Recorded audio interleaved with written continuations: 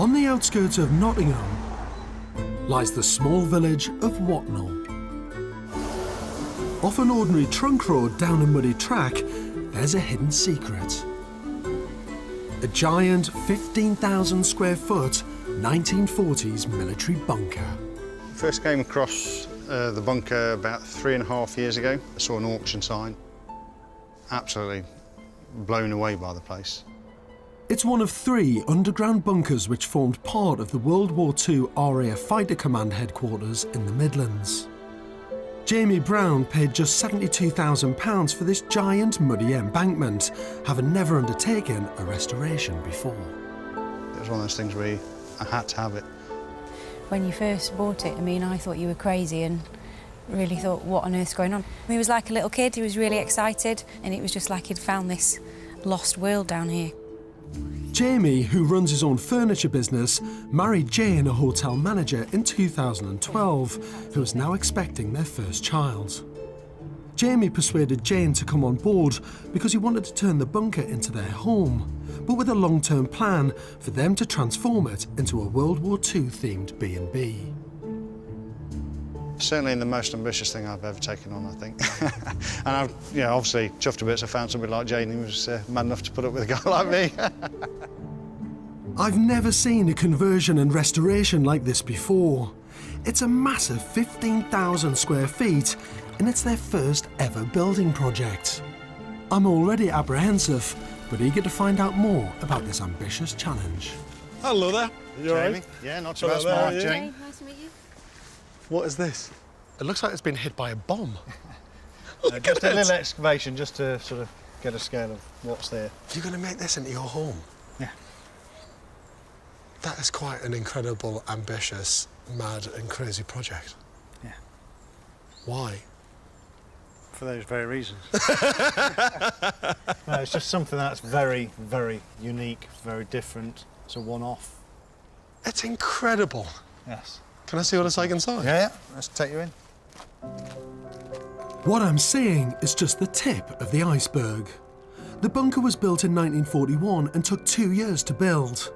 Known as the filter block, the military personnel here analysed radar information and passed on enemy aircraft positions to the control centre at RAF Watnall nearby.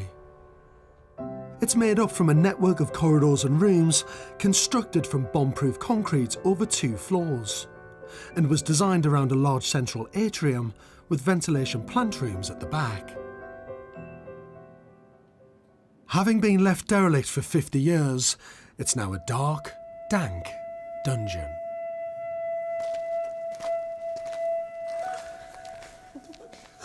What have you bought? What on earth have you bought?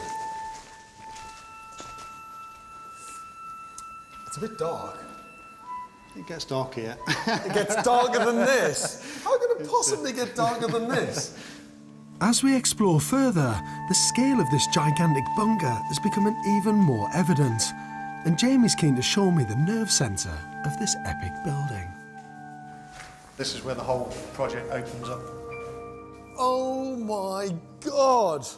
I don't think I've ever seen anything like it in my life. Once home to a busy operations room, this 20-foot high atrium is now enclosed in total darkness. But during World War II, this would have been teeming with military personnel, identifying RAF and enemy aircraft positions from radar signals. If you buy your everyday, barn, you want to convert it and everything else, you've got your project, you've got your 6 months, you've got your 12 months, 18 months, whatever it's going to be. Once that's done, it's done. Game over, you've done what you've wanted to achieve and everything else. This, for us, is something that we'll get as far as we can, but we know it's going to be something that we're just going to continuously have as a project. I don't think my mum would like it, but as an architect, I can see the potential. It's really brilliant. It's a big, solid lump of space, isn't it? Should we carry on? Yeah, for sure. Let's take you down. With no windows, electrics or natural light, this project is already challenging. But to add to the list, there's major flooding in the basement. Oh my God. It's a lake. Yes. What on earth is that over there? What's that? This is all the main electrics substation, if you like, for the operations bunker. I mean, you know, call me Sherlock Holmes, but something tells me that you've got a bit of a damp problem. Look at it! It's a bloody lake down here!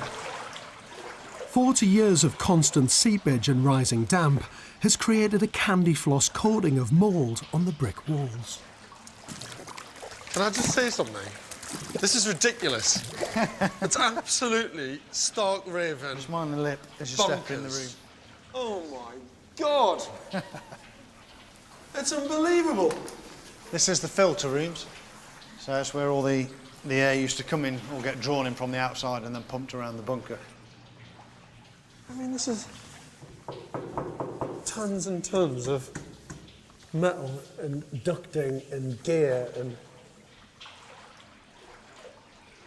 I've never seen anything like it. He talked about period features. It goes against the grain of everything that a family home should be. When you think of kind of comfort and warmth and natural light and ventilation and being able to open doors and run out in the garden and stuff like that, this just hasn't got any of it. Yes. Yet. Yeah, take it out. Jamie has spent nearly 3 years working on the plans with an architect. Because the bunker isn't listed, they began with a blank canvas, and now they have planning permission to start a 3-phase build. Phase 1 is a 3,500 square foot glass extension, which wraps around the front and side of the bunker. This includes an apartment on the first floor, which Jamie and Jane can move into temporarily. This will eventually become part of their B&B. Below is a garage for 2 cars with storage and utility room. Phase 2 will consist of 5 ensuite bedrooms over 2 floors, which is where they plan to accommodate their guests for the B&B. The central atrium will become a large open communal guest area. Finally, Phase 3, at the back of the bunker, will eventually become a 3-bedroom home for Jamie and Jane. It's a fantastic project, and the way you're phasing it, I think it's really good. It's just a big project. It is massive. I'm still fairly young, still got many years to go. Are you doing any of the work yourself or not? There's no way we can't get involved with this, and there's no way we could just command somebody to say, you know, here's your money, get on with it and look after it for us. We just couldn't do that, not that sort of people. When do you expect to move in? When does Phase 1 expect to be completed? I would love to think we would be in some capacity for Christmas, so 6 months, but I know that is a bloody tall order. You'll never be in by Christmas. It's quite possible. Jamie's plans sound very ambitious, but there's one giant elephant in the room. What's your budget for Phase 1? Well, we've put ourselves a fairly conservative budget of 300,000. 300 grand is a large amount of money, obviously. It's a lot of cash. Yeah. But this is a massive building. Oh, for sure. And because of the amount of engineering and the structural stuff you've got to do, and a building as big as this, it get gobbled up really, really fast.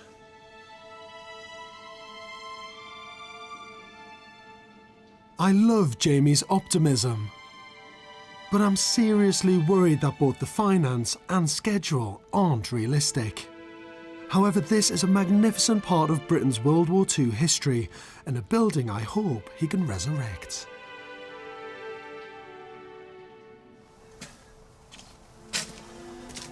Once in a while, a very, very special project comes along, something that gets you absolutely buzzing and excited about its potential. This, for me, is like the restoration equivalent of an archaeologist finding the most beautiful buried treasure.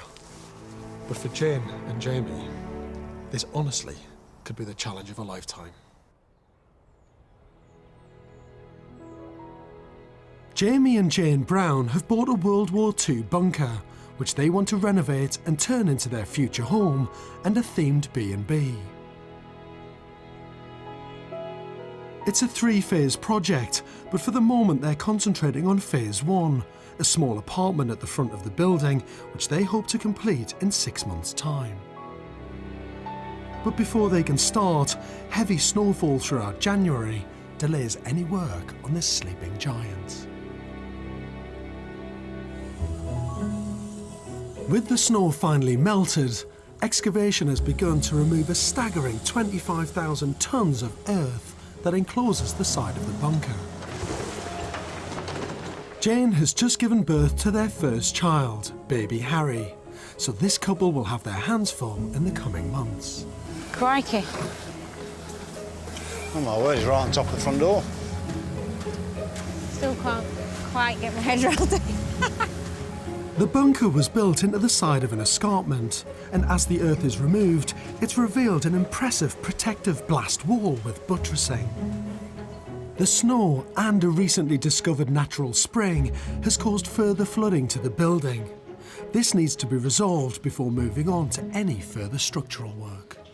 Problem is, when we started excavating around the back corner, we've dug away and it looks like either an old feed into the building or the natural springs pumping up by the back door and coming in. We need to try and contain that spring. As the excavation of the mud opens up new design possibilities, Jamie is already considering changing his plans. So I've come back to find out if I can help. Jamie, how are you? Morning, you well? Not bad. Look, there's a mud bath. Welcome back. This is unbelievable. I mean, the mud was about halfway up that front wall the last time I was here. Yeah, no, totally. Completely submerged. You've dug all of that out. Down the side, down the back. It took about 3.5, 4 weeks. The whole lot, front to back. About 25,000 tonnes of soil. 25,000 tonnes. We've still got it all on site at the moment. It's like revealing a kind of Egyptian tomb. Let's go and have a wander around the side. The original plan was to have a wraparound extension encasing the southwest side of the building. But now the giant wall with its buttresses has been revealed, Jamie has a new idea. Before, we were going to live in here, basically, exposing this wall. It just seems such a shame to bury and hide what we've bought and what we're trying to do. So we're trying to use that wall of the bunker now, putting the windows into this wall, solving the natural daylight inside. This is a major civil engineering exercise. This isn't a bit of tinkering. This is big-scale engineering stuff.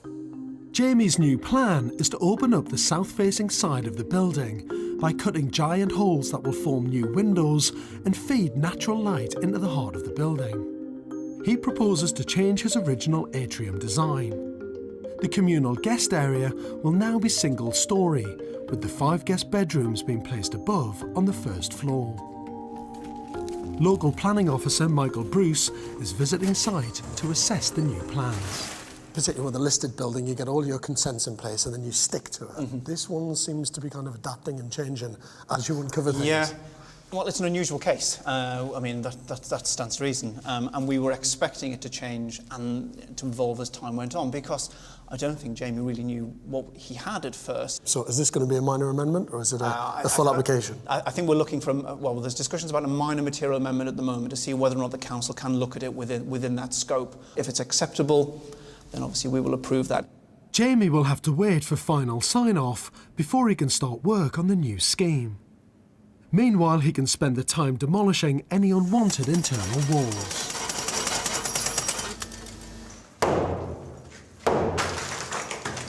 So I brought you in for the week, yeah?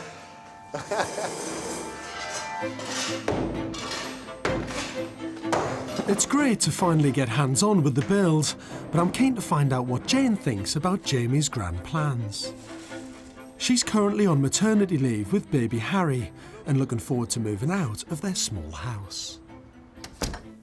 I mean, to go from a brand new build to an old restoration project that's 15 times bigger, roughly, than what you're in now, is unbelievable. He bought it before we were married, so it was his baby, if you like, and then he had to convince me to come on board and go for it. And there's no way that we could have gone ahead with this if just he wanted to do it, because it's a family thing. And, you know, now we need to think about what we're all going to do as a family. Mm-hmm. So I think he would have been absolutely gutted if I'd have said, I don't want to go ahead with it. I want to find out more about the bunker's celebrated past. So I've come to meet military historian Stephen Bungay at RAF Uxbridge to see a bunker preserved in its original 1940s condition. This is it. This is it. I hope the visit will bring to life how our bunker functioned, as they both shared similar roles during World War II. We're standing here at the very heart of the UK air defence system. It was the first in the world, and it was the first time that anybody had actually solved the incredibly difficult problem of detecting enemy aircraft, enabling your own defenders to go up and meet them and bring back those defenders to home. Our bunker was part of a network that spread across the country. They were built underground to be bomb-proof so that hundreds of military personnel could work safely and secretly. Each one had a central control room where the Women's Auxiliary Air Force mapped the positions of incoming enemy aircraft using radar technology. Each board represents a squadron, and above it is the sector station that it's based at. Each column would tell the commanding officers how many planes they had at their disposal and at which airfield. Here you've got an image of the battle space. The map below gave detailed information of what the radar and observation stations around the country were reporting. And you see those arrows there? Yeah. Those are indications of the position of the hostile forces. Knowing the information on the map and what planes they had at their disposal from the columns meant the RAF Fighter Command could mobilise incredibly quickly on an unsuspecting enemy. I mean, we would have probably lost the war if it wasn't for this. This is at the heart of the reason that we were able to win the Battle of Britain. I think it's one of the greatest intellectual and practical achievements of the 20th century. Although this revolutionary new system of defence dramatically improved Britain's chances in the war, it did have one Achilles heel. At night time, the pilots were flying blind, unable to target the enemy, as was proved on one fateful night, which was experienced by the personnel in our bunker. On the 14th of November 1940, around 500 German bombers cruised by the dead of night over nearby Coventry and dropped 500 tons of high explosives. I've managed to find a war veteran who worked at RAF Watnall during what's now famously known as the Coventry Blitz, which killed hundreds of people. Hilda Hill worked in the control centre and remembers vividly what went on in the ops room on that tragic night. So Hilda, tell me about the Coventry Blitz.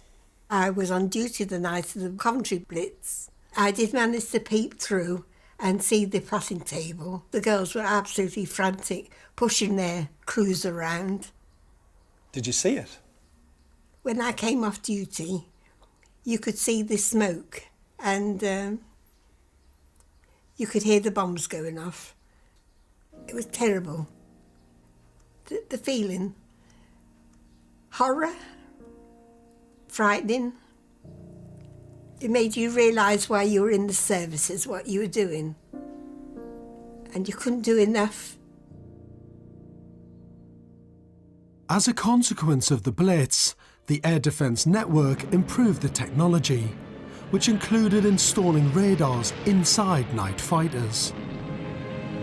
And Jamie and Jane's bunker played a vital role in coordinating these nation-saving attacks. 2 months later, Jamie has finally got the go-ahead for his new plans, and he's fixed the flooding on the ground floor. They can now start the long, hard process of cutting holes into the thick, bomb-proof reinforced concrete walls to let light into the subterranean building for the first time in its history. Absolutely unbelievable. The power and the force in this bit of kit is mind-boggling. So often it's about tinkering with things, you know, being very delicate with a listed building. Not this one. On the inside, they can now concentrate on sandblasting all of the internal brickwork and making the building watertight. How cool is that? That is a proper boy's toy, that is. Seriously, does some damage. I want one. Any chance I can pick up the reins? Yeah. Straight in. That is unbelievable. Might need a bit more training. I think I need a lot more training. Oh man, I shouldn't pull that back.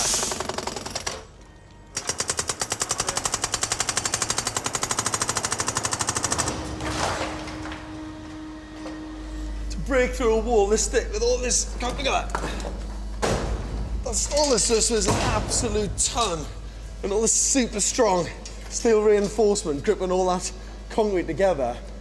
If you did this by hand, this is weeks of work for 2 or 3 guys. But when you've got this, it just goes through it like a knife through butter. Internally, things are cracking on too. In order for Jamie's giant windows to fit perfectly, the only tool that will slice through the 19-inch reinforced concrete walls is a circular diamond-bladed cutter.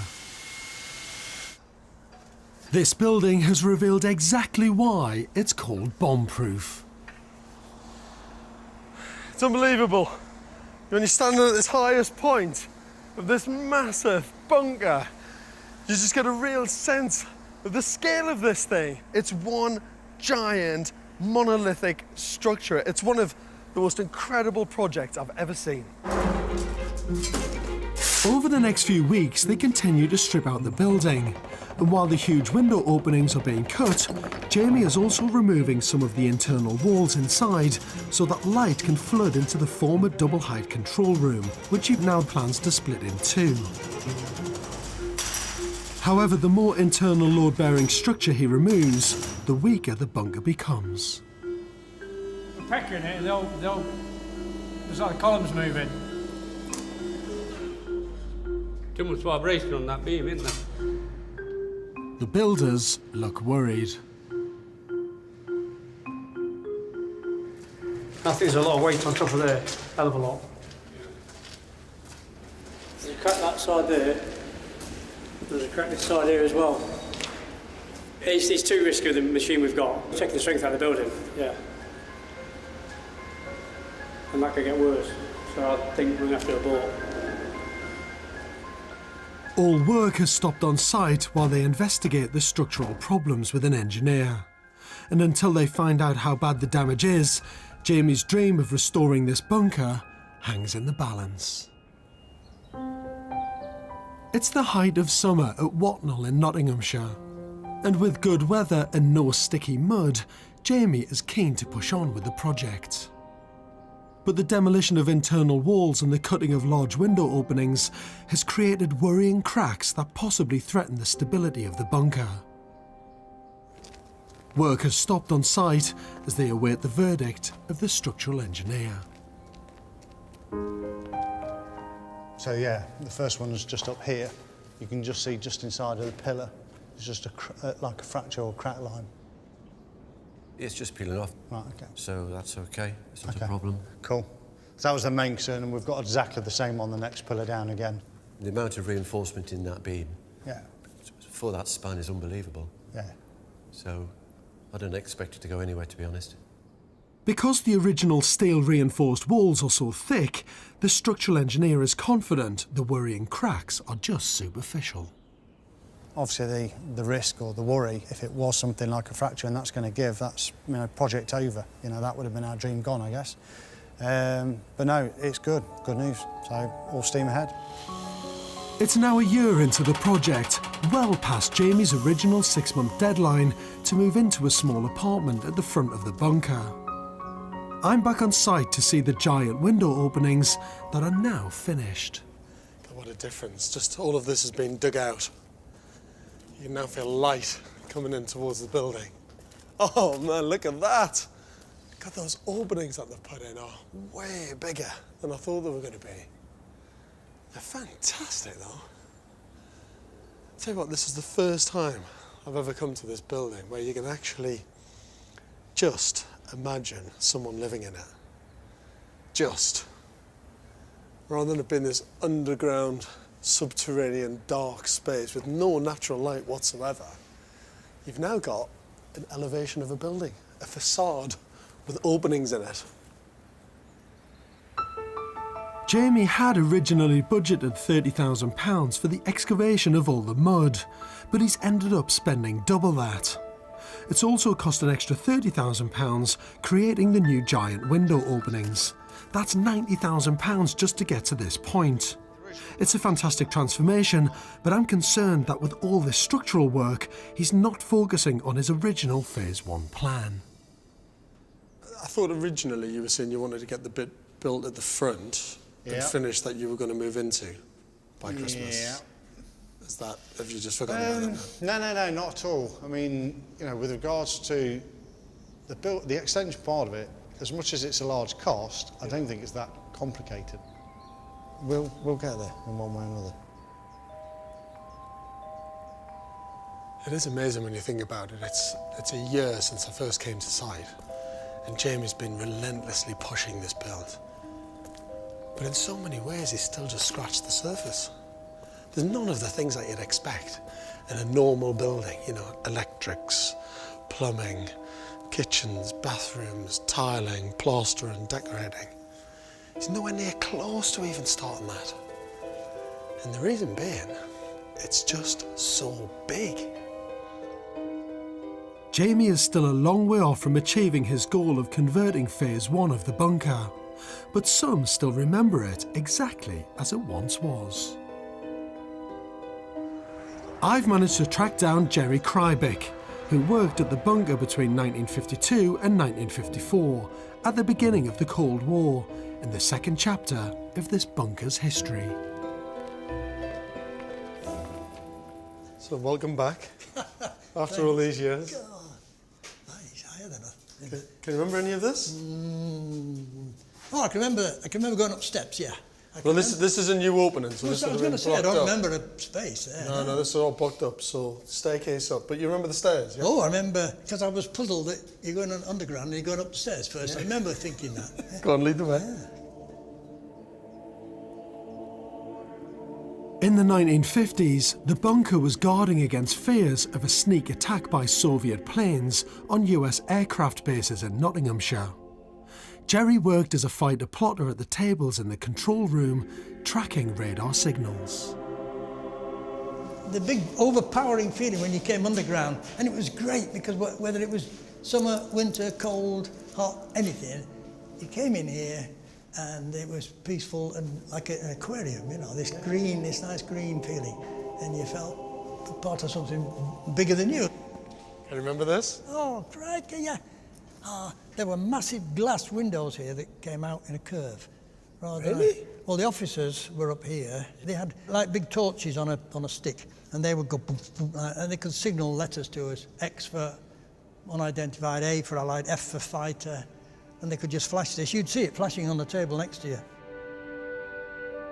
RAF Watnall continued tracking the movement of aircraft for another 10 years, until its doors closed in 1961.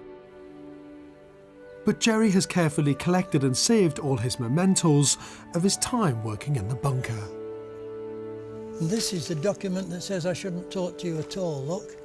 Unauthorised communication by you to another person, which might be useful to an enemy in war, renders you liable to prosecution under the Official Secrets Act. And even now, after all these years, the memories of this building are as vivid as ever for Jerry. Incredibly how it takes me back. I've got that ridiculous feeling. If I suddenly put my uniform on, I felt I could go on duty and resume, you know, actually doing it. Happy days, those. Yeah. Thanks for reintroducing me to it. No, my pleasure. It's been an absolute honour to show you around today. The history of this bunker has always played an important role in Jamie and Jane's overall plan to turn it not just into a home, but also a business, a themed B&B. So I want to introduce them to someone who has also done just that. Spitbank Fort in the Solent was built in 1878, and like the Watnall bunker, its primary aim was to protect Britain from attack, but this time from the French at the end of the 19th century. Today, the fort has been transformed into a military-themed hotel, and I think coming here will help Jamie and Jane understand the level of detail that goes into a project like this. Why did you convert this building into this use? What exactly have we got in here? People are excited about doing unusual things now. They don't just want to go to normal hotels, they want to do something different. I think it's a mixture of history, but then luxury. And you've got to do things properly. No pressure. No compromise. There's a slight difference on budgets then. And what was the kind of strategy with English Heritage in terms of an approach to restoration? They wanted us to respect everything. Not one of the hooks that you see in the ceiling has been removed. So it's something that could always be put back to its original look and use. Everything was kind of retractable. Exactly that. These are the original 8 sinks that would have been on the fort for up to 200 soldiers. So again, English Heritage said we want to keep these, even the rust elements that are to be kept. So all we've done is just clad them in glass, and we now use it as a champagne and vodka bar.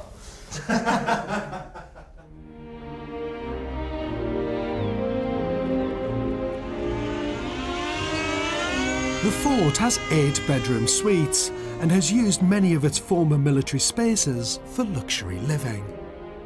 I'm hoping this will give hotel manager Jane lots of inspiration for turning part of their bunker into her dream bed and breakfast. Does it scare you a bit as well, or not, seeing this? I mean, I know this has been a big level of investment, but do you think that all of a sudden you're going into kind of hospitality, having to look after other people, give them that unique experience? No, I can't wait. I'm really looking forward to it. When it finally happens that we have that bit there, because obviously that's not going to be right at the start, but I can't wait to do what you're doing. That is my forte. It's just, it'll be so nice to have something that's ours that we can do. As autumn approaches, there's a substantial slowdown in progress at the bunker. With Jane back at work and Jamie stretched with his own furniture business, there's only a small team working on the new internal walls that will make up their temporary apartment in the redesigned scheme. Using 2 of the new window openings Jamie's cut into the south wall. So I've come back to help focus their minds. It's also the first time Jane has seen the new interior spaces since finishing her maternity leave. So is this area now, this, going to form part of your apartment? This is our living space. So we've got dining in the end of the room. Yeah. Living all the way through the middle, and then kitchen, which will be... Kitchen there? This. Yeah. This looks very manageable, doesn't it, this bit? Oh, yeah, 100%. We're not going to be on top of ourselves. Now, we haven't got oodles of space, but we've certainly got plenty of room. For Jamie, I think this is an achievable goal, and I hope Jane can now see the light at the end of the tunnel. It's really nice to actually see it as a room, but we're making progress, and I think after having stopped for 3 months, it's nice to come and see that we are. You know, now you're thinking 2-bedroom apartment to move into, you can kind of get your head around it. Yeah, and we can't give up now. We've got so far. We're just normal people trying to do this. He's project managing it. I'm trying to help him as much as I can, but I'm working full-time, trying to sort Harry out, trying to look after Jamie as well. It's hard, but it'll be worth it when it's done, and that's the main thing. It's obviously been a very difficult 3 months for Jamie and Jane, but it's good to see that at last they now have a manageable plan. It's achievable, but there's still a huge amount of work to do. You know, when you take on a restoration project that's this big, it kind of draws you in and it starts pulling you to different parts of the project that you didn't really intend to touch, and that's exactly what's happened here. Because Jamie and Jane have spent so much time and money on major parts of this project that were never part of their phase 1, and it means it's cost them an awful lot more time and a lot more money. And the problem now is their phase 1 looks a long way off.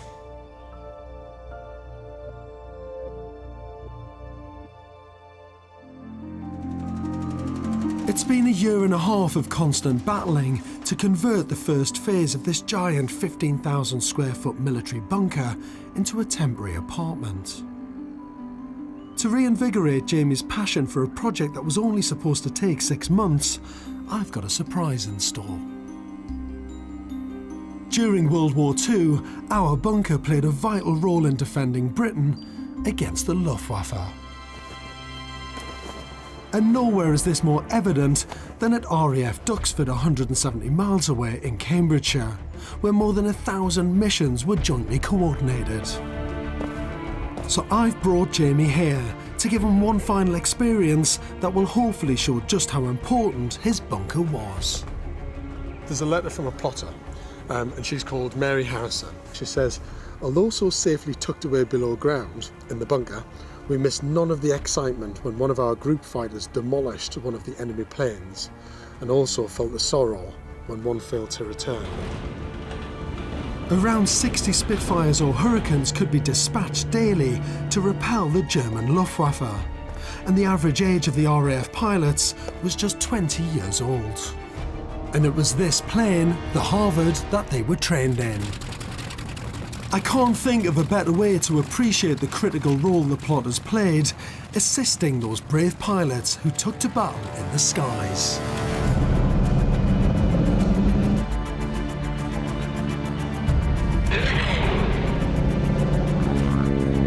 This plane was ideal for preparing young British pilots to step up to the faster and more powerful Supermarine Spitfire.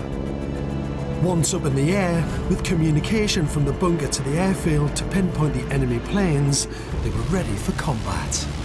Amazing! Really is like going back in time! The defence systems identified the height of the enemy planes so that the RAF pilots could position themselves above, then dive and attack. Break, go. Look at that! Beautiful! And then it was left to the young pilots to use their aerobatic skills they'd learned in the Harvard to shoot the enemy down.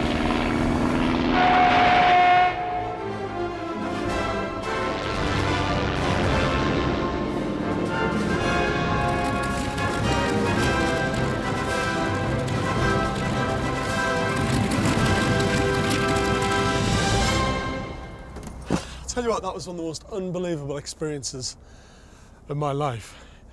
It really brought it to life, actually, just how important our military bunker was. The lines of communication between Whatnot and Duxford. Knowing where the enemy were, going into battle and praying to God that he came back. How was that, mate? Superb, absolutely superb. Good, eh? Very good. Thoroughly enjoyed. Your smile was like that. I now understand why our bunker was so crucial to the safety of the pilots when facing death every time they took to the skies. I really hope that this has inspired Jamie to push on and complete Phase 1. It's been 3 months since I last visited site. Jamie's budget of £300,000 has been slowly whittled away by major restructuring of the entire bunker, which has cost him £100,000 so far. I was always concerned that Jamie wasn't focused enough on Phase 1, the 2-bedroom apartment where him and his family plan to live.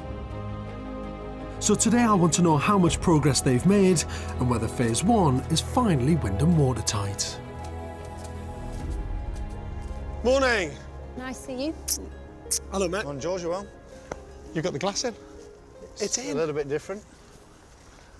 And then I noticed as I was coming down the hill, that window, fantastic picture window, huge! What's brilliant about it is those windows make the building for the first time just feel a bit domestic, as if there is a home in there somewhere, rather than a big military building. Yeah, it finally feels like it's going to be a home inside there. Yeah.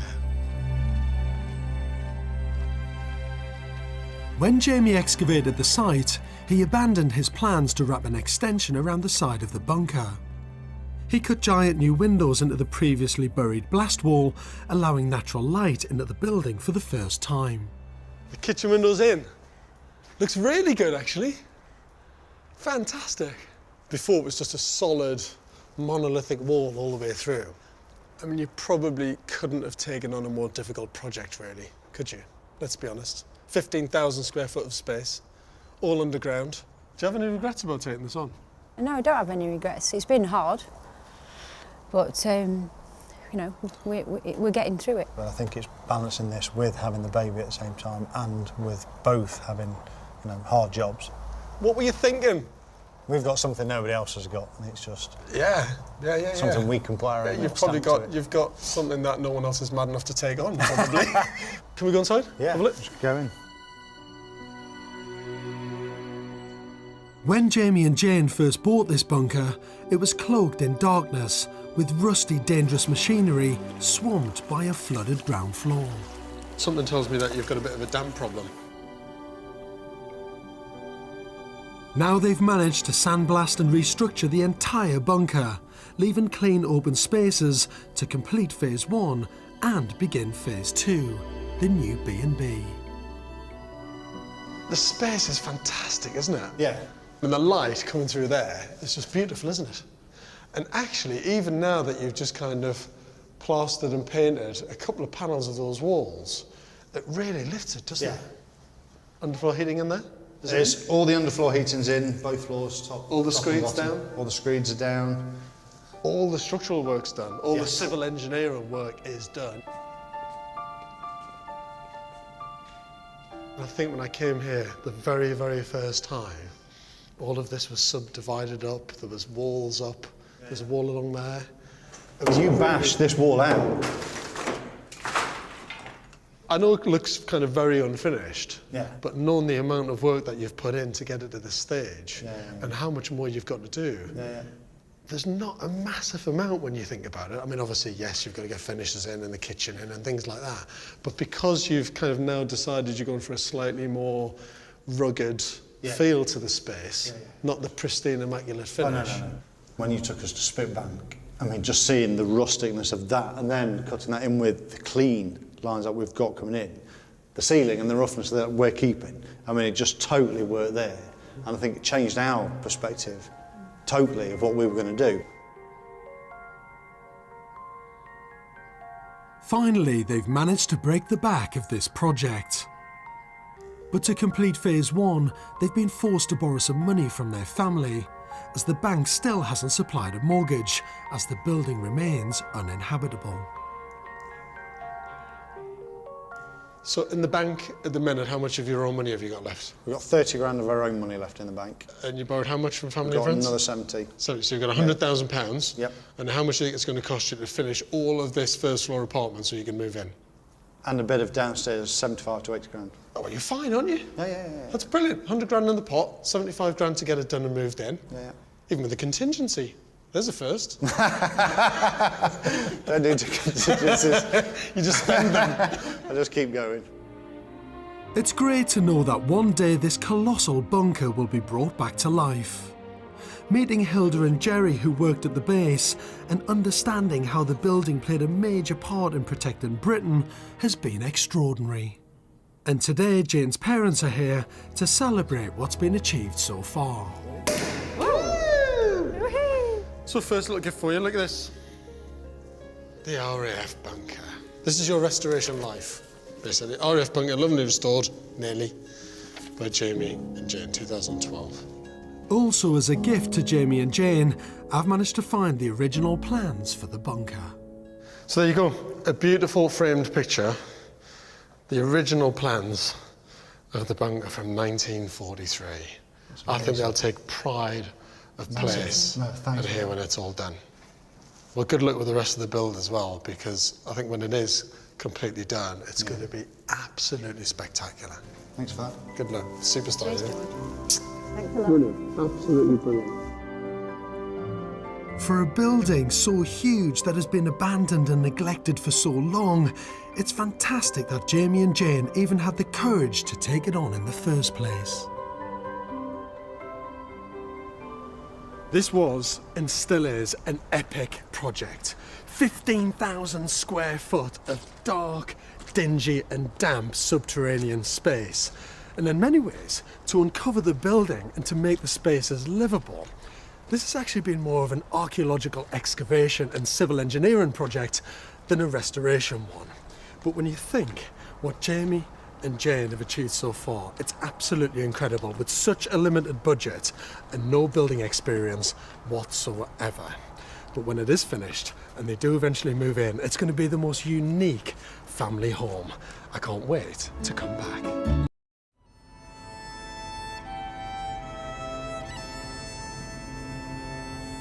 I've come to the island of Berneray in the centre of the Outer Hebrides, 45 miles off the coast of Western Scotland. Located in the Sound of Harris, the island is inhabited by 130 people and was completely isolated until it became connected to North Uist by a causeway in the 1960s. In 1996, Keith and Sheena spotted this abandoned church while on holiday. Built in 1829, it came with a Grade B listing and tough planning restrictions. I think it's a beautiful island, probably because I've been round that corner many times. You see that the building is there, the feeling of it's got a sort of powerful vision there, you know, just on its own. After much wrangling, 14 years later, they bought it in 2010 for £20,000. Never ever thought I'd be living in it for 1 minute.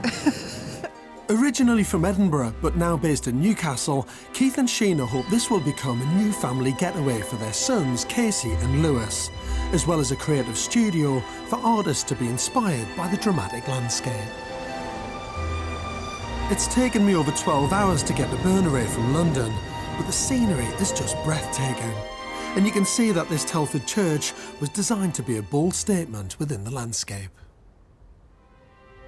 I'm George, nice to meet you. Keith, Mike. How are you, Nice Keith? to meet You you. all right? Hi, Sheena. How are you? Nice to meet you. I'm well. This is unbelievably beautiful, isn't it? What a location as well. We should go inside and have a look. Come on. Come in.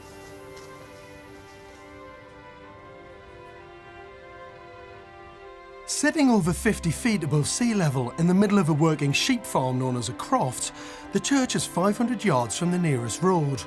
And as it's a Grade B listed building, the exterior cannot be changed. With its footprint of 1,400 square feet and no roof, it really is a blank canvas for Keith and Sheena to work with.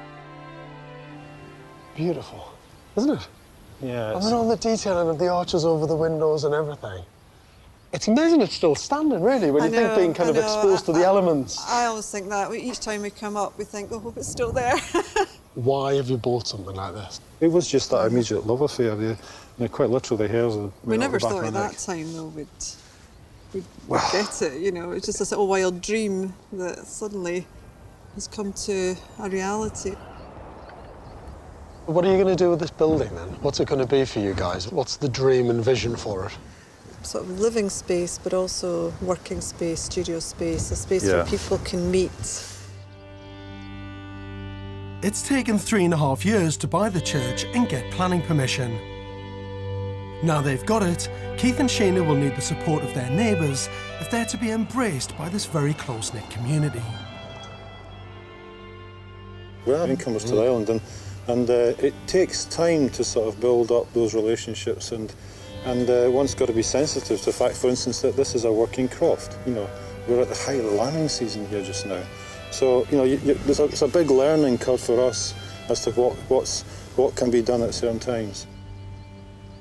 The inheritance from the recent deaths of Keith's aunt and father just a few months ago has given them a budget of £320,000. It's a great legacy to them for helping us out. Absolutely. Well, it's a legacy to them, and it's going to be a kind of built memory to them as well, isn't it? Yeah, it's a nice way to think of it, yeah, definitely. This restoration is a real family affair, and Sheena's brother Derek is their architect. So we've been highly respectful of the original structure, and from the outside it's going to look very like it did when it was a church. We're going to restore the external walls, maintain them, keep all the existing window openings and door openings, and then on the inside it's going to be 21st century. The church has been designed for two uses, as a home and a place for artists to work in. The hallway leads into a double-height open-plan space, including a kitchen and dining area and raised viewing platform to maximise the views from the windows. Also on the ground floor are a bedroom, utility room, shower room and storage. Two staircases at each end of the building will lead up to the first floor mezzanine level, which curves around the space below and has a further lounge area leading through to two further bedrooms and a large bathroom. This level faces a large skylight, capturing the views of the bay.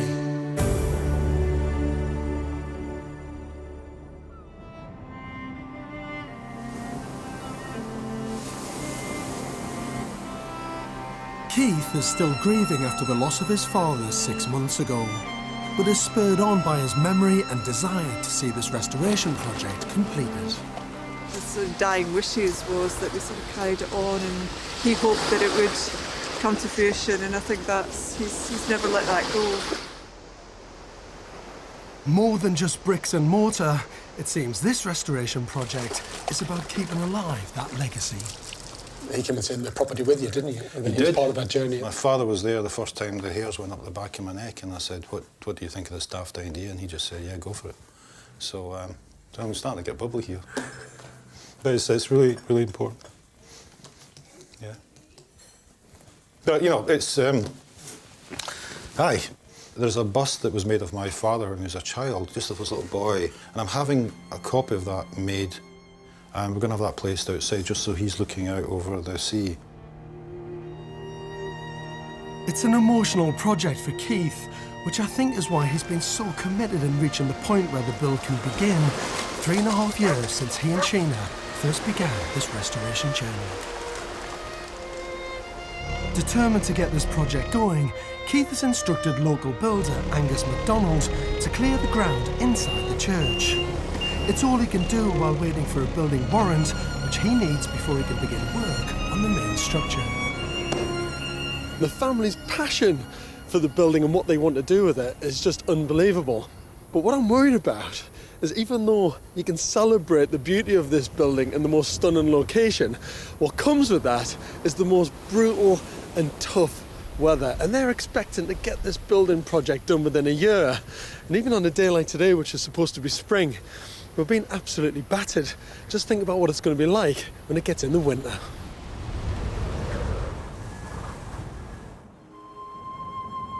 Since my first visit to the Telford Church on Bernary in April, progress has been slow.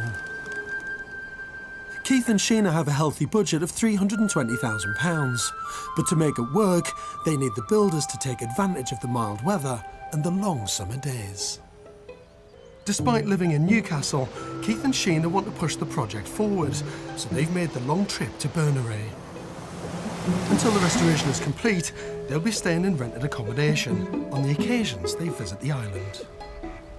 They want to press the council into issuing the building warrant. They also had to find a new main contractor, as the delays have meant their original builders were forced to take other work. We now find ourselves that all these builders have now got big contracts, but it just leaves us without someone here who can do the whole package for us. Mm-hmm. Their only option now is to appoint a contractor from outside the islands. My scale rating from 1 to 10 in terms of frustration is going to go way over the mark. It's going to go right over 10. If our new builder comes out next week, he says, yeah, no problem, we're ready to go, let's do it.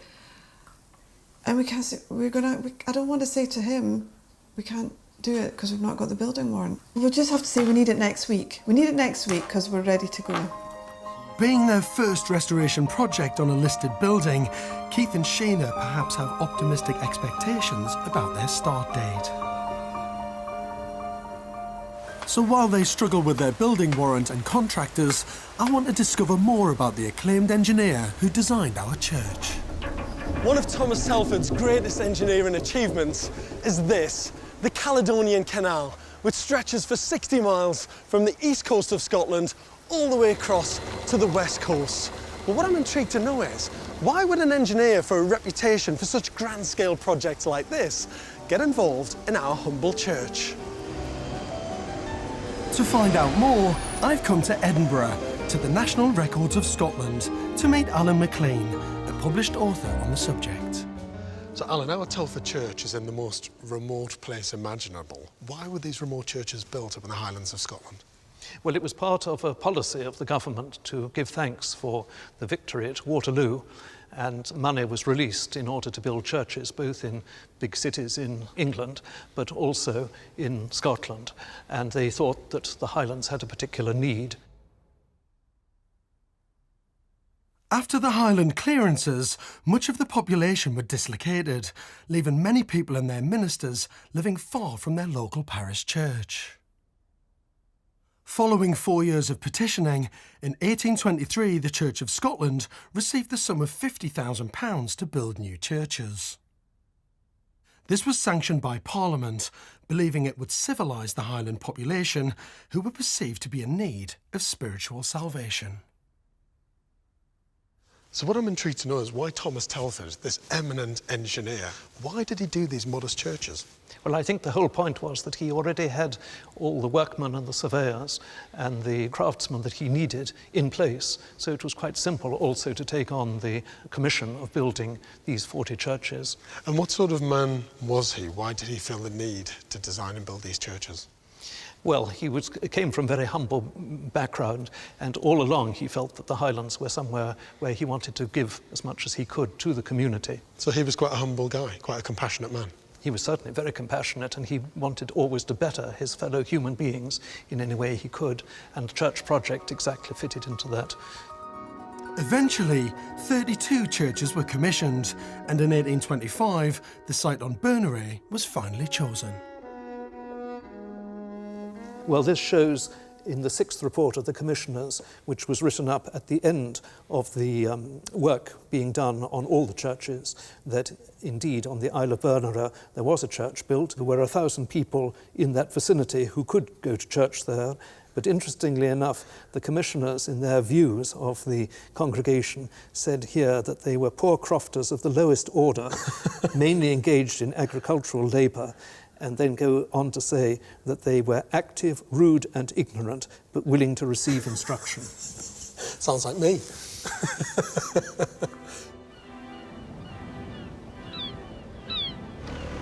At last, 15 years after they first set eyes on the church, the building warrant has come through.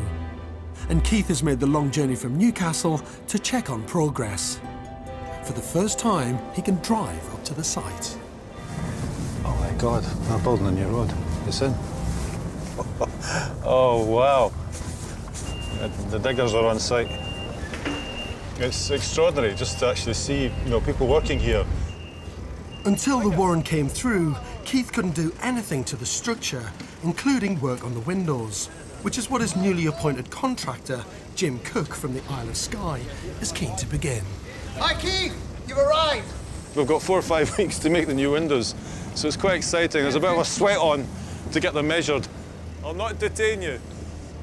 This is the problem with being on the island. When you want to bring an expert over who has to do work like this, you've got to actually fit in things like, ferry timetables and tidal changes and the weather. They're absolutely perfect. Yeah. Very impressed. It's just a bit of weathering in the inside edge. Right. That's all it is. It's making the difference in the sizes. From your perspective, it's better because the windows are all manufactured the same. The same size. Yeah. Whereas if they're different, that's a nightmare. It's a nightmare and more money. Because they'll have to fit into the existing window openings, these measurements are critical. And as the church is Grade B, a listing issued by Historic Scotland, they'll also have to be the same as the original Telford design. With the windows measured up, there's a new problem inside the church, which groundworks contractor Angus is trying to resolve. There's 1.3 metres down there of soil and gravel and stone. That's what was trying to break that big stone? That was in this rock breaker, and it's a very effective rock breaker. That worked well, Good but God. that was literally just bouncing off some of the stone in here, just bouncing off it. And then that's £1,000, by the way, Keith. You know that the other point. We're on our third one now. Oh, you're joking? No, don't joke about things like that. Seriously, how much do these cost? No, they're about £200. Yeah. Aye, that was very funny there, thank you. While Keith and Angus continue to tackle the building works and foundations, I'm keen to get an understanding of how its simple design would have worked in practice. I'm visiting another Telford church in Plockton in the Scottish Highlands to meet Dr. William White, an expert in 19th century ecclesiastical architecture. Lovely to see you. This is fantastic to see. It's so similar to our church with its arched windows, its very strong gables and the 2 separate entrances. Absolutely. It's very deliberately simple, but it also reflects the underlying theology, the Calvinist ideas that underpin this church building movement. Can we go inside and have a look? Absolutely. So here you are. That's fantastic to see. It's much lighter and brighter than I thought it would have been, actually. The whole building has been designed for one purpose, really, and that is to preach. This is the focal point of the whole thing. So all the pews are facing it, the galleries have been built so that they get maximum view of this, and so everything is there for the minister to read the Bible and to preach. So was the simplicity purely down to the restrictive budget? Well, there is a budgetary question. This is all being built for £1,500. You don't get a lot for that.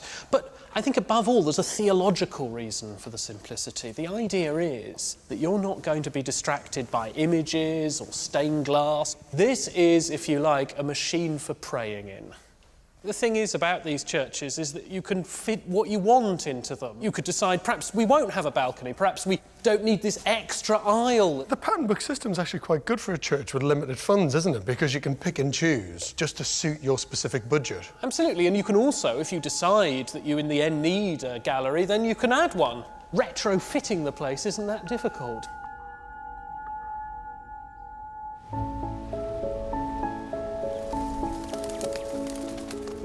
Back on Berneray, and the weather is beginning to change. I tell you what, I came in on the plane, it was like that, boom, boom, boom, boom. I was thinking, no one's going to be building today, No. but they're here. I know. They're doing it. They're tough out here. Yeah. This is I know great. this sleigh, it's amazing. Where's that from?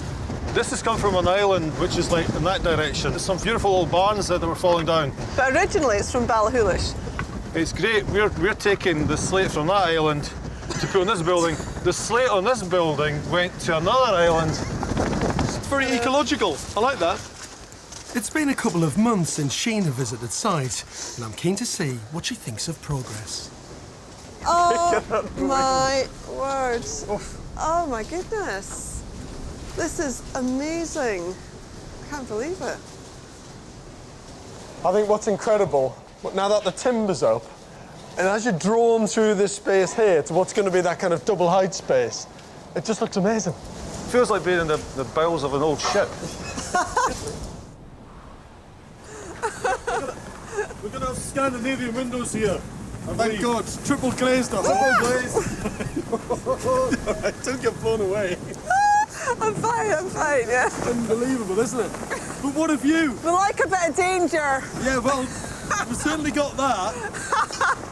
I know we're obviously in a church, but there's something so spiritual about this landscape. Very, something so powerful. You can't help but be connected to it. This is all about landscape and weather, isn't it? Despite the punishing winter weather and Keith and Sheena not being on site full-time, only 4 months after the build began, our Thomas Telford Church has a roof for the first time in 80 years. The contractor came up with the ingenious idea of using the internal wooden structure as a scaffold to reach the roofline. Not only to save money, but to counter the extraordinary winter storms that would have battered any external scaffolding and made the build impossible. Looking forward to seeing it. Oh, it's amazing. Quite different from the last time you were here. What's extraordinary is the guys have been working in the most atrocious of conditions. I actually don't know how they've done it. They must be getting absolutely battered. Now the large new skylight is in, Keith takes me up into the roof space to look out at the view. It's brilliant, isn't it? It's good, isn't it? And you get the most beautiful view through that skylight. So as I was walking up the lane, I saw you had all the insulation here with a few tons of soil on top. Is that to keep it in place? We had the most enormous storm go through the island. What happened? Well, a lot of it started to blow away quite quickly. We actually saw some just flip up like bits of paper and just literally disappear right across the crofts and you know, straight into the sea. So yes, understandably, you know, members of the community have been, you know, upset with that. Fortunately, I've got Casey with me this trip, and it's very upsetting seeing the mess of the croft and the island, so we have to tidy it up. It's just so hard doing it in this wind. Not the best of introductions to some of my neighbours. To add to Keith's troubles, there's problems with the windows. I've been told that there was some faults with the windows, and you can see them quite clearly that there's part of the sections of them are just coming to bits, and you know, we've only just installed these. It's kind of holding up the guys from finishing off the work here. Until the windows are installed, we can't actually do all the finishing work. Having to replace the windows at this stage of the build is a disaster. What makes it even worse is that the manufacturers who made them are based in Scandinavia, and it could be months before the new windows arrive. While Keith's on the island, he wants to make amends with the island community. Neighbouring crofters are angry about the insulation. I'm here to first of all introduce myself, but also to apologise for the mess of the insulation material that got blown about. I realised it was very distressing for everyone. It was, very much so. It's just blown all the way up over the hill. Aye. A lot of people that come up here, they don't realise the strength of the winds, and you have to tie everything down when there's a bad weather forecast. Thank you, Keith. Thank you. Bye-bye. I feel a lot happier now that I know who he is, and he has apologised. I still have the same opinion that I don't think this should be restored. Before I go to bed at night, I always look out the window, and all you would see was the silhouette of the church, and it's just beautiful, and I miss that. I've got my memory of it, which is nice. Not everyone on the island is against the restoration of this important historical building. Keith's closest neighbour is John Alec McLean, a native of the island. Built to serve the people from Berneray and also those on neighbouring islands, I'd like to see how the church would have looked to worshippers approaching by boats.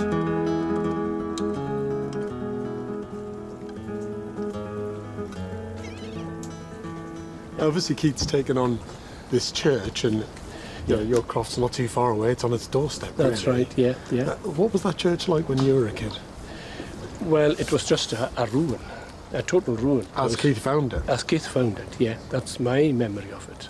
But I can remember people telling me that they used to go and worship there. Oh, really? Yeah. Even people coming from other islands, boatloads of people, and they would, maybe somebody in the boat would start singing a Gaelic psalm, and they would all start singing, and the people on the shore would sing as well. That's quite beautiful, actually. Yeah.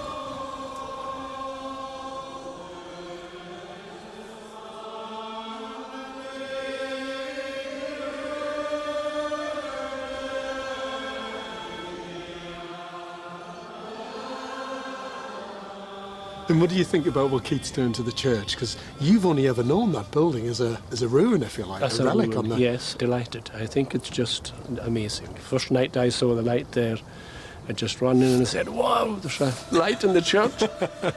It's back alive again. Back alive again, yeah. It's great.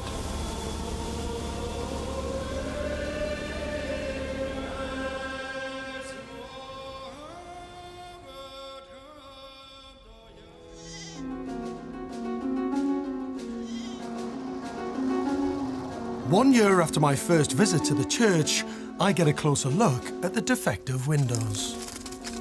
They don't fit. It's just nasty. I mean, some of the miters have started to go. The joints on the frame, I can see it. We just can't accept a product which, unfortunately, there are some problems. So it's a big blow for us. They should have been finished inside now. They could have. I really feel for Keith and Sheena. They hope to be in the building by spring, but the delay on the windows is holding up the rest of the project. The Scandinavian manufacturers took 4 months to deliver the first set of windows, and another lengthy delay on a replacement set could mean Keith may have to stand his builders down, just as the restoration enters another winter.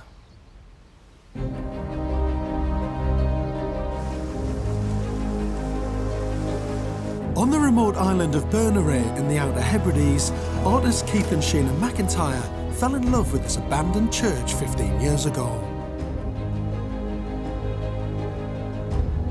After a long struggle with planning bureaucracy, they started the build, only to be hampered by the extreme weather and unusable windows from a Scandinavian manufacturer.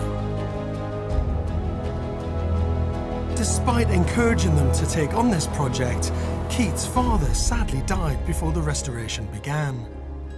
But the inheritance has enabled Keith and Sheena to see it through, and today, they finally finished.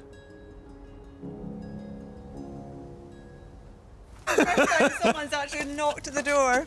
Hello. How are you? You well? We're very well, yeah. Hello, mate. Great. How you doing, George? Oh my God, you're looking dapper. Look at that. How are you? I'm good. It looks fantastic, doesn't it? It's really come together. When you cast the mind back to when I first arrived here with no roof on, I know. no windows. 4 walls and that was it. That was it. There it is, restored to its former glory. And the windows are in, new ones, by the look of it. New windows. We had a long source of discussion, shall we say, but the outcome was that the company accepted the windows were the wrong size. Yeah. But it was worth actually going through all that to get the new ones because they look great. We're really pleased with it. This is great news, and the new windows came at no extra cost.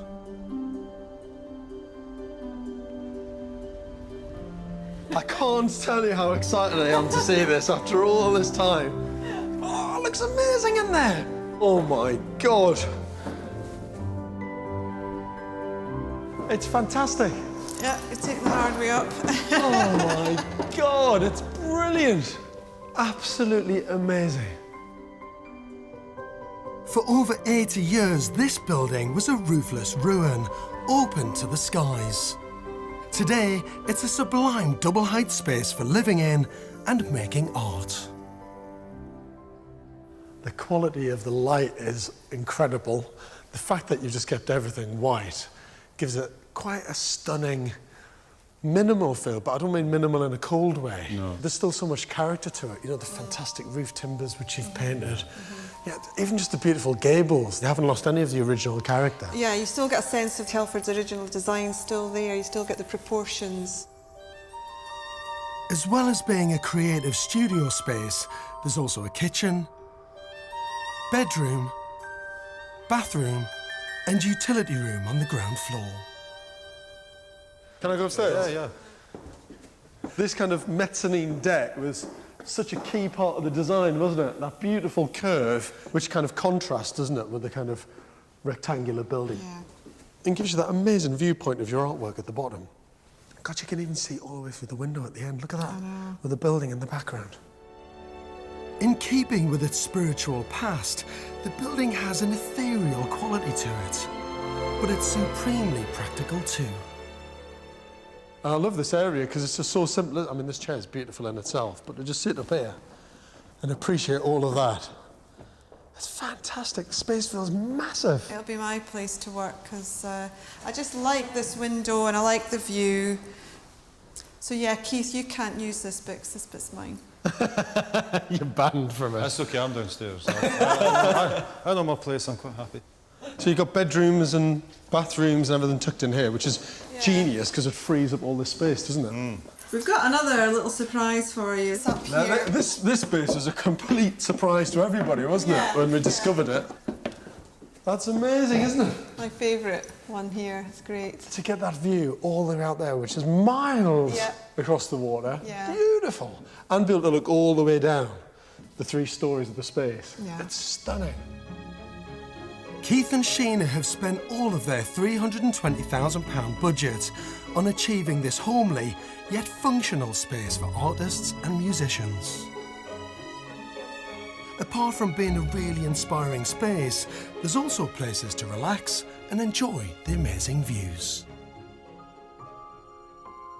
That's a nice place to stop, isn't it? Yeah. After you've been doing all that movement of going upstairs and swooping round, to just nestle yourself here, it's really lovely. Perfect window here, you know, nice place to sit in the evening with the lights lovely. Oh. I remember standing up here when this deck had gone in. They built the mezzanine deck. The roof wasn't on, the windows weren't in, and I was standing in front of that window and there was such a howling gale coming through. You could throw your whole body weight into it and you wouldn't even move. Yeah, it was wild. It was absolutely wild. We've had that weather again here recently, but the building is still, holding up very well. It's important to say that we've actually not done very much to the exterior apart from stabilise the building. The walls and the exterior have been, it's testament to Telford's kind of engineering skills that, they're in good nick. I quite like the rough and ready, weathered, slightly knackered look on the outside, and then you come inside and you've got this whole new pristine, immaculate world. I love that contrast.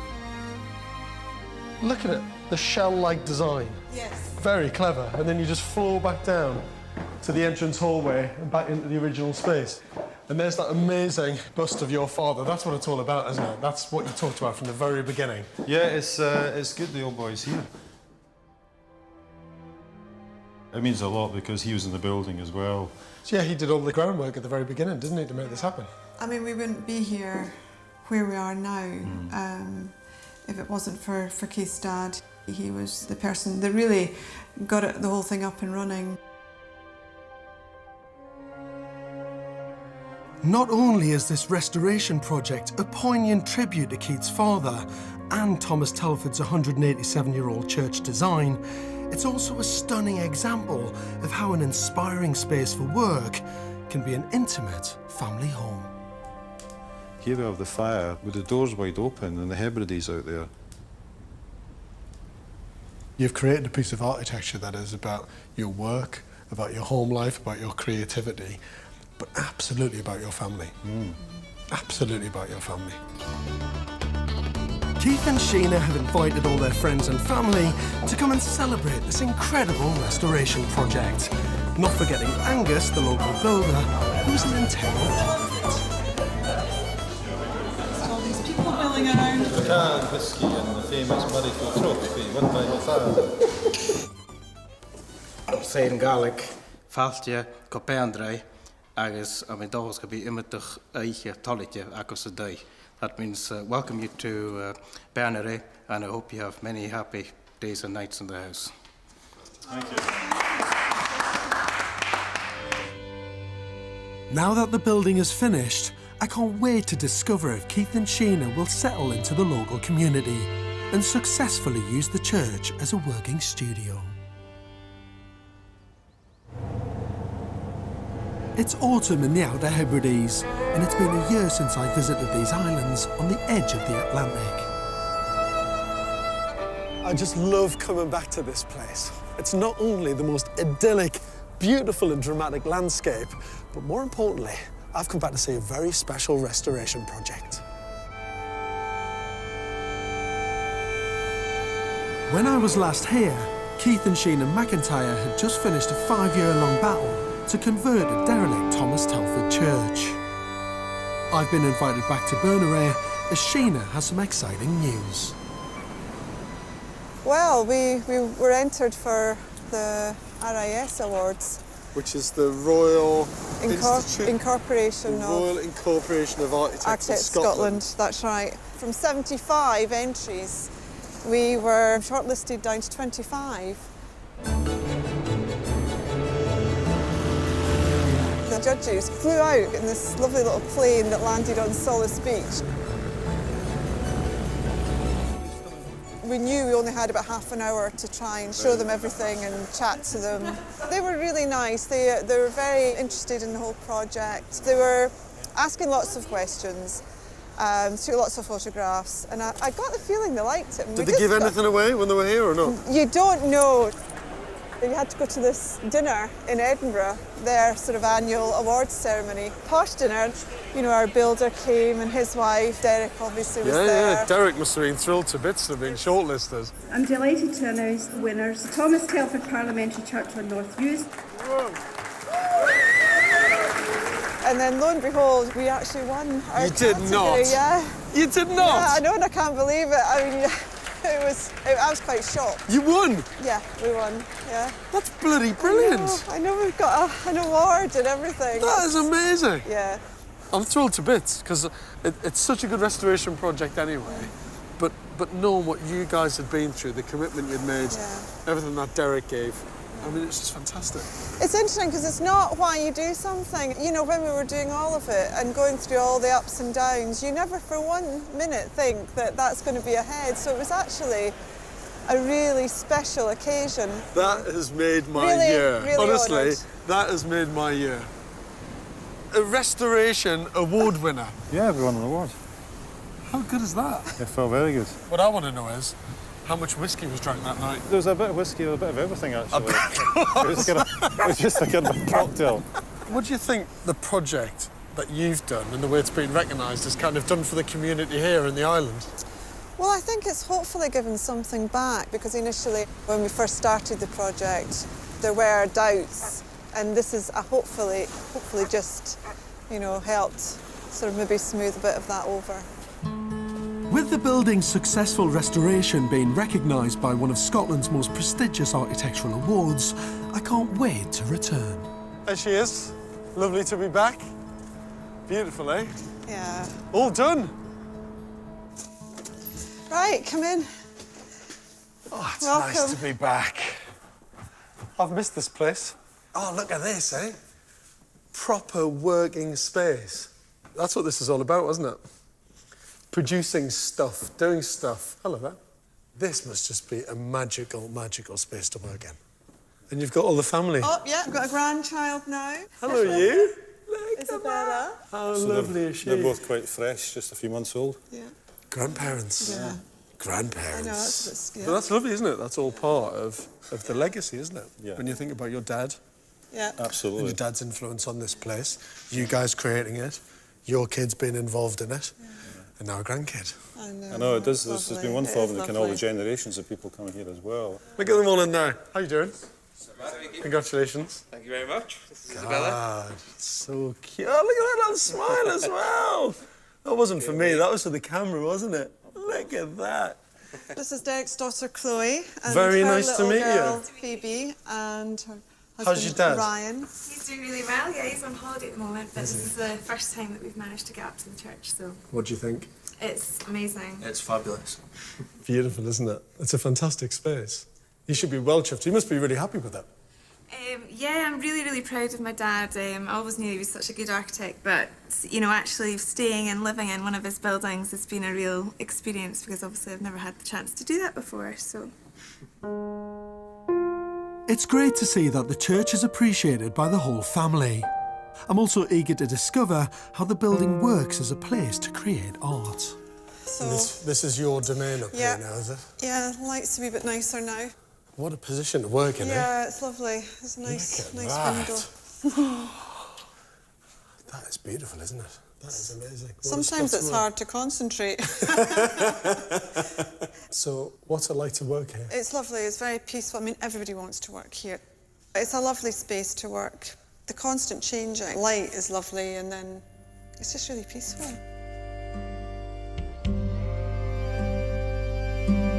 Although Thomas Telford churches are incredibly simple in design, they continue to inspire. Keith is keen to show me a rare archive he's been gifted by a late amateur historian, whose personal mission was to record all 32 Telford churches built in the 1820s. So what have we got here? These are slides, photographs, drawings made by an engineer called Neil Livingston.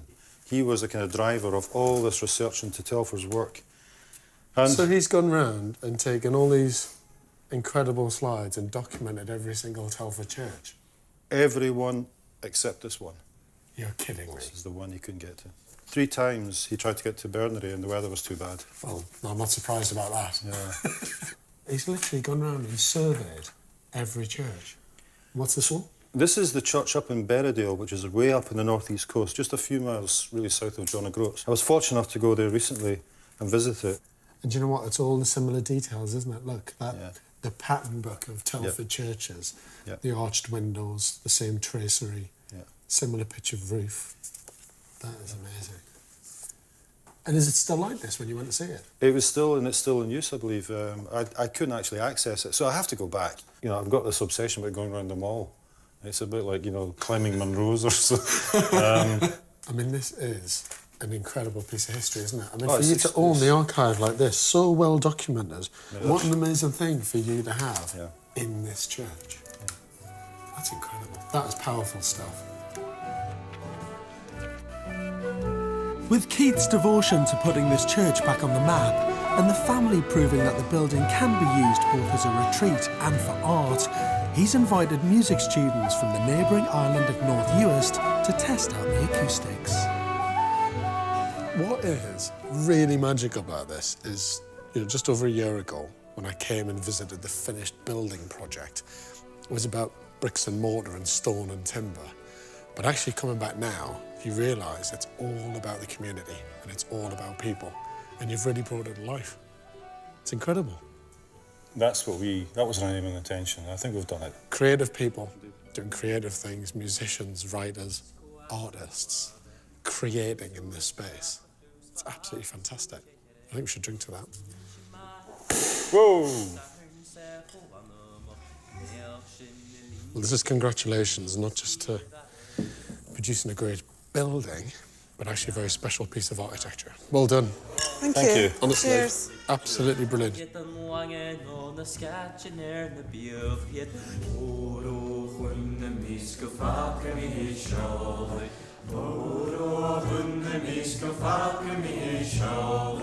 What would your dad have thought about this? I think you'd be choked up as I am, just in terms of this is what he lived for, in terms of bringing people together, and also in terms of what, you know, future generations are about. And you've done the same. Well done, mate. This is beautiful.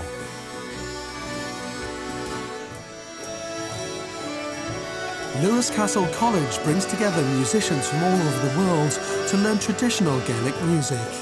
So I'm keen to find out from their tutor what she thinks of this unique setting.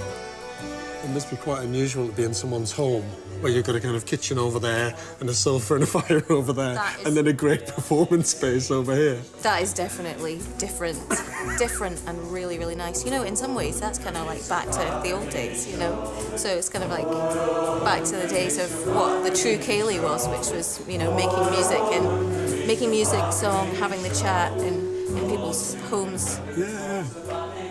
Well, they are very, very talented. They're brilliant. And it sounds absolutely beautiful. It's clear as a bell. You can hear one instrument. You can hear the definition of the individual instruments. They're not swirling around. And I think the architecture in here and the way you've got these different angles really supports that sound, you know? That's a stroke of luck, because it wasn't really designed for that. It's meant to be a multifunctional space to do lots of different things. So to hear it sounding so perfect is a stroke of magic, actually. Absolutely.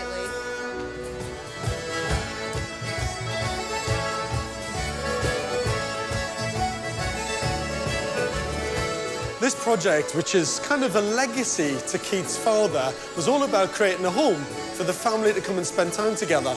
But actually, through the brilliance of the design, the building has become so much more than that.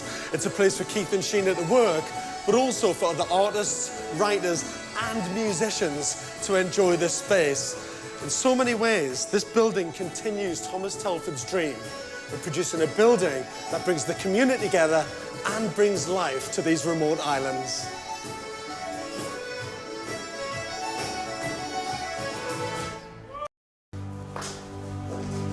I'm in Northumberland, the northernmost county in England, and one of my old stomping grounds. On the outskirts of the market town of Rothbury, where the River Coquet narrows and passes through a rocky channel, stands picturesque Thrum Mill, a well-loved local landmark. The mill was built in 1665 by the Duke of Northumberland's estate, and its wheel continued to turn until the 1960s. This Grade 2 listed but forgotten gem was eventually bought in 2008 by shoe shop owner Dave Headley and his wife Margaret for £245,000. Their dream is to restore Thrum Mill and turn it into a family home for them and their 2 grown-up children.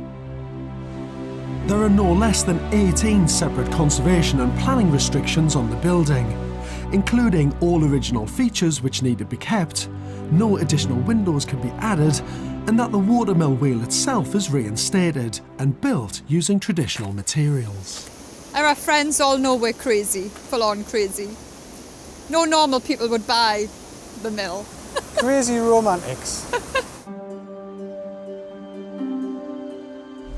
This part of Britain is just so stunningly beautiful, but at the same time it's got a kind of a real grit to it, where the architecture and all the buildings are just so super strong and such a fundamental part of the northeastern heritage.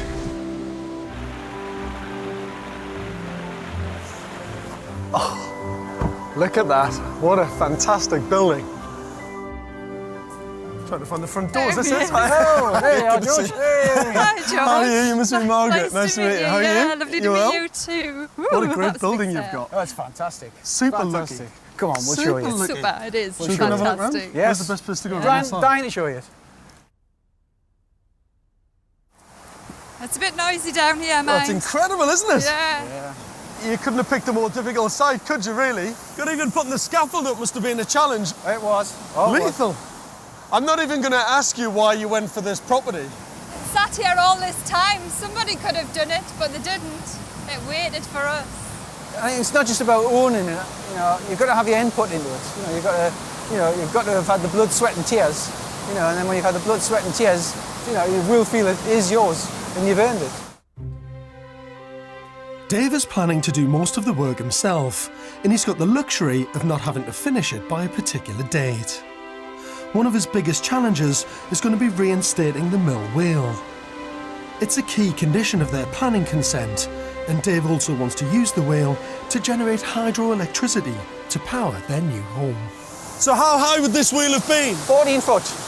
Really? 14, That's massive. 8 wood spokes. Yeah. A metal outer ring. Can I stand on it? You can, yeah. Yeah. So you're going to recreate the wheel? Recreate it, yeah. Hydro is the best option. Might as well get some hydro. Well, you'd be mad not to do it, really, wouldn't you? You've got this amazing natural power source next to you that can provide all that energy. It's a great way of dragging this building back into the 21st century, but also reusing it, isn't it? You're recycling the building, you're using the energy just the same way they did 150 years ago, just for a slightly different purpose, that's all. Have a look at the mill, which obviously needs quite a bit of work done. Oh my God, you've still got the millstones in place. Still got the millstones. Yes, they're all there. Can I walk on all this? Yes, you're fine. Sure? Yeah. And what's this room going to be in here? This is living room. Yeah. Yeah. Lounge. My God, you've got your work cut out. Yeah.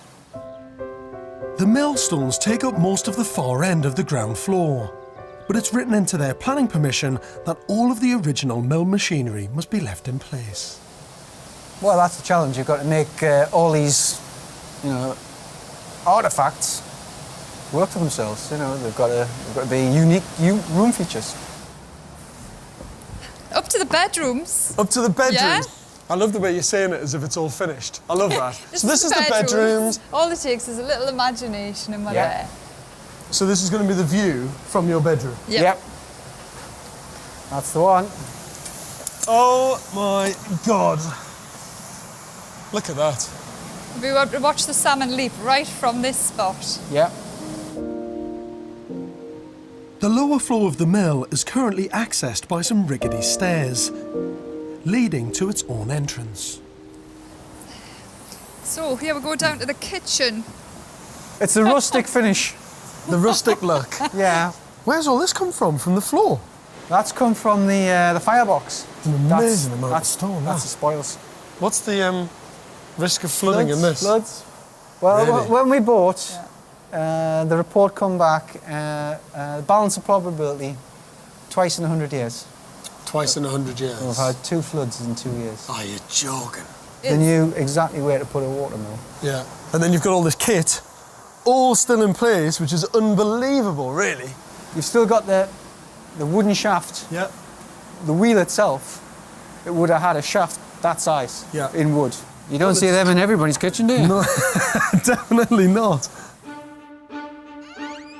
Since they bought the mill, Dave and Margaret have commissioned much-needed archaeological survey work, and for 3 years have been wading through conservation red tape. But finally, they're able to start work. The mill is built over 3 floors, anchored into the bedrock of the river. The lower floor will become their kitchen, incorporating the mill machinery, which will be operational. The old cookhouse will be a snug with a mezzanine bedroom for guests. The lower floor of the kiln will be turned into a utility room. A new staircase runs up to the ground floor, which has direct access out to the country lane. This will be their living room, complete with feature millstones. There'll also be a storage room, a cloakroom and a study, which will occupy the upper floor of the kiln. Another flight of stairs takes us up to the top floor, which will be divided into 2 bedrooms and 2 bathrooms. The mill is Grade 2 listed, so Dave and Margaret aren't allowed to add or enlarge any windows. but the skylights in the roof will bring much needed light into the whole space. I absolutely love everything about this project. It's the most beautiful building and the most beautiful location.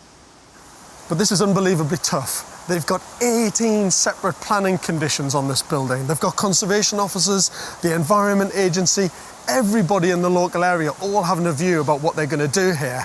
And not only that, this building could flood at any time. The restoration of Thrum Mill is now in its 4th month, but progress has been slow. This is because Dave is busy running his shop and can only be on site 3 days a week. Dave has been helped by his son Chris, who's an electrician by trade. For such a difficult project, Dave and Margaret have a challenging budget of just £125,000. I just like it. I just like being here and I like doing all the work. Outside, work on the new water wheel has begun. Dave is constructing a wooden template which will help him confirm the final measurements. Make a note of that. It's clears it by 3 inches that side. Conservation are insisting that the new wheel looks as much like the original as possible, so Dave's using old photographs of the mill as a guide. It's a big piece of engineering, that's what I would call it. The water wheel is going well, but the stairs are problematic. The plans Dave and Margaret inherited included a design for a staircase that goes up through all 3 floors. But when Dave began to mark this out, he found there wasn't enough headroom on the ground floor to comply with building regs. The constraints of this old building makes a redesign difficult. Can't move the windows, can't move the doorways. So the options are move the staircase to another part of the building, or spiral staircase. It's going to be a spiral staircase as far as I can see, unless there's a stroke of genius. While Dave and Margaret face the challenge of changing the fundamental purpose of this building, I'm keen to look back into the history of the mill. I've managed to unearth a map from 1833, which clearly marks our mill. However, further upstream is another site called Old Mill. I've no idea what the relationship is between them, but both were under the ownership of the Duke of Northumberland. So I've come to the heart of the estate, Alnwick Castle, home to an incredible private archive. Morning, Chris. Hello, George. How are you? Welcome to Alnwick Castle. Thank you very much. Pleasure to be here. Unbelievably, Chris Hunwick, the estate's archivist, has found a link between this mysterious old mill and one of the most infamous events in British history. Well, the 9th Earl, under whom that mill was built, spent nearly 17 years in the Tower of London, implicated in the Gunpowder Plot. That's amazing. He put his cousin, Thomas Percy, in charge of the castle here as constable. Yeah. And Thomas was one of the key conspirators who actually hired the rooms underneath the House of Lords to store the gunpowder. My God. And unfortunately for the 9th Earl, the night before the plot, he'd popped over to Sion House, where the 9th Earl was in residence, on the outskirts of London, and possibly tipped off the 9th Earl that he might not want to go to Parliament the next day. I see. And so then how did the mill come about? What's the connection there? Well, the Earl was fined £30,000 for his implication in the plot. So the Earl set about improving his estates to improve the revenue so that he could pay for his fine. And mills were critical to that. There we are. Welcome to the archives, George. Oh my word. What a fantastic place. Look at this. In this Rothbury box here, we've got a letter from 1608. And you'll see here, this is a letter from William Ord, the collector of rents for the Earl, based in Rothbury. Yeah. He's writing to the Earl in the Tower. He suggests an improvement for the estate. You see this. This is a new rent. I have agreed for the building of a fulling mill to be built on the river of Coquet, or Coquet. This first mill, known as Thrum Mill, was a fulling mill, so it's to do with wool. So this is his suggestion, that if the Earl outlays £12 to build a new mill, he'll get £5 back per annum thereafter. If he had to pay back his £30,000 fine, yeah. £30,000 is a staggering amount of money if you can build a mill for 12 quid. Exactly. 55 years later, our mill, a corn mill, is built a few hundred yards downstream, and Chris is able to show me the very first lease. Here we are. So you'll see, interestingly, this is labelled Rothbury New Mill, alias Thrum Mill. This is quite nicely written. And so this now describes it as all that watercorn mill with the appurtenances now erected or to being erected upon the river of Cocket. And the first tenant is Richard Gare, and that's his mark. We don't know exactly what happened to that first one, but it could have been flooded out. The Cocket does flood often, even now. Yeah, unfortunately. It could have been to do with the ravages of the Civil War. So perhaps the fulling mill falls out of use during the course of the 17th century, and then this new mill is built a bit closer to the Thrum, where the force of the water is really powerful.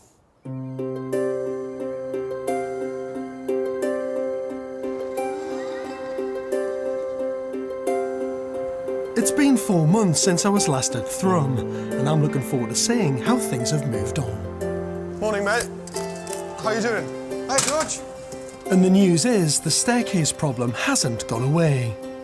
Dave is still struggling to come up with a design that works for him, the planners and building regulations.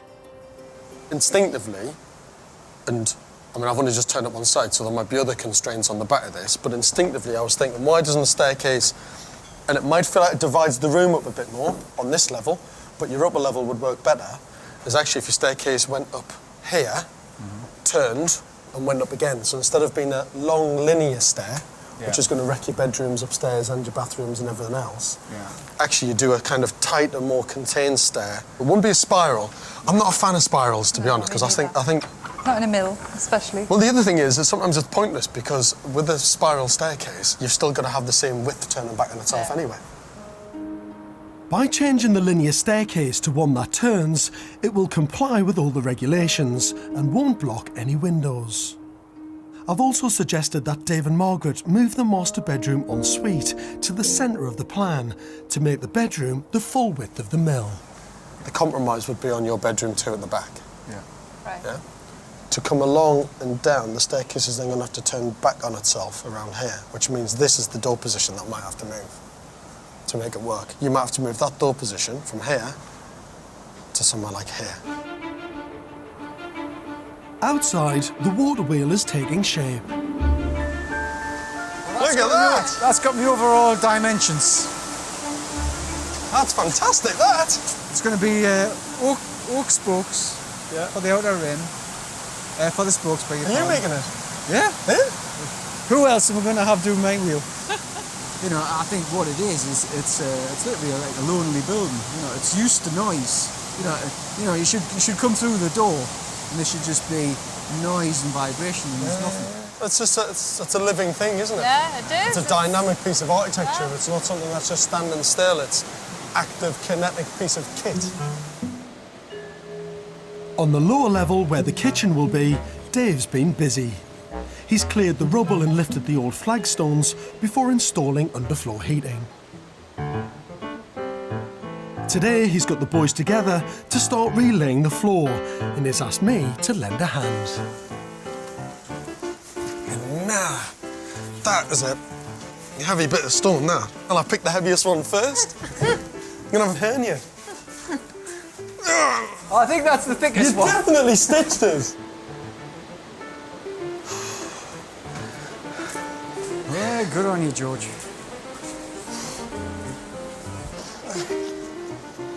See, most architects just sit in the office all day. Pretty little sketches, few doodles. Not the northern lads, straight into it.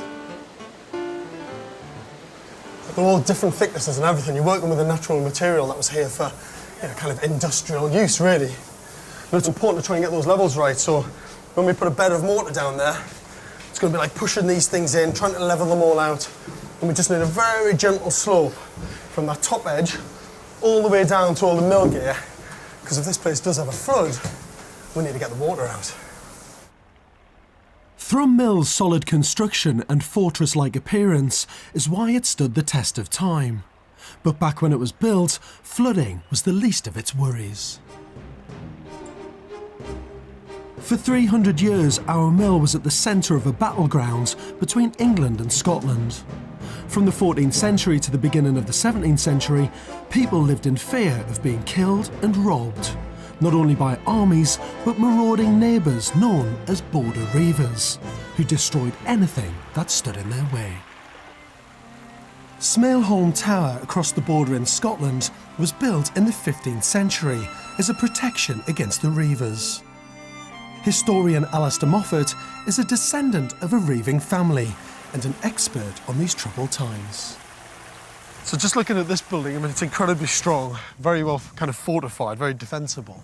Is that why Thrum was built the way it was? Without a doubt. You know, it's a little fortress on the Coquet. Yeah. You know, that's what it looks like. I mean, this is in a defensive position. This is on top of a crag, and you can see for 30 miles from here, but Thrum's on the side of the Coquet in a real declivity.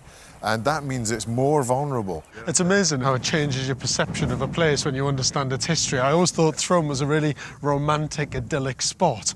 Actually, it must have been bloody scary to be a miller there. Very scary. It was built at a time when this was a thoroughly criminalised society. You know, what's your head?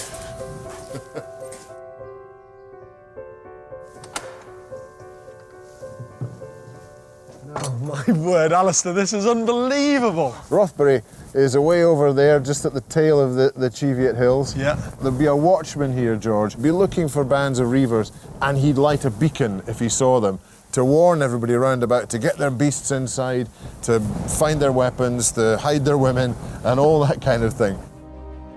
In 1603, King James succeeds Elizabeth I, and as King of Scotland and England, unites the two countries, ushering in a more peaceful age.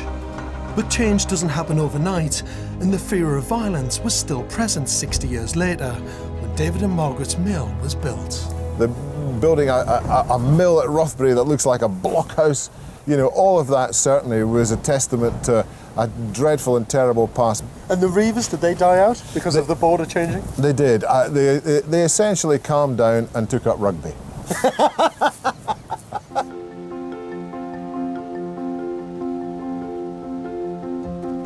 It's summer, and we're now 6 months into this unique restoration. Morning. What's going on with the roof? Has it collapsed? Yeah, just went. Just went. The rest of it went in, yeah. Dave and his team are trying to keep the costs down by doing most of the work themselves. They were going to employ a specialist contractor to reconstruct the main roof, but they've now taken the bold step of tackling this job as well. I think you should take it off. You think so? Yeah, I do. Because even though the slates are in fantastic nick, I think when you look at all the stonework you've got to do up the parapet edge, and the chimney, and the ridge, and the fact you've got to refelt, re-insulate, you might as well just strip it back and start from scratch. In fact, it'll probably be quicker and easier. You've talked us into it? Sorry, mate. Most people would become disheartened by such a challenging restoration, but Dave seems to be thriving on it. You're testing your own limits and pushing yourself to see whether you can make it work. Personally, whether you can do it. Yeah.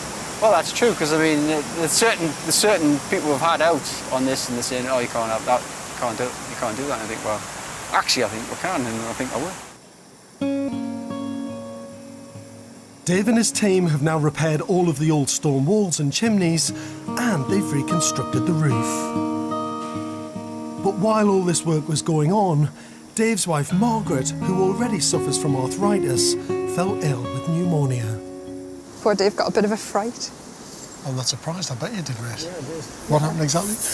I don't know, I was busy putting the roof on. And then? And we've got this strange little text come to the hospital now. And we got taken into a side room and told she was in intensive care. So. Intensive care? Well, they told me they were going to ventilate me and take me to intensive care and ventilate me. And I just panicked thinking, what happens then, you know? Sometimes you don't come back out of it, which the doctors even thought I wasn't going to. Now that Margaret's health is improving, Dave's focus is back on the build. In the meantime, I've managed to explore deeper into our mill's past, discovering that it was once leased by Sir William George Armstrong, one of the great inventors of the Victorian age. Thrum Mill fueled his fascination with the power of moving water. Armstrong's hydraulic inventions made his fortune, with which he built Craigside, a magnificent Tudor Revival mansion close to Thrum Mill. Here he pursued his fascination with hydroelectricity, which generated power for his estate. Morning, Henrietta. Hello, good morning. How are you? Henrietta Heald is the author of a book on the life and work of William Armstrong. What technology and inventions did he bring to Craigside? Craigside was the first house in the world to be lit by hydroelectricity. It was actually in this room, in this gallery, as it is known, that light came on for the first time. That's a staggering achievement for any building and inventor, isn't it? It is, indeed. And of course it happened with help of Joseph Swan, because Joseph Swan was a Newcastle chemist and he was a friend of Armstrong, and he had just managed to perfect, after many years of trying, the first light bulb. And Armstrong had the power and he had the means. 1880s actually was when it first came on. The first light bulb comes on, powered by hydroelectricity. Yes. I mean, incredibly ecological for its time. Craigside became known as the Palace of the Modern Magician, a showcase for all the latest technologies of the age. Armstrong's hydroelectrics powered hot and cold running water and even central heating. It was the only house of its time to boast such luxuries.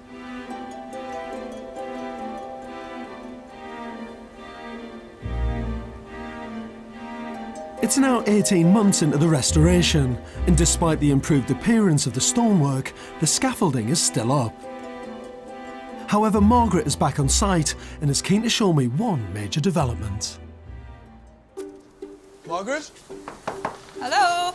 There you are, how are you? Inside, on the lower floor, in what will be their kitchen, Dave and Margaret have a long way to go.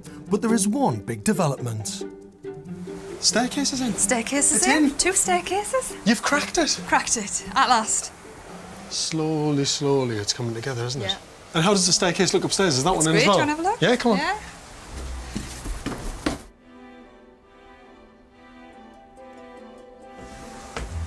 Actually, when you get to this level, it works really well, doesn't it? Yeah, it does. Because I know you were worried about it coming too far into the space. Yeah. No, When you think of plenty. all the restrictions of your head height, hitting that timber, Windows. avoiding the window upstairs, getting the wall in the right position upstairs, Yeah. it was really difficult. Yeah. You've probably come up with the best and the most efficient scheme, and actually I think it's the only way it would have worked. Yeah. It's great. It's brilliant. I'm chuffed. This is it. Class. Proper grafting Restoring the workshop, mill that's as what I well like was to see. part of the planning Yes, yeah. conditions. At a cost of £12,000, 224 individual pieces of steel are being cut that will make up the wheel's outer rim. And the way this is being cut, it's like 21st century laser technology, slicing through steel like a knife through butter. Is this it? This is coming it. together already, that's fantastic, that. Yeah, it's coming together quick. The nice thing about this stuff is because it's been made in all these individual bits, means you could actually assemble it on site in sections, couldn't you? Yeah, you could. I had this mad image that this 4.5-ton lump of a whale was coming up in one big massive section, but I mean, the steel of that weight, you'd never get it in. No. Well, no, so, right. Just picking that bit up's enough. Yeah. A few weeks later, and after a call from Dave and Margaret, I'm back at the mill. There's been a major flood, their third in 4 years. I honestly thought when I came around that headland, if it wasn't there, you know, I wouldn't be surprised because there was so much destruction. I thought the gable end would have gone. Yeah, that's all the scaffolding boards away, you see. That's all my bottom stage gone. All the scaffolding boards gone. And the amount of debris, you know, heavy materials that came down and the velocity. Well, so you had, what, trees coming down, branches? Trees, security fencing, gate posts, unbelievably big stones. And the mill race, which was empty, is 4 and 5 foot full of heavy stones. You know, it's jam-packed with debris, which, you know, it's going to be absolutely murder to move. It's kind of 2 steps forward, 1 step back on this build, isn't it? You make a big leap ahead and then you get knocked by the weather and you have to take a back step and then get your head down and get stuck into it again. Has he not told you he's broke his rib? He broke his ribs? Has a broken rib, yeah. It's only a week ago since he'd done it. He's not supposed to be doing anything at all. He's tackled the windows, he's been doing all sorts of ridiculous things that he shouldn't have been doing. But you can't stop yourself. He doesn't know the meaning of the word rest. No chance. At all, does he? So there's a tiny bit of us thinks, oh, drat, Dave's hurt himself. How long's that going to push me mill back?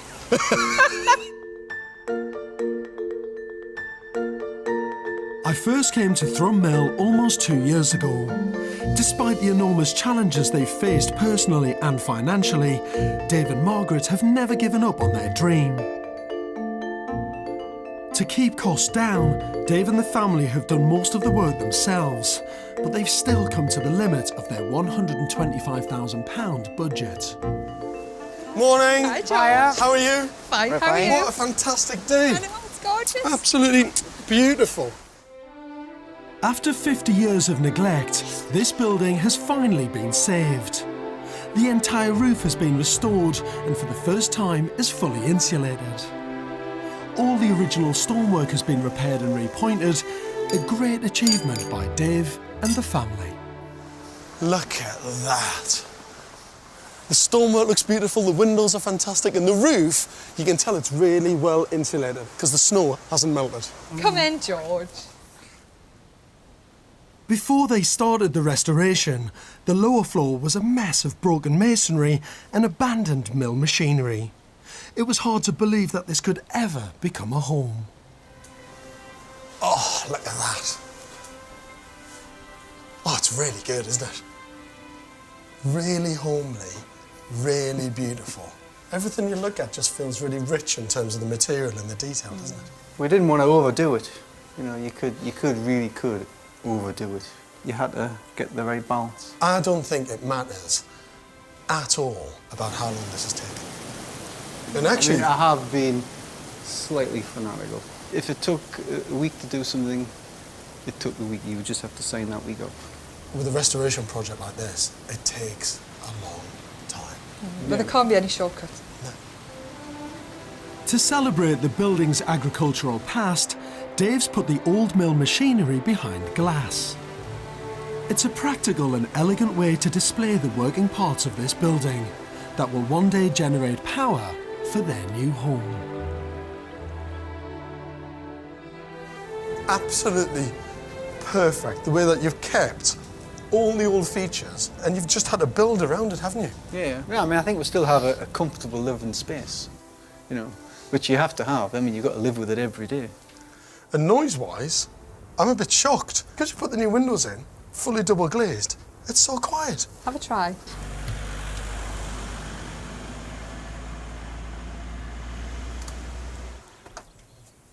Brilliant. The cost of rebuilding the entire roof and a hefty £25,000 to connect electricity to the mill has meant the funds for the water wheel have dried up. So their dream of moving in and having the wheel turning again will have to wait. I mean, ideally what we need is we need a break in the weather. You know, we can have a good few solid days on it, if not weeks. Weeks, I think. It's, I mean, it's definitely weeks. Because it's an engineering project in itself. Yeah. You know, just because of the weight of all the pieces. You know, we've got to make all the yoke spokes, we've got to make all the paddles. And the only way we can make them really is on site, on the job, as it's being built, section by section. You've done the right thing holding off. The question is now, how long have you got to wait for this weather to drop, the water level to drop, and give you the few weeks you need to get the wheel on? And that's turning against the mill. I mean, that's going to be the icing on the cake when it's finished. I think it's brilliant that this mill is going to have a working wheel back on there. Anything, so we're not going to rush that. Yeah. I don't blame you. I love it that Dave and Margaret have never wanted to compromise on this project.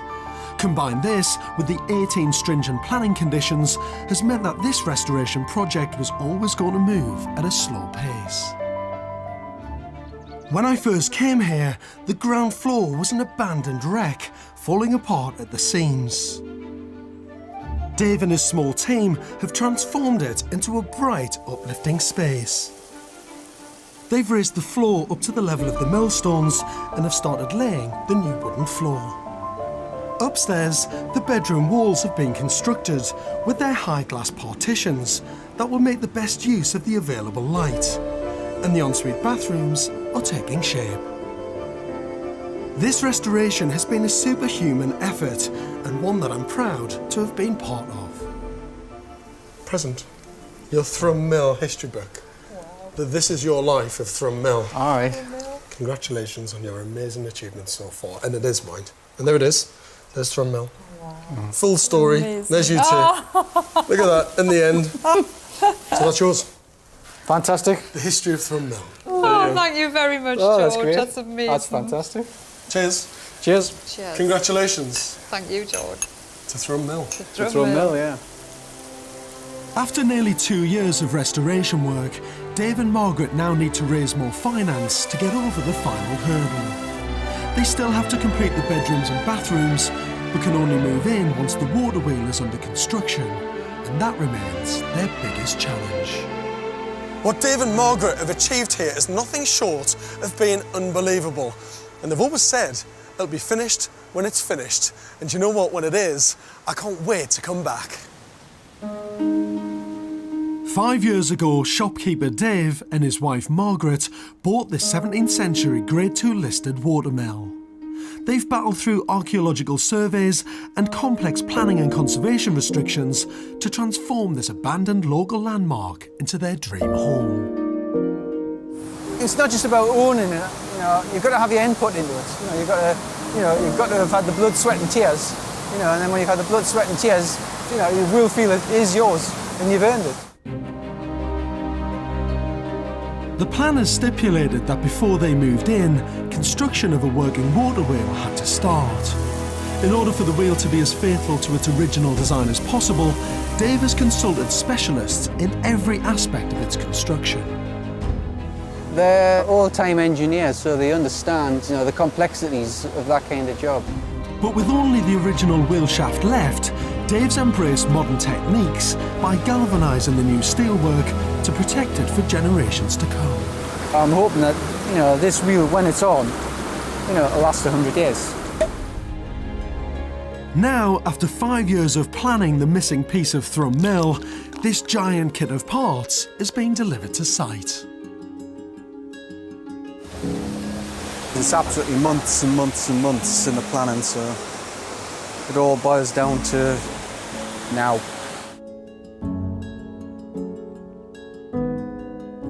Today's really important because we've waited so long. I mean, a water mill isn't a water mill without a water wheel. Because it's summer, the River Coquet is at its lowest level. Perfect conditions for Dave and the family to unite the new steel with the original shaft. It's a bit of a battle at the minute. You know, it seems to be testing us. This is a difficult job because the wheel has to be perfectly aligned with the old building. We've measured, double measured, triple measured, went away and thought about it and then measured it again. Dave is using very traditional techniques to construct the wheel and is pushing his body to the limit. He's had his broken ribs and he's nearly lost his eyesight with his Lyme experience, and you know, every day there's a new bash. Margaret has so much faith in Dave's ability, but with 224 separate components to precisely piece together, it's a massive undertaking. This wheel has set us back in a lot. We've borrowed and borrowed, and that's it. We've run out now. It's all gone on that wheel. The wheel just completely defines the whole project, and it's finally going to look like it used to look 100 years ago. It's been a year since I was last at the mill, and I'm back to see if Dave and Margaret have completed their ultimate challenge. So is the wheel on? The wheel's on? It's on! It's on now, At yeah. last! It is on. That's really exciting, isn't Yeah. it? Oh, yeah. And what was it like getting it here? It's tough. Tough, yeah. And then actually constructing the wheel, what was that like? Long and arduous. Did you do it? Yeah, we did it, yeah. Right. Did it all ourselves, yeah. That's a major engineering job, that is. And there it is, in all of its glory.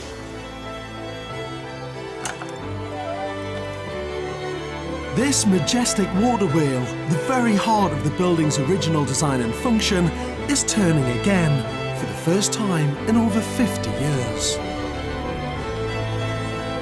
This is a beautiful piece of precision engineering and craftsmanship. At 14 feet in diameter, the wheel took Dave and his team 6 months to construct and restore. You've made history. That is an absolute replica of what was there. It's the original hubs, the original shaft, that was what was there for over 100 years. All that hard work has paid off. It's been worth all the blood, sweat and tears. It's been a hard slog, but it is a beauty. Can we get it going? Yeah. Come on, I'm like a kid in a sweet shop. Come on. Off we go. Huge moment. Like, there she goes, look. There, oh, she's away. There she's off, look at that. Look at that. That is fantastic. Made me cry the first time I seen it, George. The power. You know, the power of the natural forces of that river to drive the engineering and the architecture at that pace. I mean, the amount of energy you'll get from that would be brilliant. The river powers the wheel at an average pace of 10 revolutions a minute. At this rate, the 32 paddles can comfortably produce 8 kilowatts of energy per hour. That's enough to power 80 light bulbs.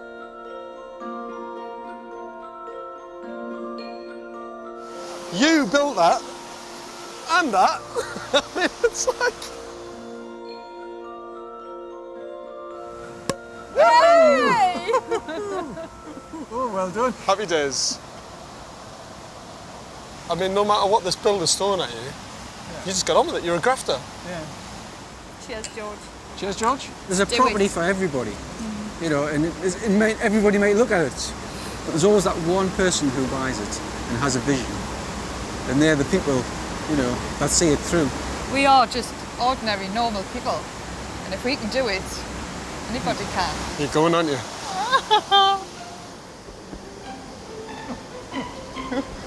It is. Well, I'm going to drink the champagne.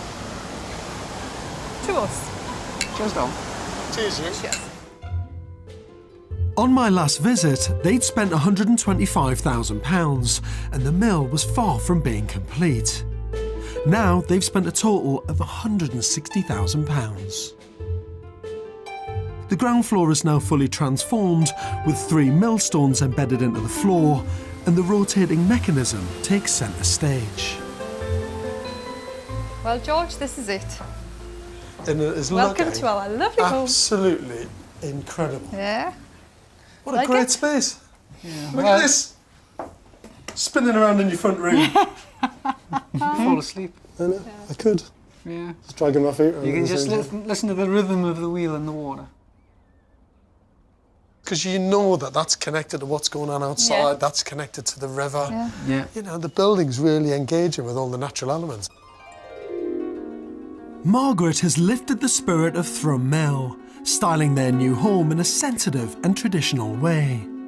Upstairs, what was once a derelict space is now fully lime-washed.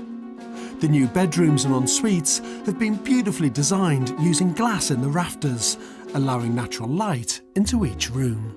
To be able to lie here and look up and see all these beautiful timbers over your head, and then to be able to look through that glass and see all that timber work and all the detailing that's gone in to this old building. Yeah. Spatially, it just makes it 1,000 times more interesting. So what's all the scaffolding up here for then? This is the annex to the mill. It's our next project, George. You two just don't stop, do you? Uncovering this building's turbulent history has been a real treat for me. Margaret has also discovered a secret historic gem, once concealed It's all within looking its very walls. smart and very lovely, isn't it? The Got something else to show you, though, George. You got something else? Yeah. What is it? This is very exciting. Dave found these in the kiln. In the kiln? In the kiln, in the wall. Yeah, they were just in a wee little box. They were glass slides. I mean, it's from the early days of photography. And you've had these printed from them? Yeah. This man turns out to be Lord Armstrong's nephew who inherited Cragside. You're That's kidding Henry me. William Armstrong. Why was there a glass slide of him in the kiln at Thrum Mill? That is such a powerful connection with the history. There's a He bit of looks likeness like there. I was Fast take a gonna little say- tash on you there. I was just going to say he And get looks a bit like of a your hair hard back. worker, but you've just Yeah, he is, he's a confirmed that. grafter. Historically, it keeps Yeah, giving. It does. All the time.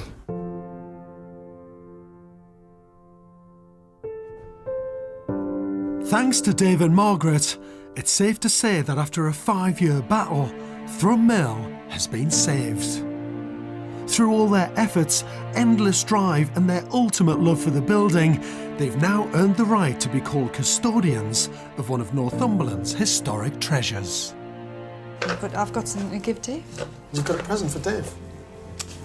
You didn't know about this, did you? No, I didn't know anything about it. Let's unwrap it.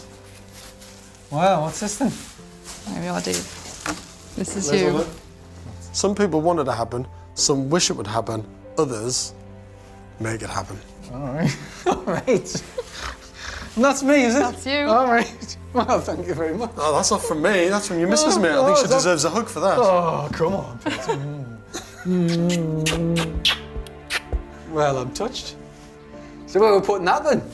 Well, probably Before you need get- to- Love it. You two are turning away because you're both filling up. I love it. They're both looking at the wall because they're both getting really emotional. I love it. He's desperate to get out of shot. I'll be all right. Give her a hug. Oh, come on. Quick. You've made your mark in history. You've done it, and you've done it together, you know. Powerful stuff. It is. You think the journey you've been on and what you've achieved, it's incredible, I think. Incredible. You should be proud of each other. Shut up, you. We've been married for years and years and years. So. You're the restoration dream So team. we know each other, you know, everybody, each other's thoughts processes. You know, we just, she knows and I know what she's thinking, so, you know, usually. I know what he's thinking, and I'm usually thinking, oh no.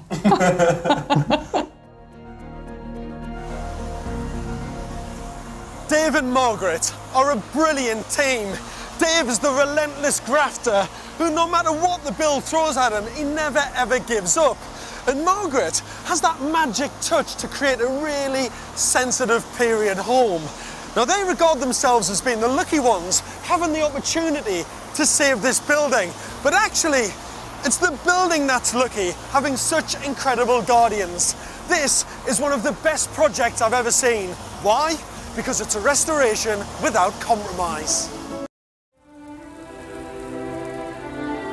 At the foot of the picturesque Moddershall Valley in Staffordshire is the historic town of Stone. Not far from the Victorian town centre, sheltered by the railway embankment, is a pocket of older buildings dating from the 18th century. Most visitors to this spot head for the restaurant and the restored corn mill. But for Alan Appleby and his wife Dora, it was the dilapidated old Flint mill next door that caught their eye. Alan is a professional building surveyor who's also a seasoned restorer. He and Dora have already restored and lived in 3 listed properties. They both have family connections in Stone, and now that their children have grown up and left home, they're keen to settle here and throw themselves into one final project. Dora and I were out looking for property, and we drove down through the railway bridge, and this poor old building was sitting here, covered in ivy and cracks. I turned to her and I said, we could do something with that.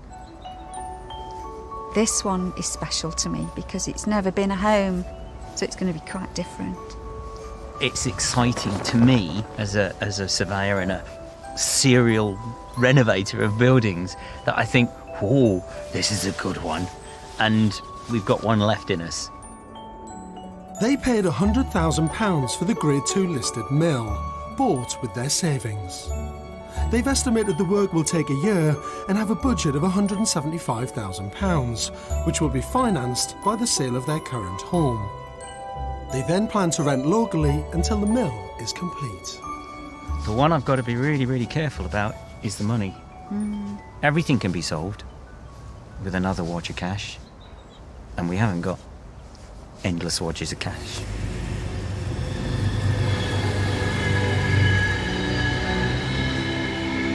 However experienced they are, it's still easy to run into trouble on a difficult project like this.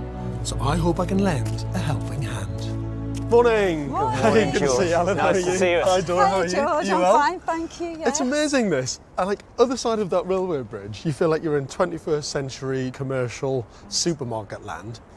And then as soon as you come through the archway, you've gone back in time. It's like a little hidden world. Absolutely. It is. Absolutely. And this particular piece of land has been kept in private ownership for many, many years, so it's just never got redeveloped. And that's how it's ended up with this strange little nook right so close to the town centre. Should we just step back and have a look at it so you can see the scale of what you've taken on here, because it's knackered, isn't it? It has some issues. Okay. You've got an enormous crack. I mean, there's cracks everywhere, to be honest, but that is a big old chunky one. I mean, that crack's got to be 2 inches wide at that top part, George, all the way down that too bit. much. You worry too much. But it's quite ambitious, isn't it? Really? I mean, it is a wreck. I'd love to know what your surveyor's report said. I'd love to know that. You didn't bother, did you? No. You didn't do one. It's so knackered, it wasn't worth doing a survey. It all comes from here. It all comes from here. It's the gut feeling. In its current state, the mill is a shadow of its former self. The wheel has gone, and the channel of water that once fed it was filled in long ago. But when it was up and running, the stream would have poured down onto a huge wooden water wheel. This generated the energy to power 15 tons of machinery that ground flint into a fine powder. All that has gone too, and the mill is now one huge open space with a footprint of 400 square feet. Oh, this is great. It's quite deceiving, because from the outside I thought it felt like quite a small building.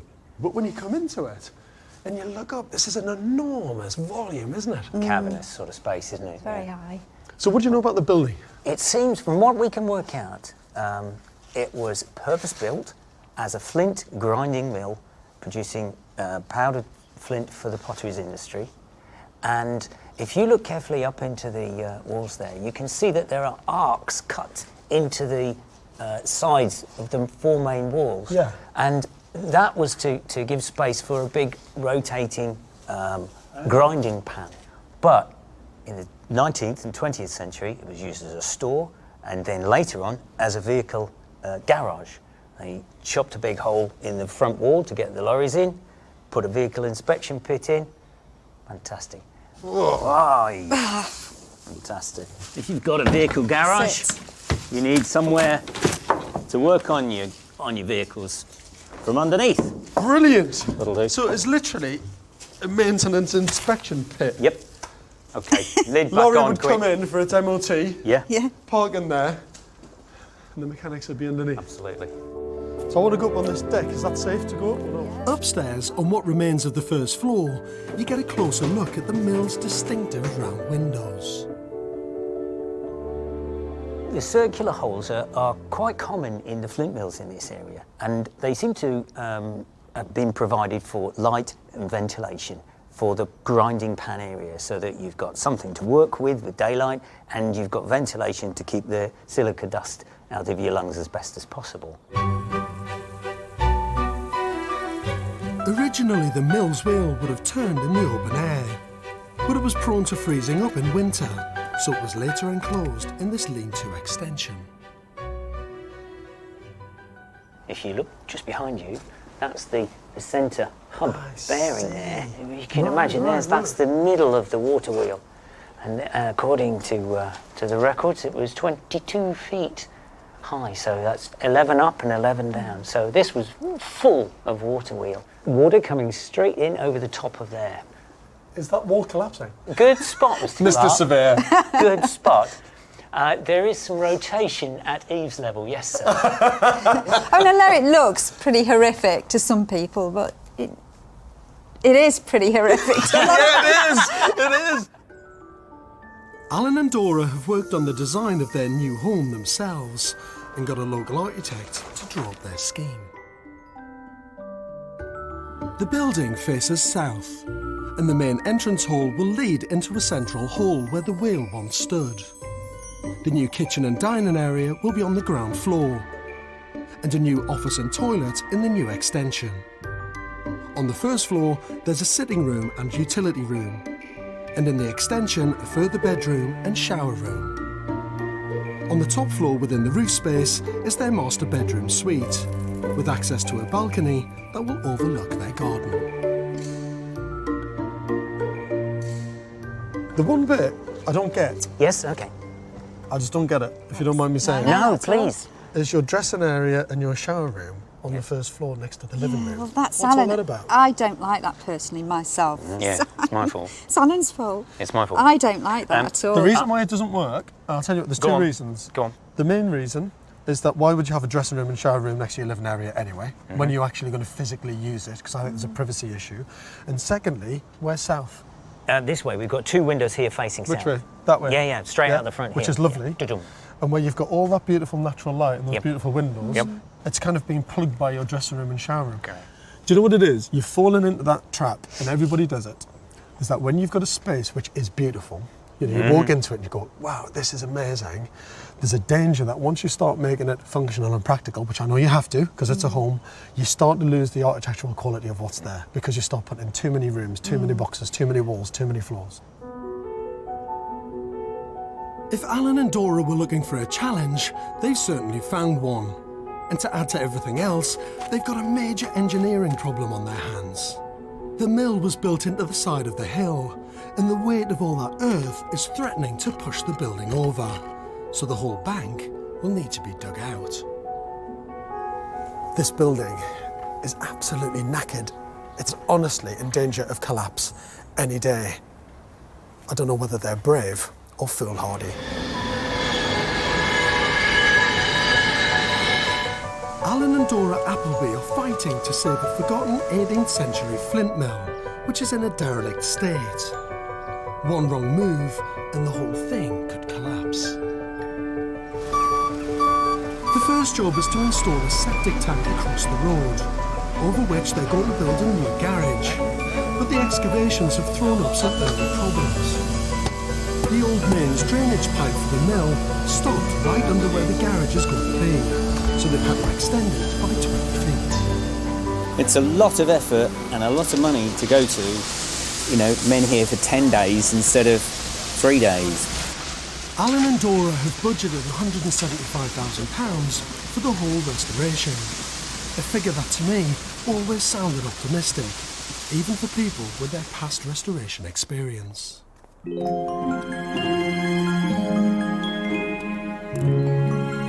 It's been 4 months since my first visit, and I'm looking forward to seeing what progress has been made. Morning! Good How are you? morning, George. Lovely to see you. The building is still standing. It is a remarkable, I'm happy to say remarkable miracle. It is yes. still here.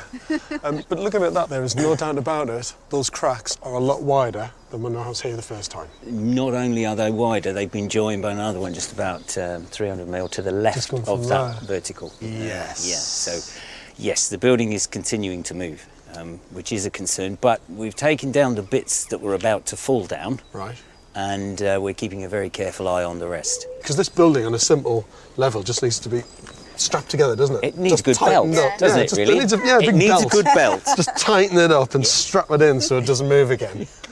And you started building your garage? Yes. Which is good. Eventually, it took us nearly 10,000 quid to get to the floor.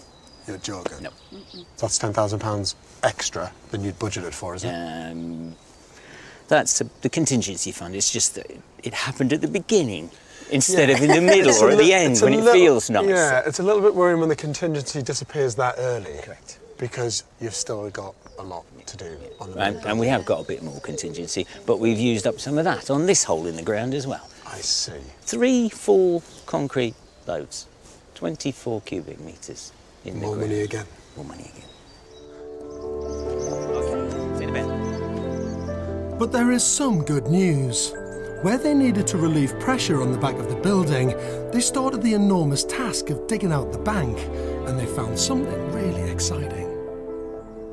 And you've uncovered all this? Yeah, absolutely fantastic. I mean, just to give you an idea, the top of the ground was here, roughly where my head height is now. All this lot was uncovered.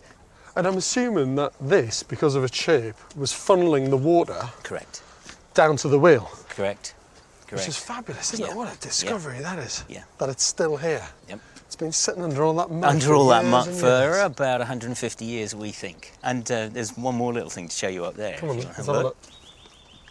You're loving this, aren't you? Oh, it's fantastic. You are actually genuinely loving it's this. fantastic. This here, it's a wall. Well, they've dug it all out. And dug it out. We don't know what this pit was for. Here you go. This is great, isn't it? Yeah. And that saucepan is exactly where it was. Which I shouldn't move on. But no, you can. It's all been recorded. Look at that, eh? There's a couple of ideas. One of them was that they used to keep food that they cooked and brought to work warm in a hay box. They sort of bury it in. It's right, keeps it warm during the day. This is real. It's good fun. Real history, this. Good fun. The mill at Stone has been abandoned and forgotten for almost 50 years, and documents relating to its history are few and far between. But this 1775 map shows us that it was once one of 10 flint mills on a 3-mile stretch of a tributary of the River Trent, known as the Scotch Brook. What I didn't know was the key role these mills played in revolutionising the Staffordshire pottery industry, transforming tea sets and dinner services the world over. I've come to meet retired engineer Barry Lakin, who runs Mosty Lee Mill, 2 miles upstream from Stone. And that is beautiful. Look at that. Oh, it's like going back in time. Mosty Lee was the last operational flint grinding mill in the valley. It finally stopped production in 1961. And this is where all the grinding would happen, yeah? That's correct, yes. Even though the mill no longer grinds flint, Barry keeps the machinery and work in order as a reminder of the industry that dominated this area for over 200 years. So Barry, why were there so many mills in the Moddershall Valley? Well, the lie of the land lent itself to it. Scotch Brook flows right through the bottom of the valley, which was ideal for water mills. Equally, as the mills became used for flint grinding eventually, they were not that far away from the potteries where the demand for flint was. And so why did this, if you like, this kind of burst of activity come around because of flint? Why did we need flint? Well, we've got some original 18th century pottery here. I better be very careful with this stuff then. That's basically the colour of pottery before flint was introduced. You know, it was dependent on the colour of the clay. In this area, a lot of it was red, or at the best grey. They found that if they mixed flint, it helped to make the clay white. Here we have a part of a little later than the same period, but you can see that as generally white or creamy. What a discovery that was. Yes. Incredible, really. But it wasn't flint in its raw state that had this effect. Here's a normal flint nodule. First, it had to be baked in a kiln. The intense heat transformed the flint from being hard and black to brittle and white. What a difference to go from that. It couldn't be more different, could it? Not only is it white, it's now in a state that it can be reduced to a powder by crushing or grinding. Made the resulting pottery stronger, and it also assisted in the kiln firing of the article, in that they didn't lose as many in the kiln. Obviously, you know, there was lots of other industries in this area, but when flint came along, it must have been like, I don't know. It made a big difference. Must have been like the internet boom of the 20th century.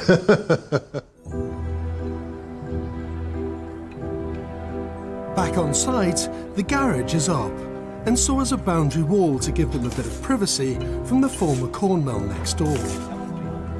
Now they're starting on the block work for the new extension, which when built, will act as a buttress to support the unstable east wall. Inside, the delicate job of bracing this fragile structure is about to begin. two huge steels, each weighing 1/4 of a ton, are being carefully lifted into position and bolted together. Bring it down. Bring it in. And down. Bring it back off. Yeah. These beams will brace the building and give it some much-needed stability, while providing support for the new first floor. Beautiful. Spot on. The good thing is now that we've started the process of repair, and so it's looking good. It's looking good, and I'm much happier now.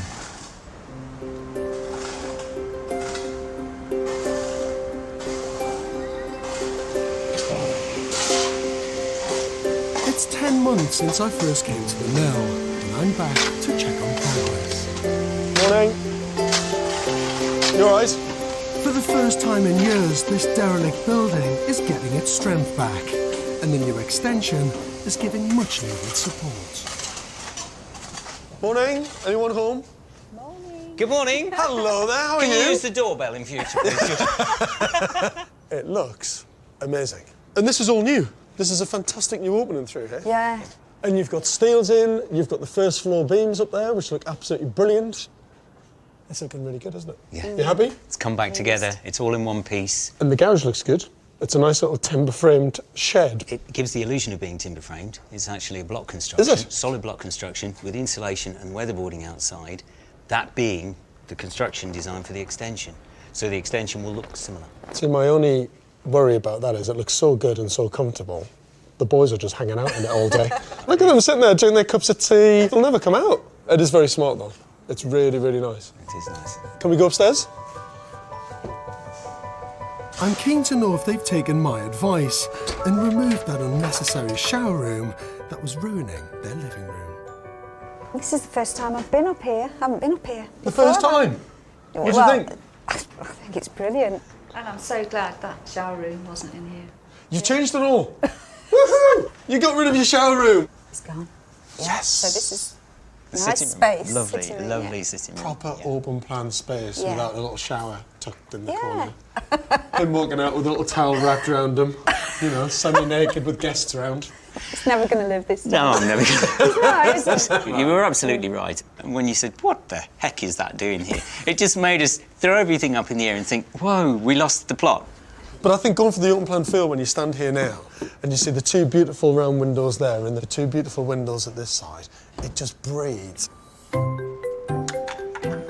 The planners have asked that the new extension be distinctly different from the old mill, so it's going to be clad in timber. It's flying on, isn't it? Absolutely. They're making good progress with the new build, but at the back of the old mill, it's a different story. I mean, when you look at something like that and the condition of that building and the amount of earth that you've had to dig out, this is a kind of, you know, bordering on a kind of civil engineering job. Mm-hmm. It's like building a bridge or something like that. You're having to dig soil out, put concrete in, waterproof tank, make sure that you don't push this thing over. I'm amazed it didn't collapse 20 years ago, honestly. What's great is that Alan and Dora have managed to sell their old house. You've actually moved down On to site. here now? Yeah. They're renting close to site, and the sale has released the £175,000 they budgeted for the restoration. But as this has become an even more difficult project, I fear it may not be enough. Do you mind me asking how much money you've spent so far on the build, if you know? We've got Your the best running stab. total. Let me get this right. 115. 115. I mean, what is your limit in your head that you would be comfortable spending on this building? I 2.25 sounds good to me. 225, 230 is probably. I'd really like to have it all wrapped up with little bows on the top for that. That would be amazing. But You I think still so? think that's going to be tough. You think that's going to be tough? Well, I just think if you're 115,000 in now and you're not winning watertight, if you have a full list of all the works that need to be done on this building, if I'm honest, you're probably not even a quarter of the way down that list. But you're halfway through your budget. I don't even want to think about kitchens or bathrooms or anything. I'll have a tin bath. In a bucket. Hello. It's It's now November, and the race is on to make the mill wind and watertight so that they can get on with the interior works during the winter months. The first job is rebuilding the roof. Obviously, this old roof had no underlayer, no sarking layer beneath the tiles, and no insulation at all. So the old tiles go off. We put insulation over the top, between, underneath, and then we'll put a new membrane on the top and the tiles back, and plasterboard on the underside. If all goes well, they should be done before the bad weather starts. But with the long delays and the budget continuing to rise, they can't afford for anything else to go wrong. In Stone in Staffordshire, Alan and Dora Appleby are 14 months into the restoration of their 18th century Flint mill. Spiralling costs have meant they're already £50,000 over their £175,000 budget. And now winter has struck with only half a roof and no sign of the bespoke windows. Morning. Good morning, George. Happy New Year. And a Happy New Year to you. It's absolutely bloody brass monkeys, I think, is the... God. As I just drove through that orchard with all the icicles up there and everything, I was like, it's going to be a cold, cold day on site today. And you're not wind and watertight. The weather had the last word. You've got the usual UK construction break over Christmas, and followed by snow, frost. And the guys have been really, really trying hard to get the roof finished and sorted, but they're just fighting against the elements at the moment. But where are your windows? Are they not even here? They can't release them because the paint hasn't cured properly and they don't want it to go out in the weather. So I suppose they're saying that the weather's holding them up. It's a bit of a shame, actually, isn't it? Yeah, it's a real disappointment for me. You know, Mr. Grumpy, Mr. Poor. Poor and grumpy now. You're even more grumpy than I'm you were before. more grumpy and much poorer. These screams come from the office and you think, no!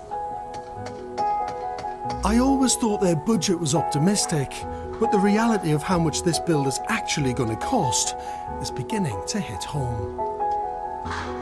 How's the money? Come on, be honest. Well, come on, you had your budget of 175. 175. Oh, I was living in my little dream world. You just fool yourself into believing that you might possibly be able to do it. And I reckon we won't be far short of 2.5 by the time we've finished. 250,000. I think there's only about 50 grand left. Yeah. Readily accessible. Whoa.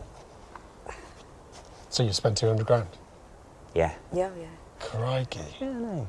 Look, you've only got 50 grand We left. don't do holidays much. You're not going to do holidays for a while. Well, we might end up with a mortgage. Big one. Didn't want one, but might end up one. So what? We'll get it from I'll keep working a bit longer. Even that 50 grand might be tight. It might be close to a 3. Sorry about that. No, don't worry. At least in the new extension, the windows have arrived and are in. And a dry interior means that they're able to get going with the stud work and plasterboarding. But I'm really interested to see what progress they've managed to make in the original building. How's the ground floor coming on? Oh, quite well actually. Quite well. I'm pleased. Oh, this has moved on, hasn't it? This is coming on wonderfully. That feels completely different in every shape and form. This is where you had the platform, that little platform. That's right, that mezzanine floor. Yeah. And this is the timber from that. We're trying to put it back.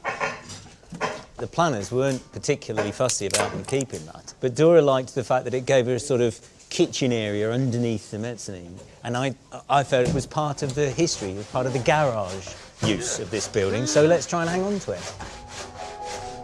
What will be the new kitchen has a new concrete floor, and Dora and Alan are determined that another relic from the garage years, the old vehicle inspection pit, won't be forgotten. The inspection pit timbers look at that. Have now been saved. You've made it into a table. Do you remember those grubby, horrible things that we dragged out of the way? Aren't they lovely? That's beautiful. Nice and simple. It's really simple, actually, but it's that kind of tough, hard, industrial look that this building deserves, really, doesn't it? You've got to admire Alan and Dora's commitment to this restoration. Despite being £75,000 over budget, there's no sign of them slowing down or cutting corners. They've brought me to a local salvage yard to look at another piece of furniture they're having restored. This is like going back in time, this place, isn't it? It's just fantastic. After you. This is the big mama ship I've been saving for you. They found this massive solid steel workbench in a local garage. It dates from the 1920s, and Dora wants to use it as her main kitchen unit. This is how we found it. All Lanky. knackered and rusted and... Yeah, with several layers of ghastly paint. And that's all been rubbed down. And this is, they're just starting to work on it just to see how it comes up. That is fabulous, that is. Absolutely beautiful. The bench cost them £80.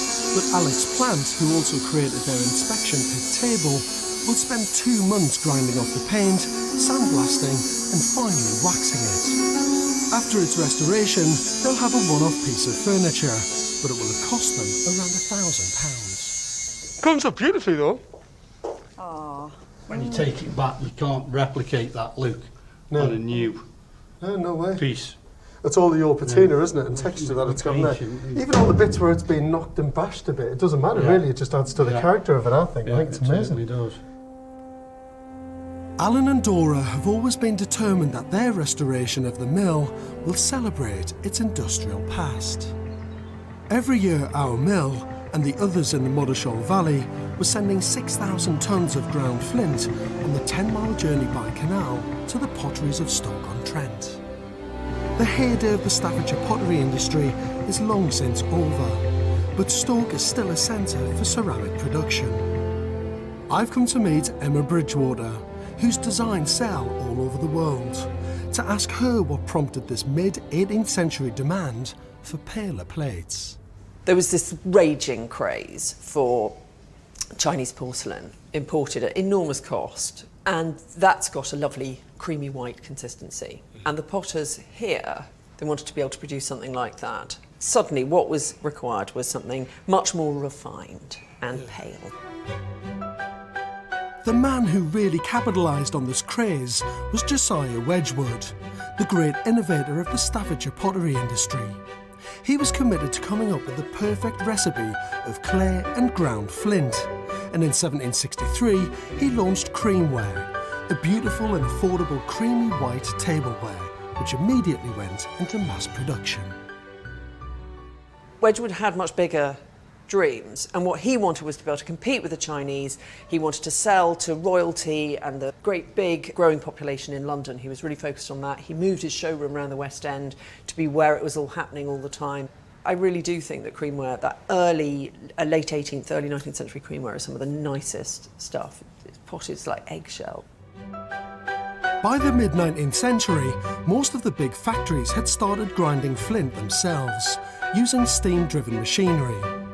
But in the early days of the boom, the Moddershall Valley would have been the main supplier, and I think I found some documents that tie our mill to this pivotal moment.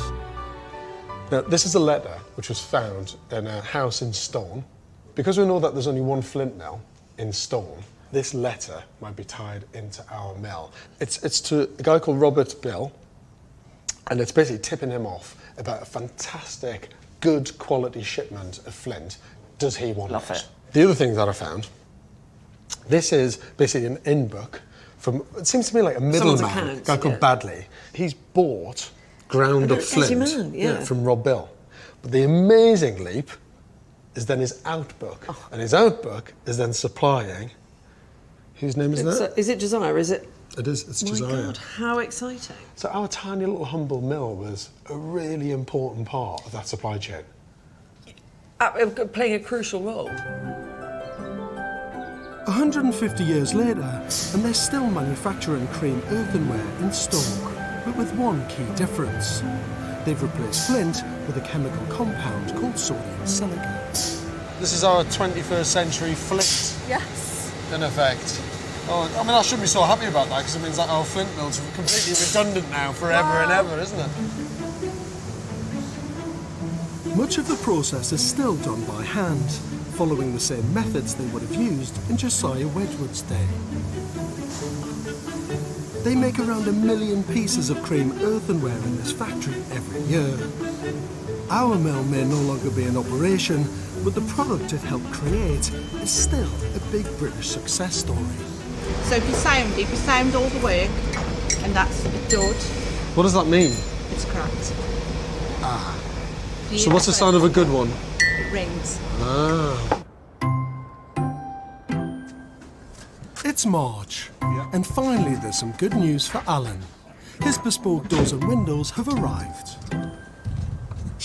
Yes, we're done. We're in. Being wind and watertight, even if you're 5 months behind schedule, is definitely an excuse for a Ready? puppy. Straight through the roof. Oh no, look, structural faults.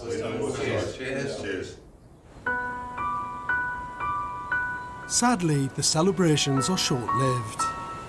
Just before Easter, the bad weather returns, and they're hit by the coldest spring for 50 years.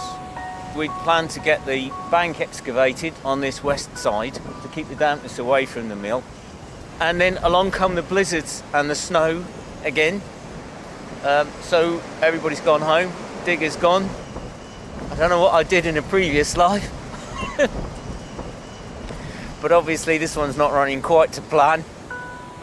The budget certainly isn't going to plan. In addition to the purchase price of £100,000, they've already spent around £250,000 on restoring the mill. You get your frustrating days where you've had really, really bad weather, and jobs can't get done. I am tired. We're both tired, we're both exhausted. I mean, you don't sleep the same because it's just this constant wheel going round in your head. I don't think we've had a really good night's sleep for a long time.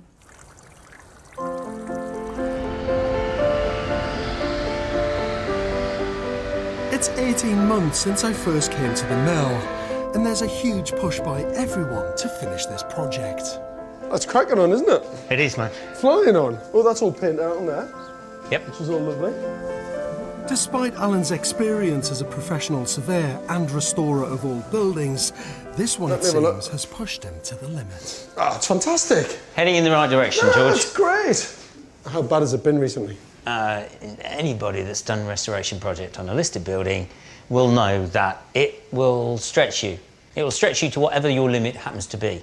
There's been doors slammed and tears cried and, heads scratched. And if you listen carefully, you can hear the sound of piggy banks smashing in the distance because we're raiding every penny we've got in every cupboard to finish this. What's the money situation? We're knocking towards 300. Whoa! Yeah. 300 grand? Yeah. We're dipping into resources that really should be reserved for feeding our retirement. You're nearly there, mate. Nearly there, yes. You'll be all right. Despite being £125,000 over budget, the level of workmanship on this restoration hasn't been compromised. Today they're fitting the bespoke metal staircase, which will lead from the living room up to their bedroom. Shall I go up? Thanks, mate.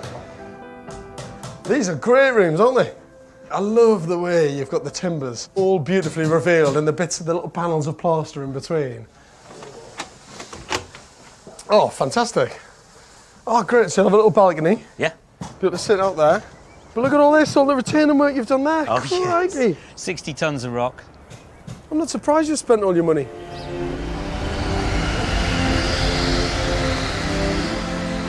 It's incredible the commitment that Alan and Dora have made to this restoration project. It really has pushed them to the absolute limit. They've kind of hit rock bottom, really. On a positive note, they're kind of pushing to get to the end and they can see light at the end of the tunnel. Now that decorating's happening and things like that. The bad side is the budget is completely out of control and they're now throwing every single penny that they've got to try and get it finished. It's 2 years since I first set eyes on the Flint mill. Back then it was in a tragic state, unused and unloved, and on the verge of collapse.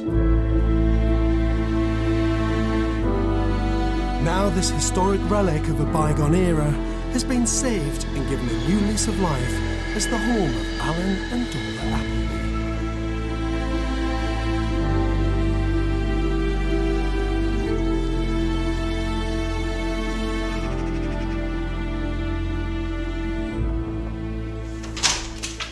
Debt collector. Morning. Lovely to see you. How are you? Are you well? I'm well. Morning. God, you're nearly looking as smart as me. Well, I do try occasionally. you know. I've scrubbed up. Unbelievable. No longer knackered. Can we go inside and have a look? Yeah, Can we? come on. I'm a little bit too excited about this bit. Good. I've been waiting bloody 2 years. What used to be the old wheelhouse has been transformed into a spacious hall with traditional lime wash on the walls. Oh, this is looking very smart, isn't it? Really nice attention to detail out there. You've just got it right, because it breathes, it works really well for the building, but it gives it a really fresh look, doesn't it? When they started this restoration, the mill was one big open space. It's now been divided up, and a bright, welcoming kitchen occupies the ground floor. Oh, look at that, home sweet home. The old mezzanine level has been refurbished and is now a useful storage area. What you've done with this space is just lovely. And when you think what it was like before, basically a kind of workshop. Standing on the exact spot where the inspection pit used to be is the table made out of the old timbers. And the reconditioned steel workbench fits right in with its new role as a kitchen unit. The kitchen, look at that. What a beast of a kitchen that is. I just love the honesty with it all. I mean, you're running a bit of conduit down, you know, against the timber, putting a socket there, very functional, because you need that for all your kitchen prep. But it just works. That balance of the old with the new and the functional is brilliant, I think. From being a single space, the mill has now been split into 3 levels. I love the staircase. Recycled again, recycled planks. This is the bit I've been waiting for. The stunning first floor living room is an open plan space, which allows you to appreciate the beauty of the original windows. It really is a lovely room, isn't it? We just wanted it simple, didn't we? We didn't want clutter. I love the timbers. I mean, I always did. But to leave all of them in place and just leave them exposed where you need them. 3 days by hand with knife, scraper, hoover, brush. I even had to wear a special mask because there was a lot of silica dust, the Flint dust, on them. I don't want that nearly in a your quarter of lungs. an inch thick. The metal and timber staircase leads up to the attic, where they have a very quaint bathroom and master bedroom. Mind your head, George. I've got to crouch in there, haven't I? Look at that. Loft rooms tucked right in at the top are my favourite rooms, really. The sound is totally different in a roof room. And you can hear it, the wood expanding and cracking and all weird sorts I mean, that's of the thing stuff. with an It's old really building nice. like this is it's just kind of breathing and twisting and moving a little bit all the time, and it'll just settle after a while. Because if you think about it, this building's been knocked about a bit by you guys to save it. There is no doubt that the old mill has been saved, and the new extension complements it perfectly. Leading off the hall on the ground floor, there's a bright, functional office. Above it on the first floor is an elegant and spacious guest bedroom. Outside, where a muddy bank once threatened to push the old mill over, there's an attractive terraced garden. The old brick water channel that was uncovered during the build has been turfed over with a lush green lawn that marks the path the water would have taken. There was never any doubt that Alan and Dora were going to do a fantastic job with this restoration, but at what cost? The budget has dogged this build from the start. How much did you spend in the end? Well, if I said that my Tell original... the truth, come on. My original contingency was 10%. I forgot a naught. It should have been 100%. 100% contingency. 175 to 350. Correct. I mean, double the cost. Yeah. You've had to find Yeah. another 175,000 quid. Yeah. We may have ended up with a better house, but we still had to find that money, and that was a struggle. I'm mentally, physically, and financially exhausted. The tank is empty. But we've done it. We've done it, we've made it.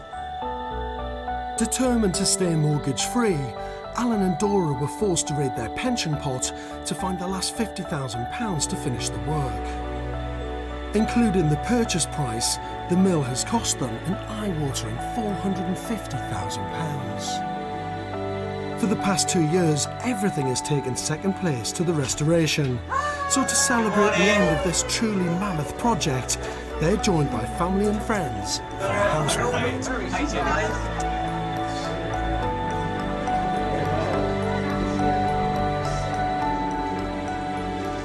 I bear gifts. Oh, fabulous. Can you remember that? Yes. Looking all sad and neglected. And then... Josiah. Wedgwood. Josiah Wedgwood, yeah. Lift the top off that. I've had this. Oh my lord! I've had this specially made Oh for you. my God. A great British present to congratulate Alan and Dora on breathing new life in the Stone's historic Flint mill. Handmade by Emma Bridgewater and George Clark. You did it. Fantastic. Big round of applause.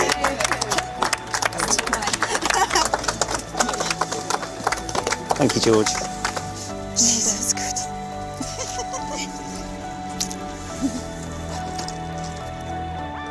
It must be really difficult for someone like Alan, a professional building surveyor, to take on a project like this.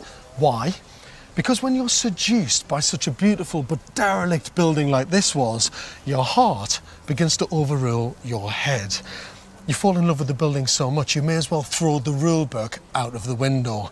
And that's why Alan and Dora went so massively over budget. Has it been worth it? Absolutely. Because without people like them, beautiful buildings like this wouldn't survive. I'm in Carmarthenshire, West Wales, in the small village of Pencadder.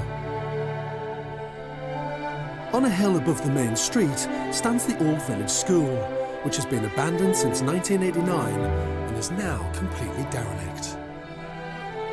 Until, in 2010, builders Ian and Jane Hall-Edwards paid £170,000 for this sprawling 1-acre site. All of our friends and family, without exception, think we're absolutely crazy. Mad, crazy mad. I think we're taking nuts. this on, yeah. Their plan is to turn it into a new home and a new business as a centre for teaching green and environmentally friendly building technologies, as their existing building company had run into trouble. When the recession hit, a couple of years ago now, we were doing quite well before that. And overnight we lost about 95% of our contracts, laid off 17 boys. We made a decision that the way forward was the green technologies and the eco-friendly way.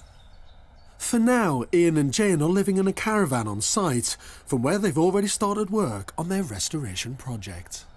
What I love about this building is the size of it, the features, the barge boards and all the arches, and just sort of absolutely love the building itself.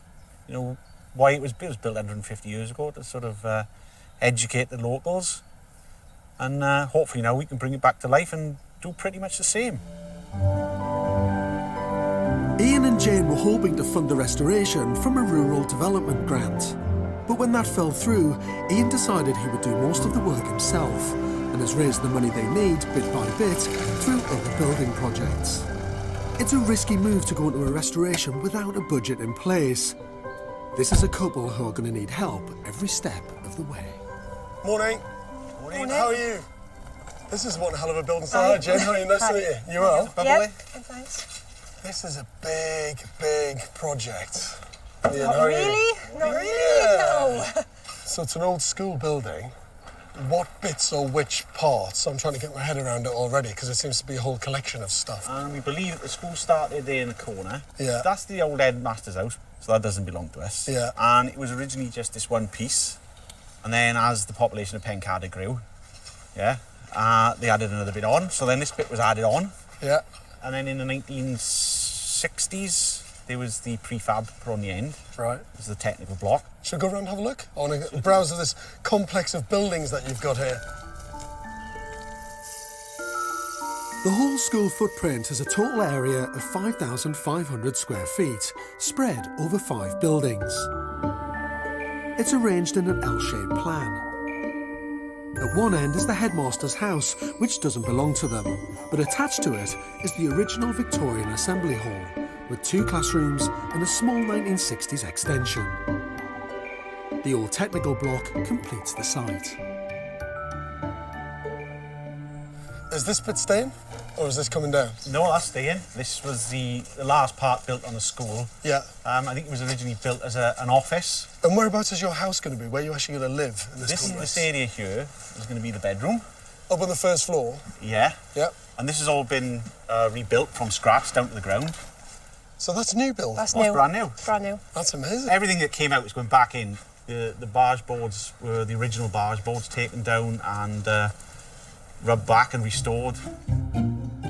So far, they've spent about £40,000 of their hard-earned money, which they've spent sparingly, as it's all they have.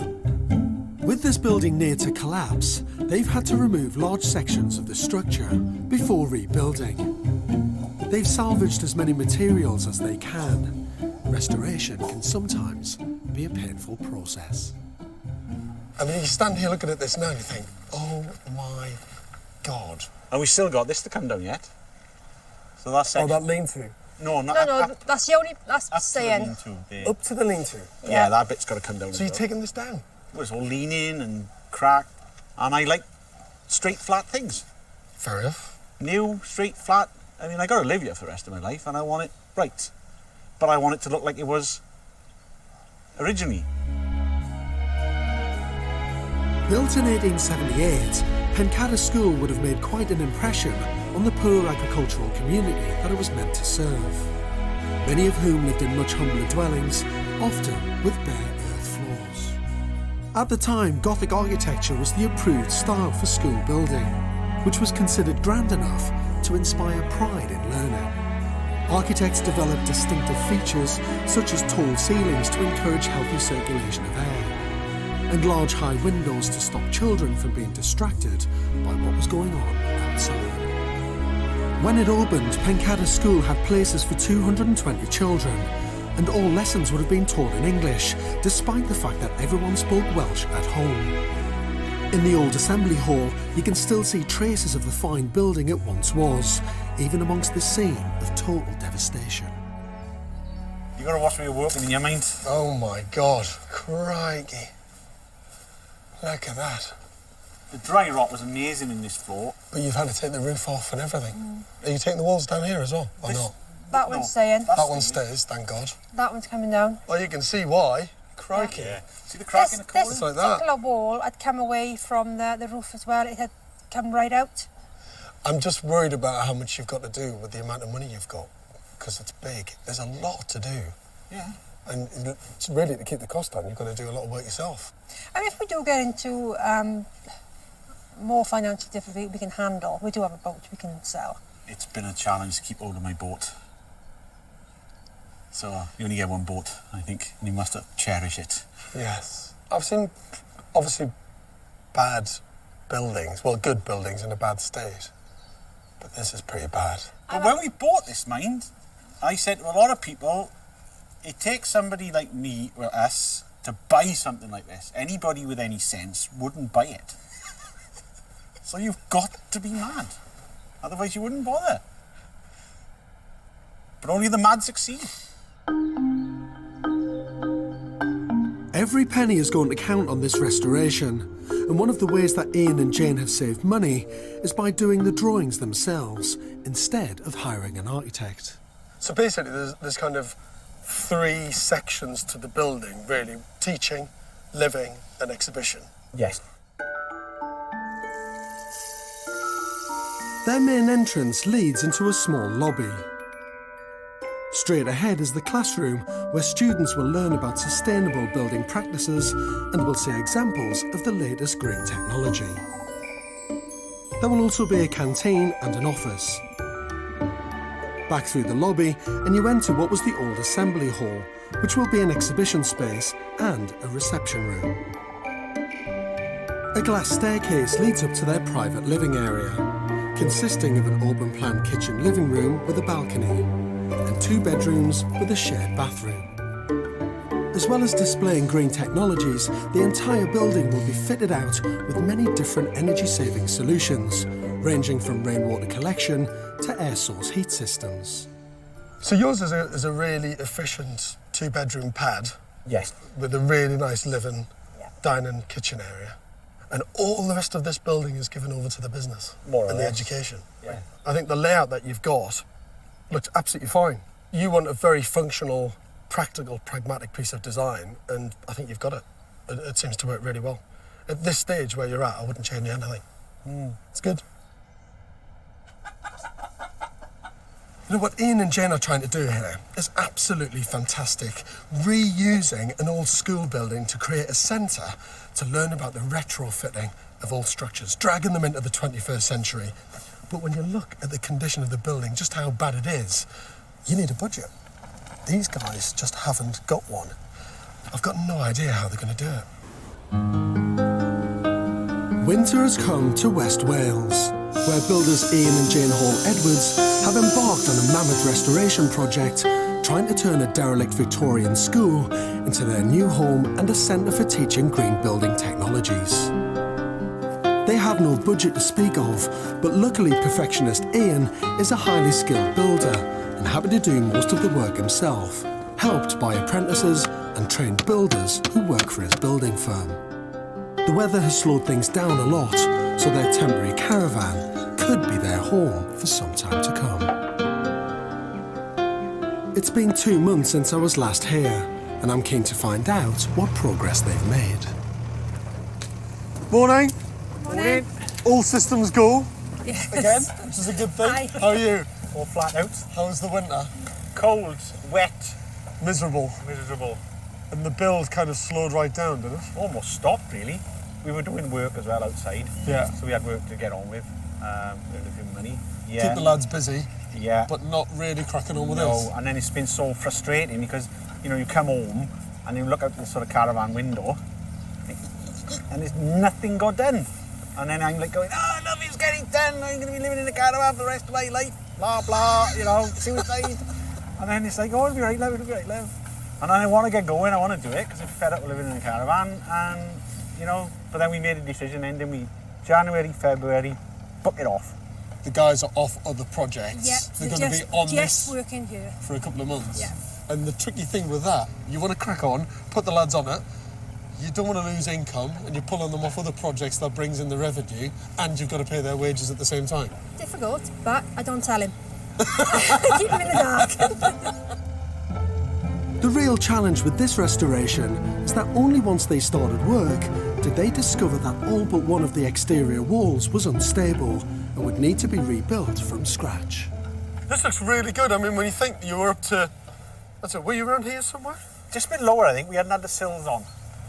This is fantastic. Oh, the sills are beautiful, man. Look at that. Yeah, these slate. That's a fantastic bit of slate, that, isn't it? Welsh. This is all really nice. And the bricks were what we took out. Reused them all? Yeah, they'll all be cleaned. And so you started all this for the drainage, yeah? Yeah, that's the sewerage going down there. And then that what he's digging now is that's another rainwater harvesting pipe there. So you're collecting all the water off all the roof profiles? Every drop. Every single drop? 13,000 litre tank. Crikey. Yeah, all you need now is a roof to actually collect the water on. The aim is to turn the school into an energy-efficient, carbon-neutral building, where water and heating bills are a thing of the past. So they won't just be teaching green, they'll be living green too. Bit more! Come on, Wayne! Today, the insulation is arriving for the upstairs bedrooms. That's the stuff I want to see. Yeah, people's reading. You got it? Oh, here it comes. More rain. Despite their near non-existent budget, they've gone for the highest spec. I've never been up here before. No, exciting. God, look at that. Finished bit. That's great. You're going to pack this out, aren't you? I mean, this is like the NASA of insulation, this stuff is. I got a funny feeling. I think it was invented. It was. This was invented by NASA. This is ingenious. Space fantastic. blanket, it's called. Thin insulation. That layer is a super insulator. What's fantastic is that it reduces the construction thickness of the roof. Gives you a greater sense of space, gives you more headroom. That roof construction's only going to come out to about that line, which is perfect, really. This is going to be my, it's more of like a French window. Yeah. With a Juliet balcony. Very smart. It's quite romantic, that, for you, isn't it? This is what I was thinking of. Bed there, lovely summer's morning, if it's such thing, sort of French doors open, sort of net flapping in the wind. I didn't realise you were such a romantic. I'm shocked. Neither did you, did you, Ed?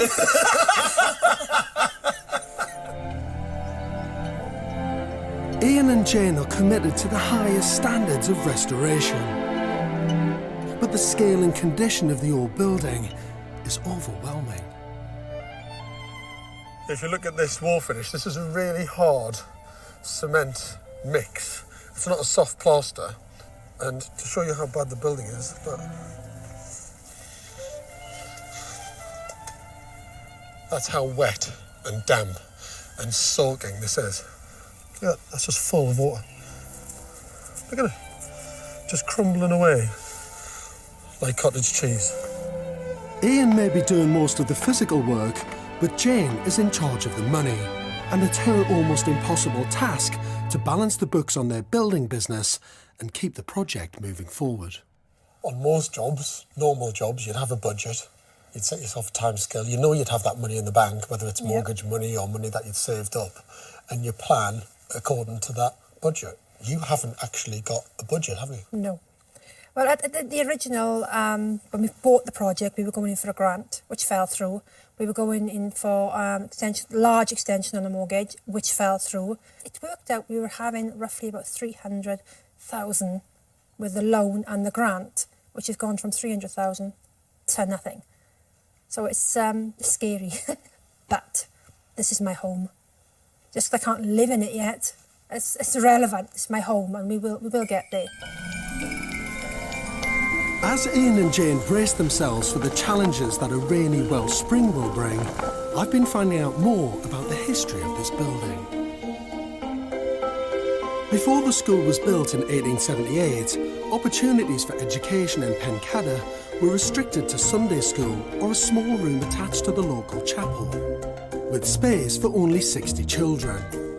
This lack of provision was mirrored all over the country. But in 1870, a new law was passed. The Elementary Education Act entitled every child between the ages of 5 and 10 to go to school and marked the start of state education as we know it. The next 10 years saw 4,000 schools being built all over Britain, and Pencadder was one of them. I've come to Dead Street School in Hertfordshire, which has been preserved to look as it did in Victorian times. What a space, eh? And I'm joined by Jane Humphreys, Professor of History at Oxford University. So, Jane, the Act was quite a dramatic thing for Wales, well, and the rest of England as well. The Act really creates a lot of school places. By the end of the 19th century, the school boards had added some 3 million extra places for children in British schools. That's quite incredible, isn't it? It is, it's amazing. It cost a penny a week to attend a school like Pencadder, but for the poorest families, it was free. Despite this, many of the parents, particularly those who worked on the land, were reluctant to send their children to school. I managed to dig out some of the kind of original log from the headmaster of Pencadder, and I think it just proves how difficult it was for him just to get the numbers that he might have expected to have had. Friday, July the 19th. This week, more than usual, many pupils were in the habit of leaving school during recreation time at 11. for the sake of attending to home duties.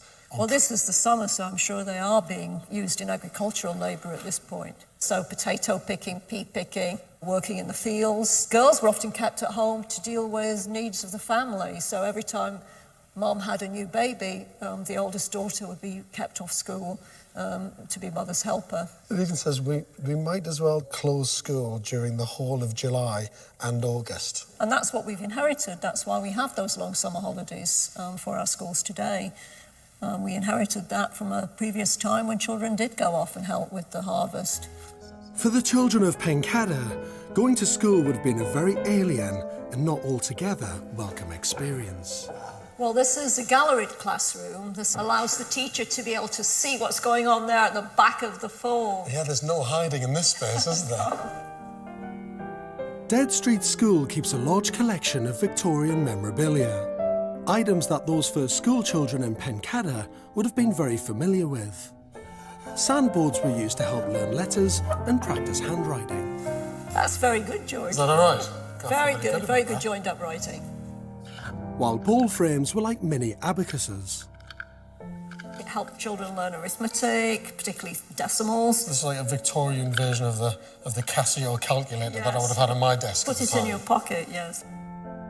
Learning was important, but the schools also demanded discipline and good behaviour.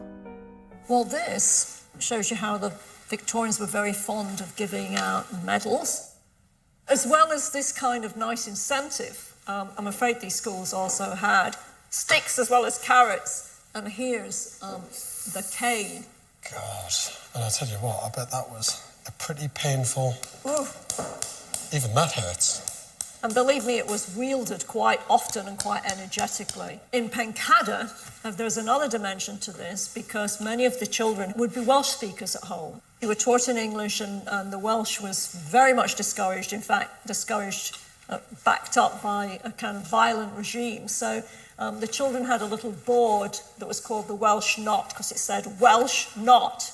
And it was hung around the necks of any child who was heard to be speaking Welsh, and passed around the class according to who spoke Welsh during the course of the day. And the last child to be wearing the Welsh knot, I'm afraid, was caned before they went home. So, yes, it was a public humiliation.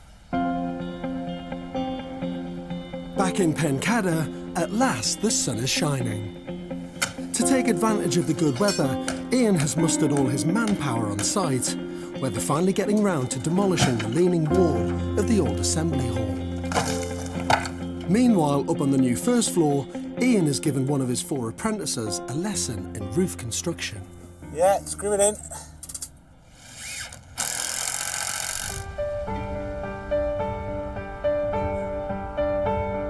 It's been 3 months since I was last at the school, and for the first time, I can see real signs of progress. Morning, mate. How are you? You all right? Yeah, a bit of a cold. Oh, you're a bit under the weather today? Yeah. That's typical, isn't it? Just as the weather changes and the sun comes out, you get ill. Yeah. It's cracking on, though. Look at that. You've got the roof on this section, all the fantastic slate, all the brick detailing, you know, even the guttering that you've got on there. It's really neat, very crisp. You're doing a great job. Now, I've noticed a for sale sign up on this house. That's the main one on the front that you're connected to. It would save you a lot of hassle to have it, wouldn't it? Well, we offered him 70 grand and he accepted, and we were going through, and then we had a mortgage. The mortgage guy came up, looked at it, and he said, I'm not even going to value it. He said, because it's structurally unsound.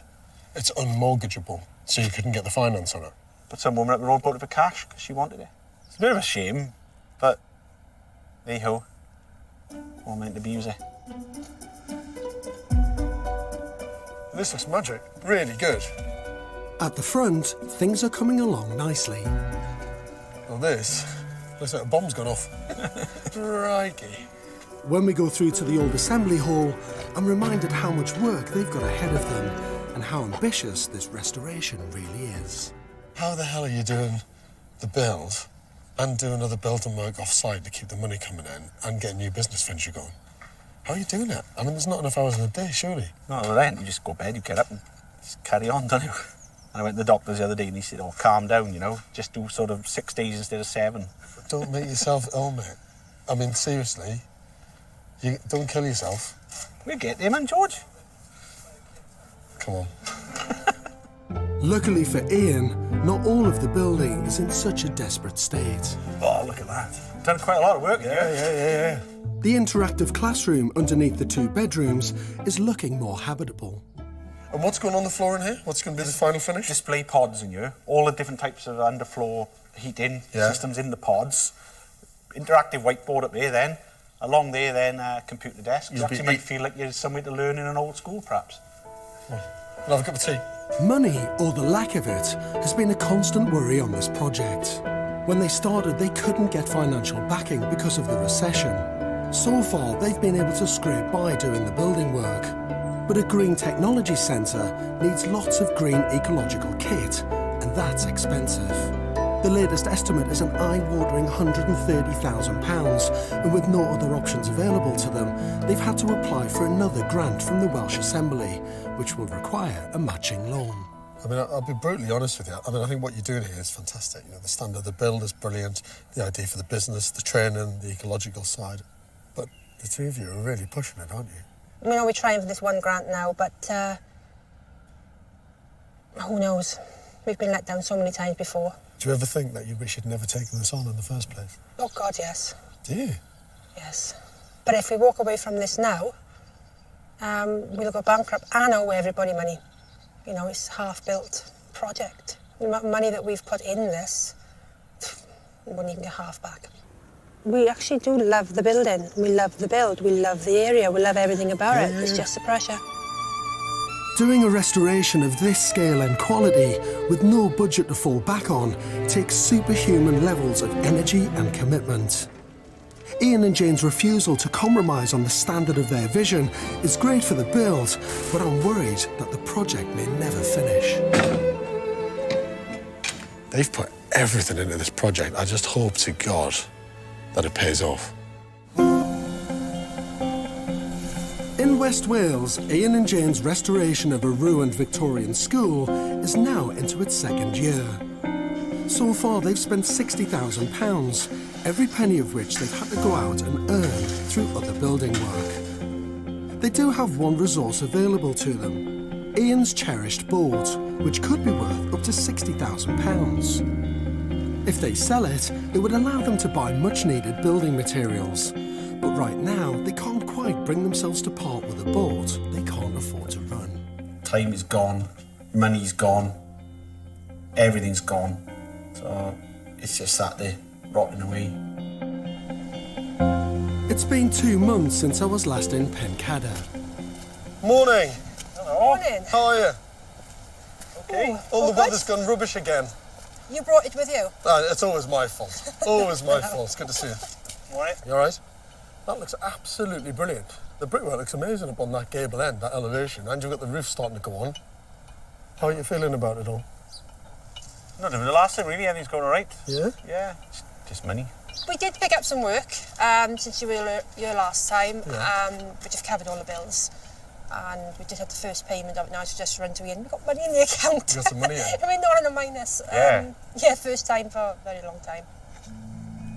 It's great that they've got some money in the bank at last.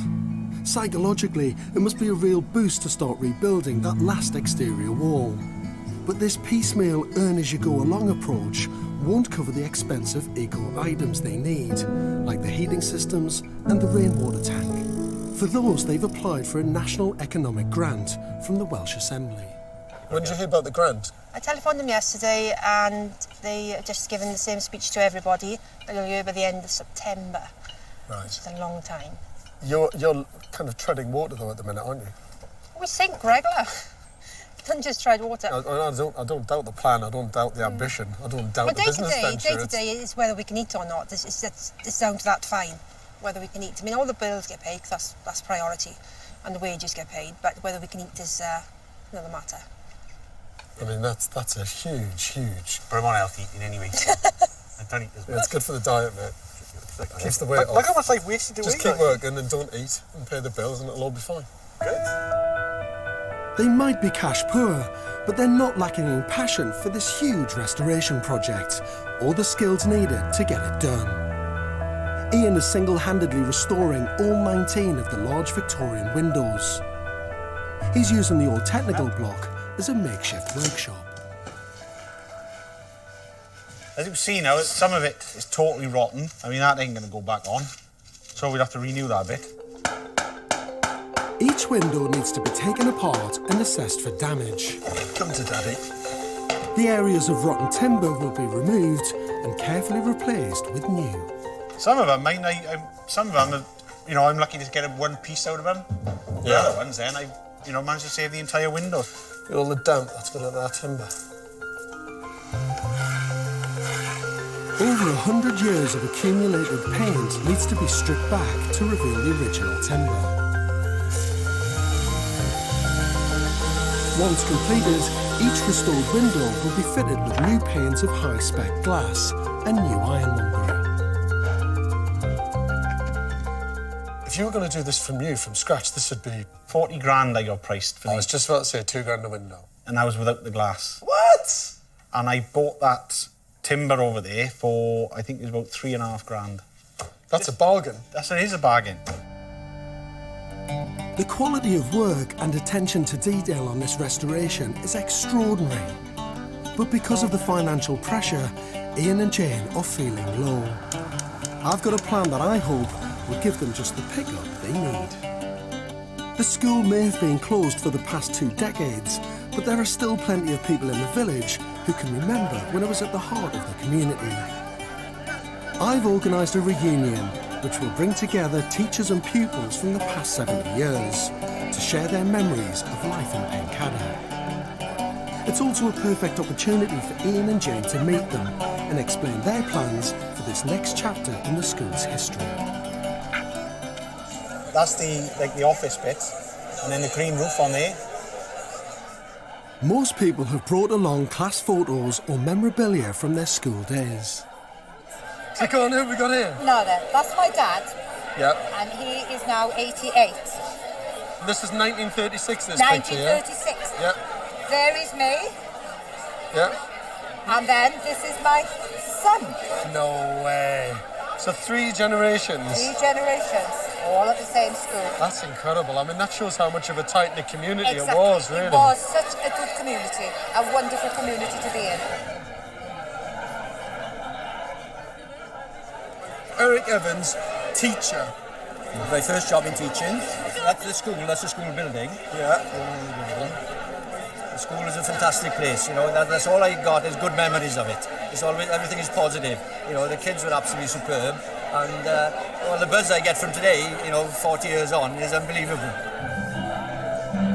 I even managed to meet some of the last people to pass through the school gates. I remember sitting in a classroom one day and something fell from the ceiling, so I think the building was having problems then, really, and I think that's when it was. I think the new school was being built at the time, but I think the building was in ruins. It was, yeah. On its last legs, with each room there. Yeah, and the toilets that were outside were quite disgusting, to be honest. Oh, God. Yeah. And what do you think about the restoration project that's happening up there? I wish I'd bought it. Yeah, do you? Everyone seems to have a great affection for the building. Cheese! Big wave! I'll put that on Crime Watch later. And the overwhelming feeling is that they're delighted it's being saved, and more importantly, that it's going to have a new role in educating and providing work for local people for years to come. Does it kind of bring it home to you how important the building is for the community? I've never seen it like that until today. Today you said, well, you're doing something for other people. You're not just renovating the school. You're sort of rebuilding something for the community, something that people had memories of, and restoring it. Because without us, that place would have fell down. So, And soon. yeah, I think they like it as well, that they're going to be able to come back. They can come and have And a look cup at of it coffee again. anytime they want and have a look around. Yeah, I might have to put a little bit more effort into it now.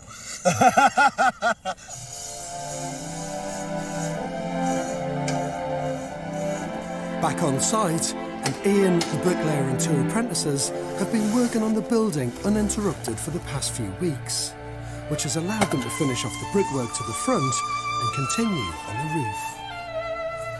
No, right across, pull it. But the best news is that Ian has got to the bottom of his health issues. Well, I wasn't very well, various things. Couldn't really work out what it was. So I went to the doctors, complaining about dizziness. So he's done a load of tests, took a load of blood, and it turned out it was high cholesterol. So put me on statins, and I cut down on the fat, and started to get a lot better then, so I wasn't getting dizzy. I think, you know, wasn't getting any blood around my body, to my huge brain.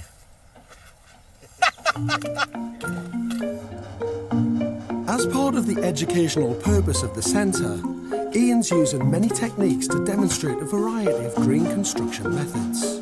In the mixer was. On the small extension, instead of insulating from the inside, the panels have been fixed externally. And today, a specialist plasterer is applying a silicone render.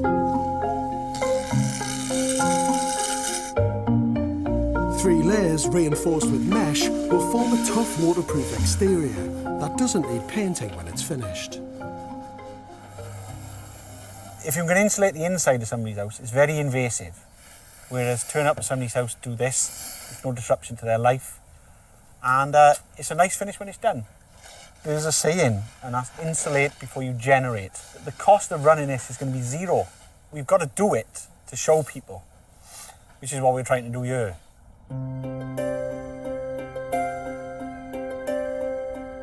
A month later, I'm back on site, and there's only one question on my mind. Have they heard anything from the Welsh Economic Growth Fund about the grant they so desperately need to save this project? Morning. Morning. It's good to see you. How are you? You all right? Hello, mate. Hello. How's things? What's happened with the grant application? It changes daily. We were told we had a chance, and then they wanted us to have less money, less grant money, but employ a lot of extra people. We'd put down that we would create five new jobs. Yeah. Which is 4 apprentices that we train up and then a full-time job. Yeah.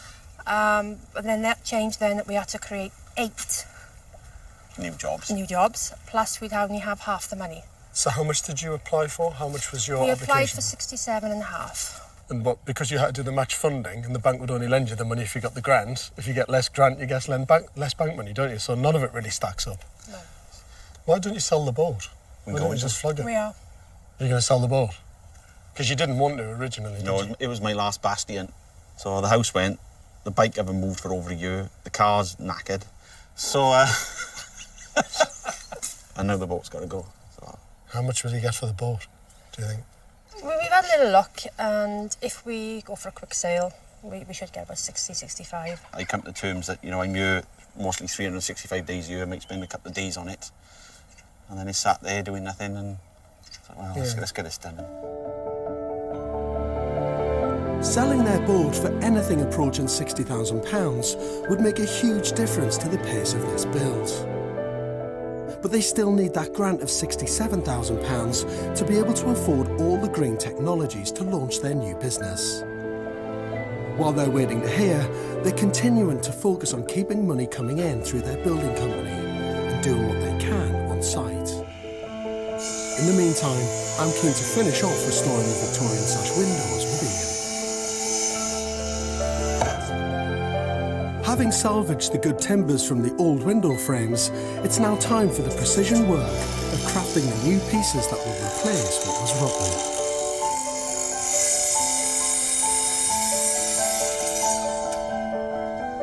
The frame is held together with mortise and tenon joints, an ancient system that works with many materials, used by everyone from the Egyptians to the masons of Stonehenge.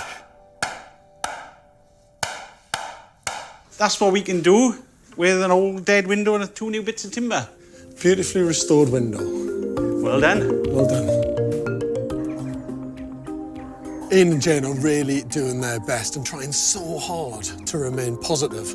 And when you look at the quality of the craftsmanship that they're actually doing here, it's really impressive. But if they don't get that grant, they're going to be spending a long, long time in the caravan, and their entire business model could collapse.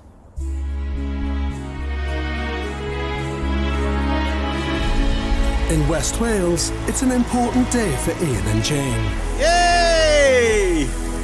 After nearly 3 years of living in a caravan, they're finally waving it goodbye. and relocating it to the local holiday park. Don't get me wrong, nice caravan, lovely caravan. You know, we wouldn't have survived this long without it. But, yeah, ta-ra.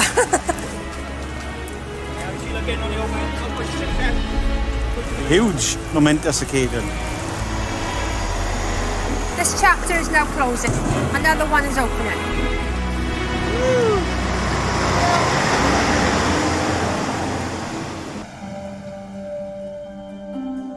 It's been a year since I first came to Pencadder School. And for Ian and Jane, it's been a financial and emotional roller coaster trying to convert the school into both a home and an ecological building centre. When I was here last, the whole future of this restoration was hanging in the balance, while they waited to hear if they'd been awarded a government grant. Morning. Morning. Good to see you.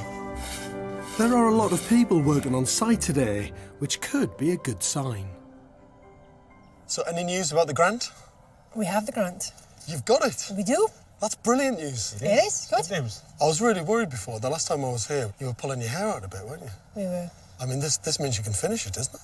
You can get on and get it done. It means we can biotechnologies, which is what it's all about at the end of the day. It's about opening the eco-centre, it's about having the technologies and being carbon neutral. It's really turned the corner. It's great, and we just got to sort of get a plan of action together now, which is what we are in the middle of doing. Yeah, so it's all good. And the other thing that gives me great hope, the caravan's gone.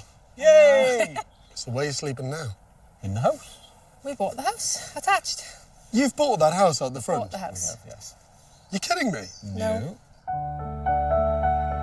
Their escape from the caravan has come thanks to their daughter and son-in-law who have lent them the money to buy the headmaster's house, which thankfully means they now not only own the entire site, but they can live more comfortably while completing the bills. They tried to buy the house a few months ago for £70,000, but thought they'd been beaten to it by a cash buyer. I thought that opportunity was long gone. The person that owned it pulled out because it just wasn't progressing. Right, so they rang us up and said, would you buy it? Made it for 50 in the end. You are joking me. No, I am not. You bought that bloody house for 50 grand? Yeah. That's a steal. It is. Should we go around and have a look at the side of all the work? Yeah. After months of disappointments and real hardship, Ian and Jane are at last getting the look that they deserve. And even though there's still a long way to go, it feels like the future of the school is finally secure. When they first started this restoration, the building was in such a terrible state that most people wouldn't have gone near it. But slowly, brick by brick, Ian and Jane are bringing about an almost miraculous transformation.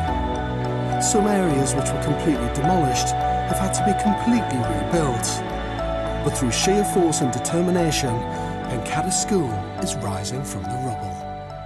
I mean, the work that's gone in to all that brick detailing and all the stone and the brick arches is magic. And you've got that wall up, look at that, it's all there. I know. And it's flat. Yeah, exactly. It's great. I know you wanted to be further on, but it takes as long as it takes. Correct. You know, with all the pressure you've been under with the money. I'm amazed that you've even reached this stage, to be honest with you. Well, if you think about it ironically, everything we're looking at today, we did in our spare time. That's true. Yeah. Yeah. Because we've worked Yeah, flat out. yeah. And then when we've had 5 minutes, then time we've been doing this. So this has been done in our spare time. So, and it's going to be amazing when it's done.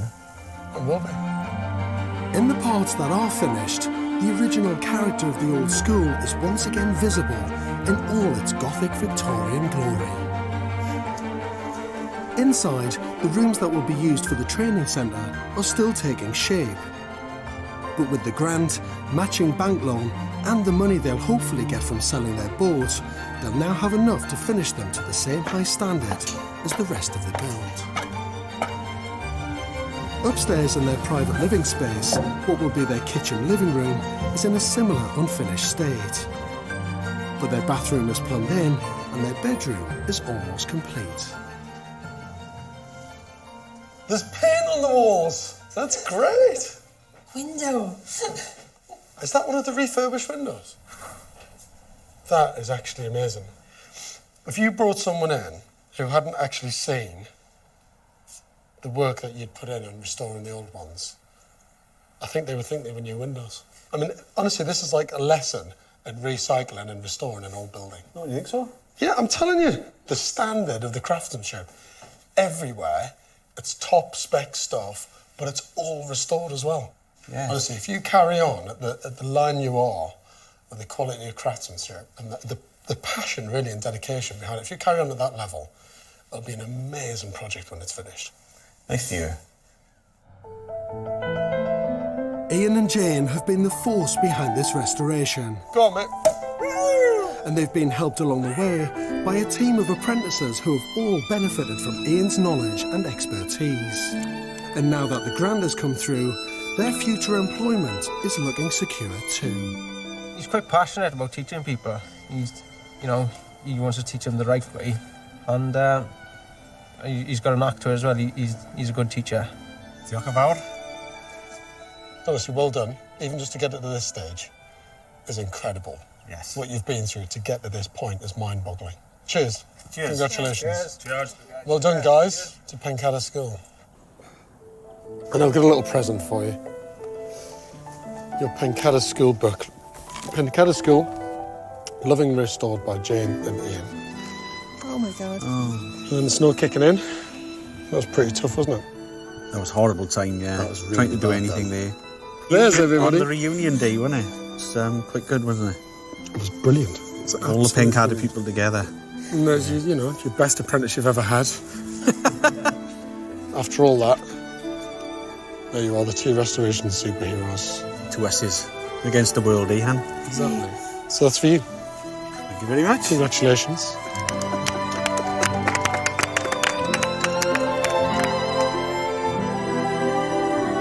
This has been one of the most stressful restoration projects ever. Through a staggering amount of financial pressure, Ian and Jane have never given up.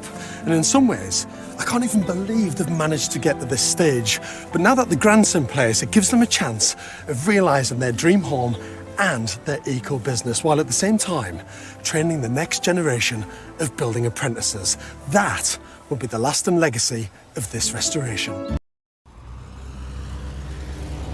The rustic village of Wellington sits in the heart of Herefordshire's farming community. In the centre of the village is Stocks House Farm, which is home to two 17th and 18th century barns. Marco and Kath Walker have run their own tour operating business close by for 11 years, but have never lived in the village. That was until they made the farmer who owns Stocks Farm an offer he couldn't refuse. Dick, the farmer, had put the two barns up for separate dwellings and asked us if we wanted to buy one. So we thought about it and thought, well, maybe we could possibly ask him a price for both of them to do up as one dwelling. They offered the farmer their life savings, which was £150,000. He accepted, and they became the proud owners of two barns that were about to fall down and in desperate need of restoration. We've never restored a building before. We've done up a two-bedroom flat. Well, I say done up, we painted it. We're real amateurs, we don't really know what we're doing, but it's a challenge, it's a huge challenge, yeah. To pay for the project, they've managed to secure a £300,000 self-build mortgage, which will be released in 3 separate stages. And they hope to transform the barns into a family home for them and their 2 young children, Romy and Maggie. There's going to be so much blood, sweat and tears going into it that you want to make sure you spend quite a few years in it, really. Hopefully we want to live here for the rest of our lives. Yeah. For 2 very inexperienced novices, it will be a huge challenge to save the building and convert it into a family home while maintaining the character and integrity of the original structure. Morning. You ever seen Marco and Kath? How are you? Yeah, good. Are you well? Look at you nestled in there. How are you? Nice Hi, to meet Kath. Nice to meet you. How are you? You well? I'm good. Nice to see you. How are you, Marco? Hello, How are you? nice to meet you. Come on out, let's have a look at this. Good. This is unbelievable. I know. It's incredible, isn't it? Absolutely mind-bogglingly knackered. You seem to have more gaps in fresh air than you have timber and building. I know, I don't think we can move in tomorrow. No. Is it listed? Yes. Yeah. Oh my Grade 2. God, that's grade 2 listed. Yeah. And it's fallen into that level of disrepair. But I think that's why we're allowed to take it down, basically. You mean completely? Yes. Only this barn here. And they've asked us to keep as much of the original oak as possible, though. So we are going to do that, but you'll find that quite a lot of the oak you can't use anyway because it's just shot to bits. The barns are in a terrible state of disrepair. I'm surprised they're still standing. Have you ever done a restoration project before? No, not at all. Have you done a building project before? Lego. Lego? Yeah. We're just out of our minds, you know. We are out of our depth, for sure. It's something that we're kind of scared about. We're hoping that at the end of it we'll think it was worth it. Yeah. Both barns form part of Stocks House Farm, and over the years have been used for keeping cattle and for drying grain. The 17th century cattle barn is an oak-framed structure, and the later 18th century barn is made from brick. They have a combined space of 3,000 square feet. It's pretty well propped up, isn't it, by kind of anything? This is our kitchen, actually. This is your kitchen? Yeah. You've got little bits of acro prop here, propping it up. I mean, this is amazing. Look, We're hoping this you is have gonna actually you've got the Lego blocks out. It's a matrix of stuff to just keep it together. But you're taking it down and you're reusing as much as you possibly can. Absolutely, yeah. But I mean, let's be honest. Looking at how much can actually be reused from this. It's minimal. You know, look, I mean, that's timber. That is a couple of 100 years old nearly. Really? The amount of new build needed in this is way more than what you're going to preserve of the old, isn't it? Yeah. Oh, yeah, absolutely. We know that it is minimal what we can keep. The oak barn was used for cattle and for storing grain, and originally had a thatched roof. The brick barn alongside with the tiled roof was added later and is known as a combination barn. Here, grain was stored separately above the cattle and was dried from the warmth of the animals below. The brick barn is in slightly better condition, but together both barns present a massive challenge to Marco and Kath. Look at that! This is way better than the other side. Yeah. Loads better. I feel much better about it now. Yeah. You've got all of these fantastic timbers. This is beautiful, isn't it? Yeah, this is Yeah, really... this is lovely. This bit is actually the best bit of both barns, really. It's well preserved, it's dry, so it just needs a lick of paint, really. In fairness, the one next door, because it's now going to be predominantly new build, you're kind of starting from scratch, which is a lot easier. As soon as you're dealing with all the existing window positions with it being listed, you've got so many more constraints with the design that it's actually harder to crack that. I think you're right. New build is much easier than restoration. Sure. This project is a tale of two halves, with the oak barn needing a total rebuild and the brick barn having to undergo a slow restoration process. I'm keen to see how Mark and Kath plan to combine the two. So, ground floor plan. Yeah. Just talk me through it. The barns are Grade 2 listed, so the designs and all building materials will need to be approved by both the local planners and conservation officers. Downstairs in the brick barn, there'll be a hallway, games room and a guest bedroom with ensuite bathroom. The oak barn contains an open-plan kitchen, living area and utility room. Upstairs, they've designed 4 bedrooms with 3 ensuite bathrooms. There's also a large gallery landing and a study. At the minute, all of that end of the building is plugged with kitchen, utility room, toilet. You've got to think about where the sun is. Yeah. Yep. So the middle of the day, you've got all the sunlight here, but the only room benefiting from that is your utility room in the back of your kitchen. Your toilet, your one sole ground floor loo, is opening right onto your living space. I can see it. Yeah. That's going to put me right off my dinner. Yeah. You do not want your toilet next to your dining room. I want them to locate their main living spaces where there's the most natural light. You flip the utility space in the toilet, which is in the wrong spot, and you put it in the most boring part of the house. Absolutely. Over there. Yeah? Yeah. I've also got another idea as to how they can create more space. 2 staircases, doesn't make any sense. I think you should have big hallway, big staircase. Lose the other staircase completely, because you don't need it, it's a waste of space. And then you've done it. Just email me it.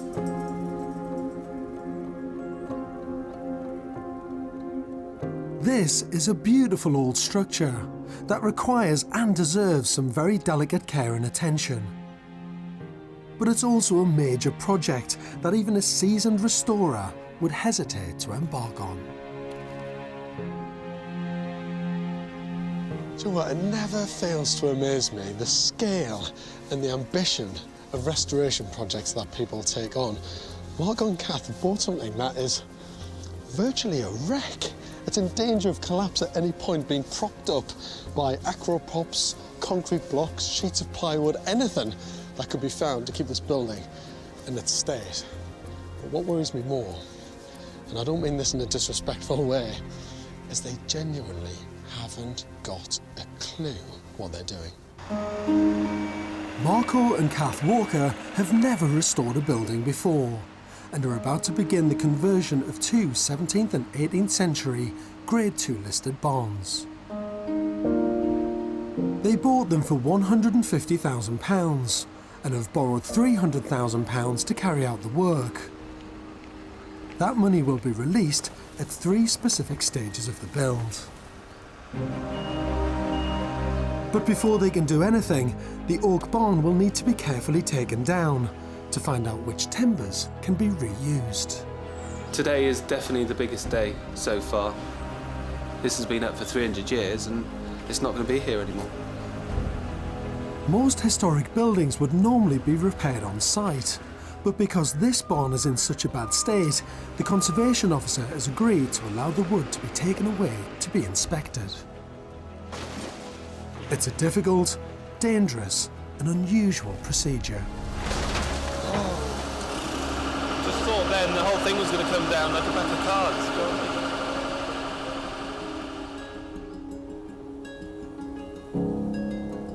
With the oak barn now dismantled, winter takes hold on site. Luckily for Marco, the restoration of the oak frame is being done undercover. I love these places. Yeah. I've come to Border Oak, a local timber framing company, to see how work is progressing.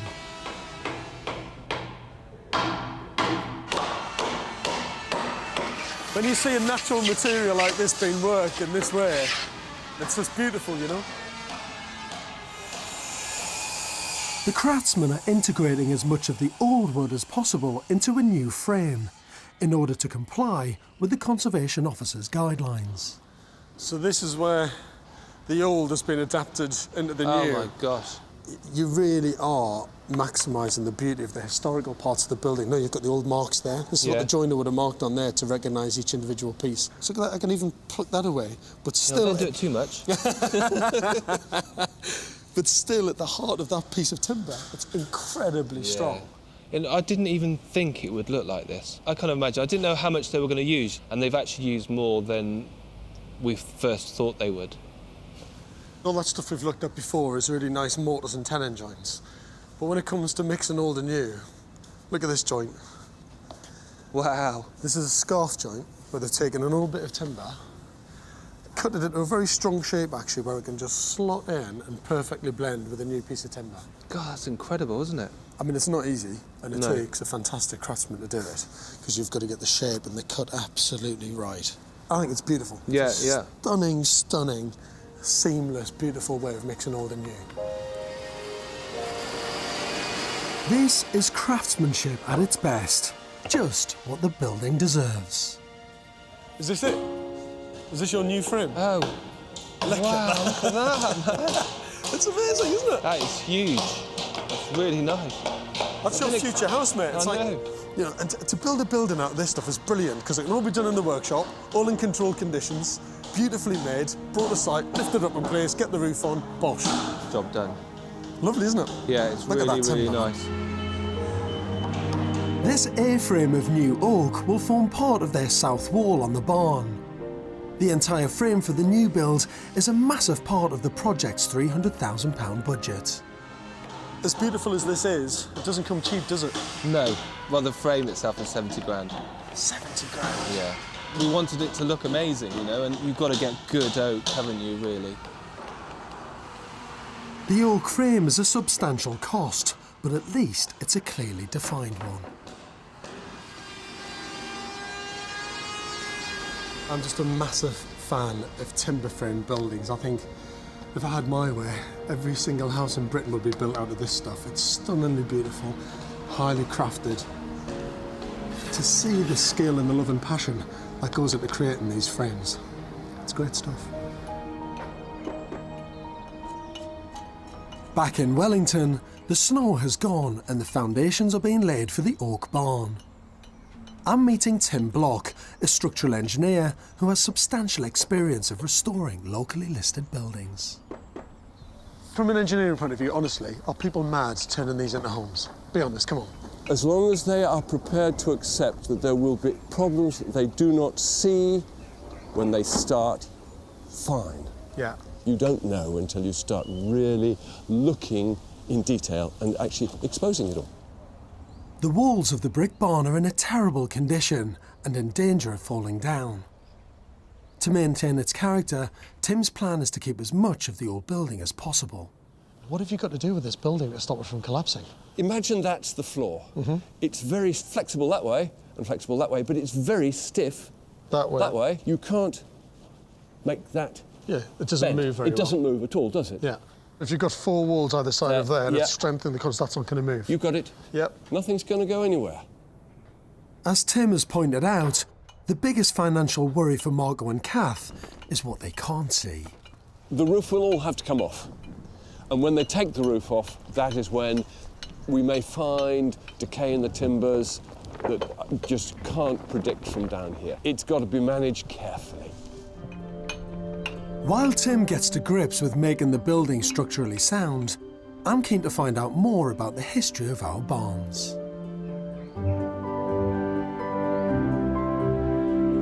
The local land records show that the barns were once part of Drake's Farm in Wellington, an area now renowned for breeding the Hereford cow.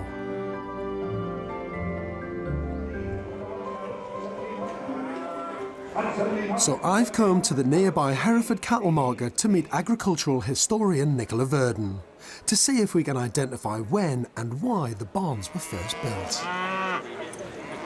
So, Nicola, I've been digging around trying to do some research, and on the land tax records for the parish of Wellington, it says here in 1781, the land was named Drake's Farm. But then if you jump ahead just to 2 years later, to the tax records of 1783, it's actually renamed the Stocks House. Well, that would signify to us the transformation that's taking place on the farm. So it's probably changing from concentration on arable to concentration on stock. And it must have been a real success for the farm, actually. Physically, there must have been a transformation with the buildings, because when we jump ahead to 1855, these are the sales particulars for the Stocks House Farm.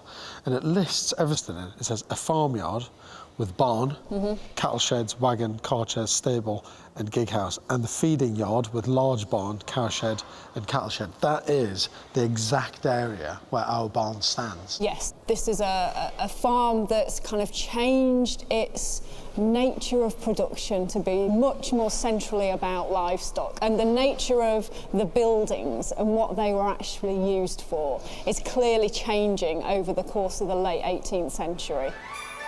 During the Industrial Revolution, there was great change in the nation's eating habits. On average, the population was becoming wealthier, and with better living standards, there was new demand for nutritious meat.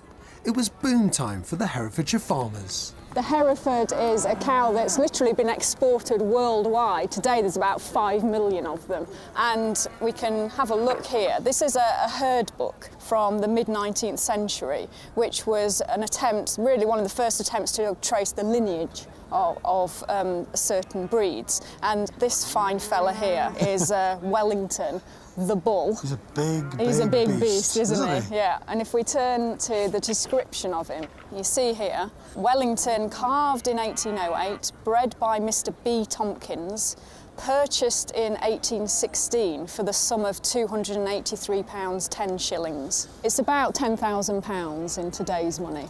That is incredible. And so Mr. B. Tompkins Sounds like he was quite an entrepreneurial breeder at the time. Absolutely. He's actually the forefather of the Hereford breed. And interestingly for us, Mr. Tompkins is breeding his Hereford cattle on the same estate as our farm. You're kidding me. With farmers like Tompkins making big money from cattle, this cash was being reinvested into much-needed farm buildings. The fact that our barns still stand today is testament to the quality of the building and their importance to the area. It's been 3 months since the old timber barn was taken down, and Marco and Kath's brave investment in the new frame has paid off as the carpenters assemble the main structure.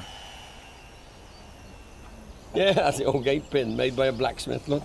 Folded over on the forge, look. Back to his original place. The A-frame is a very simple kit of parts that is erected on site very quickly. Oh. This barn has been brought back to life, piece by piece. Finally starting to look like a house. So we've got all that glass there, all the sunlight coming in through there into our bedroom. That's going to be absolutely peachy, that is. It's a matrix of joists, beams and posts. But once the frame is finally in place, Marco and Kath are concerned that the internal structural design isn't what they imagined. Originally, when we first had the plans done, the post wasn't in, but then the company that provided our frame said it has to be in to support this big beam here. So consequently, that means that our kitchen is reduced in size. So, and actually here, right in front of the post, is going to be a peninsula, so it's quite an important part of the kitchen. You know, this room is probably the most important room in the house. It's frustrating. Marco and Kath had always thought their design would be an uncluttered open plan space, so having supporting posts in the middle of it is a real problem. Because restoration is such a new experience for Marco and Kath, I've brought them to an 18th century barn in Oxfordshire. I want to show them how successful a restoration project can be if you're on top of the design decisions throughout every stage of the project. Feast your eyes on this. Look at that. What a space, eh? What I love about this particular barn conversion is that it combines modern design and technology with tradition, which means the building hasn't lost its integrity. To make this even more open plan, if they wanted to, watch this. No. It moves. My God. That's incredible. How mad is that? It's brilliant, isn't it? That's amazing. This design isn't only about the big grand features, but it's also clever on the small details.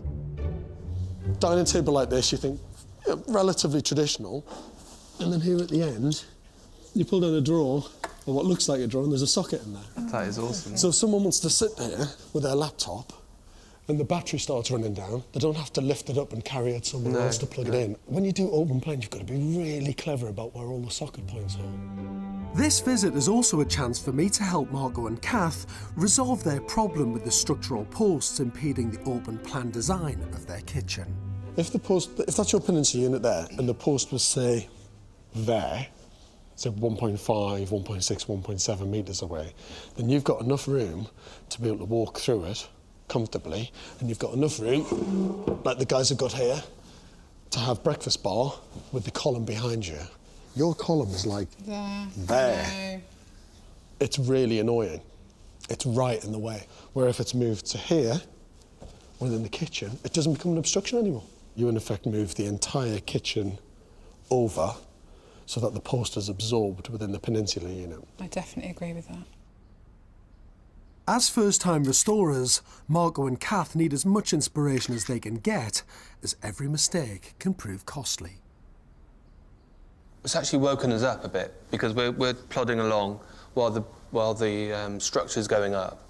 We're not actually thinking about the detail of it all, you know, where the light switches are going, where the plugs are going, and, you know, this is really helping a huge amount. It's been so worthwhile bringing Kath and Marco here because what they've realised is to make a project look beautiful and elegant and simple is to get the detail absolutely right. But what I'm worried about is these are things that they should have thought about quite some time ago, and they're under huge pressure to get it absolutely right. Marco and Kath Walker are restoring 2 dilapidated barns in Herefordshire. Their budget of £300,000 is split into 3 stages by the mortgage company. The first payment will be released when the floors and walls are up, the second when the building is wind and watertight, and the final payment on completion. It's spring and the perfect weather for roofing. The old tiles have been removed from the brick barn to find out what damage lies beneath. Meanwhile, the new oak frame is being given a new roof, using as many of the original tiles as possible. I've come back to site to find out how Marco and Kath feel the project is progressing. What a beautiful day. I know, isn't it? Completely different to every other day I've been here, I know. where I've been battered by the wind and the rain. Come on, let's have a look at the build. Okay. How's it going? Is it good? You've got the insulation in, which is great. Keeping us nice and toasty. The roof's looking beautiful. And I love that kind of mix of the old and the new. It's really lovely. Honestly, the way you're doing it is perfect. This looks amazing, doesn't it? Look at that. It's just brilliant that you've got the frame up so quickly. The oak barn that has been completely rebuilt will house their kitchen and open-plan living space. But they've had some problems integrating the supporting posts into their design. The dreaded timber post. Yeah. What have you done with it? Has it been absorbed and designed into the kitchen, or is it separate away from the kitchen unit? We did what you suggested. We put it in the peninsula, almost centrally in the kitchen unit. We like it now. Weird. Well, I do. Well, I wouldn't go that far. Because Marco and Kath have a self-build mortgage, their bank will only release money when specific stages of the build are complete and signed off. Now that the walls and floors are up, they've received their first payment of £80,000. Where are you at in terms of the money? Well, we're a third of the way through, I would say, because the frame costs a huge amount. It was about 300. We've increased it a little bit because we wanted to have a nice kitchen and some nice bathroom stuff. So you spent about 100 grand? Yeah. Just over 100 grand to get you to this stage? That's it. Just don't get caught out on that bit where, you know, the bill's at a certain stage, but you still haven't paid those bills yet. Yeah. You get lulled into a false sense of security because the money's always a couple of steps behind where the bill's actually at, so don't get caught out at the end, just keep an eye on it. I can't actually wait until I don't have big bills landing on my doorstep. Yeah, that'll happen for the rest of your life. I know. Although work is moving quickly with the oak barn, I was always concerned that their biggest challenge would be restoring the brick barn. I'm keen to find out from Tim Block, the structural engineer, what condition the barn is actually in now that the tiles have been removed. From an engineering point of view, this roof is just, well, it's critical, isn't it? You've not just got the dead weight of the tiles, you've also got the snow loads. The wind loads. Yeah. And being a valley like this, you get a greater snow load in the valley than you do on a plain roof. Some are rotten and damaged, and that damage you can see there is all where the roof has failed at some stage. Just gradual drip, drip, drip, drip over the decades, even perhaps 20, 30 years. Marco and Kath will have to spend more money on steel strengthening rods and new timber supports. It's going to cause further delays, and the mortgage company won't release the second stage payment until the roof is finished and both barns are wind and watertight. If we weren't to be doing this, this building would lose its roof, it would lose its weatherproofing, and within 10 years it would collapse. These buildings have been here serving us, or serving the farming community here for however many hundreds of years. It's keeping it going that keeps the character of the village alive. To understand how important these barns are to the local area, I want to find out more about their recent history. So I'm meeting farmer Dick Megan, who sold the barns to Marco and Kath. He owns Stocks House Farm and still breeds Hereford cattle today, a tradition that has continued for nearly 200 years. So your family bought this in 1902? Yeah, my great-uncle, E.W. Langford, E.W. Langford. Yes. Sounds like a very proud man. It's a good name, that. He's a very proud man. He was mayor of Hereford twice. Was he really? It says at 3 o'clock, punctually. I wonder if your great-uncle actually went along. He must have gone along to it. He wouldn't have anybody else looking after his money. Dick's great-uncle bought Stockshouse Farm for £3,100 and used the barns for cattle and later to store grain. When Dick took over in 1958, combine harvesters began depositing grain straight from the field into silos.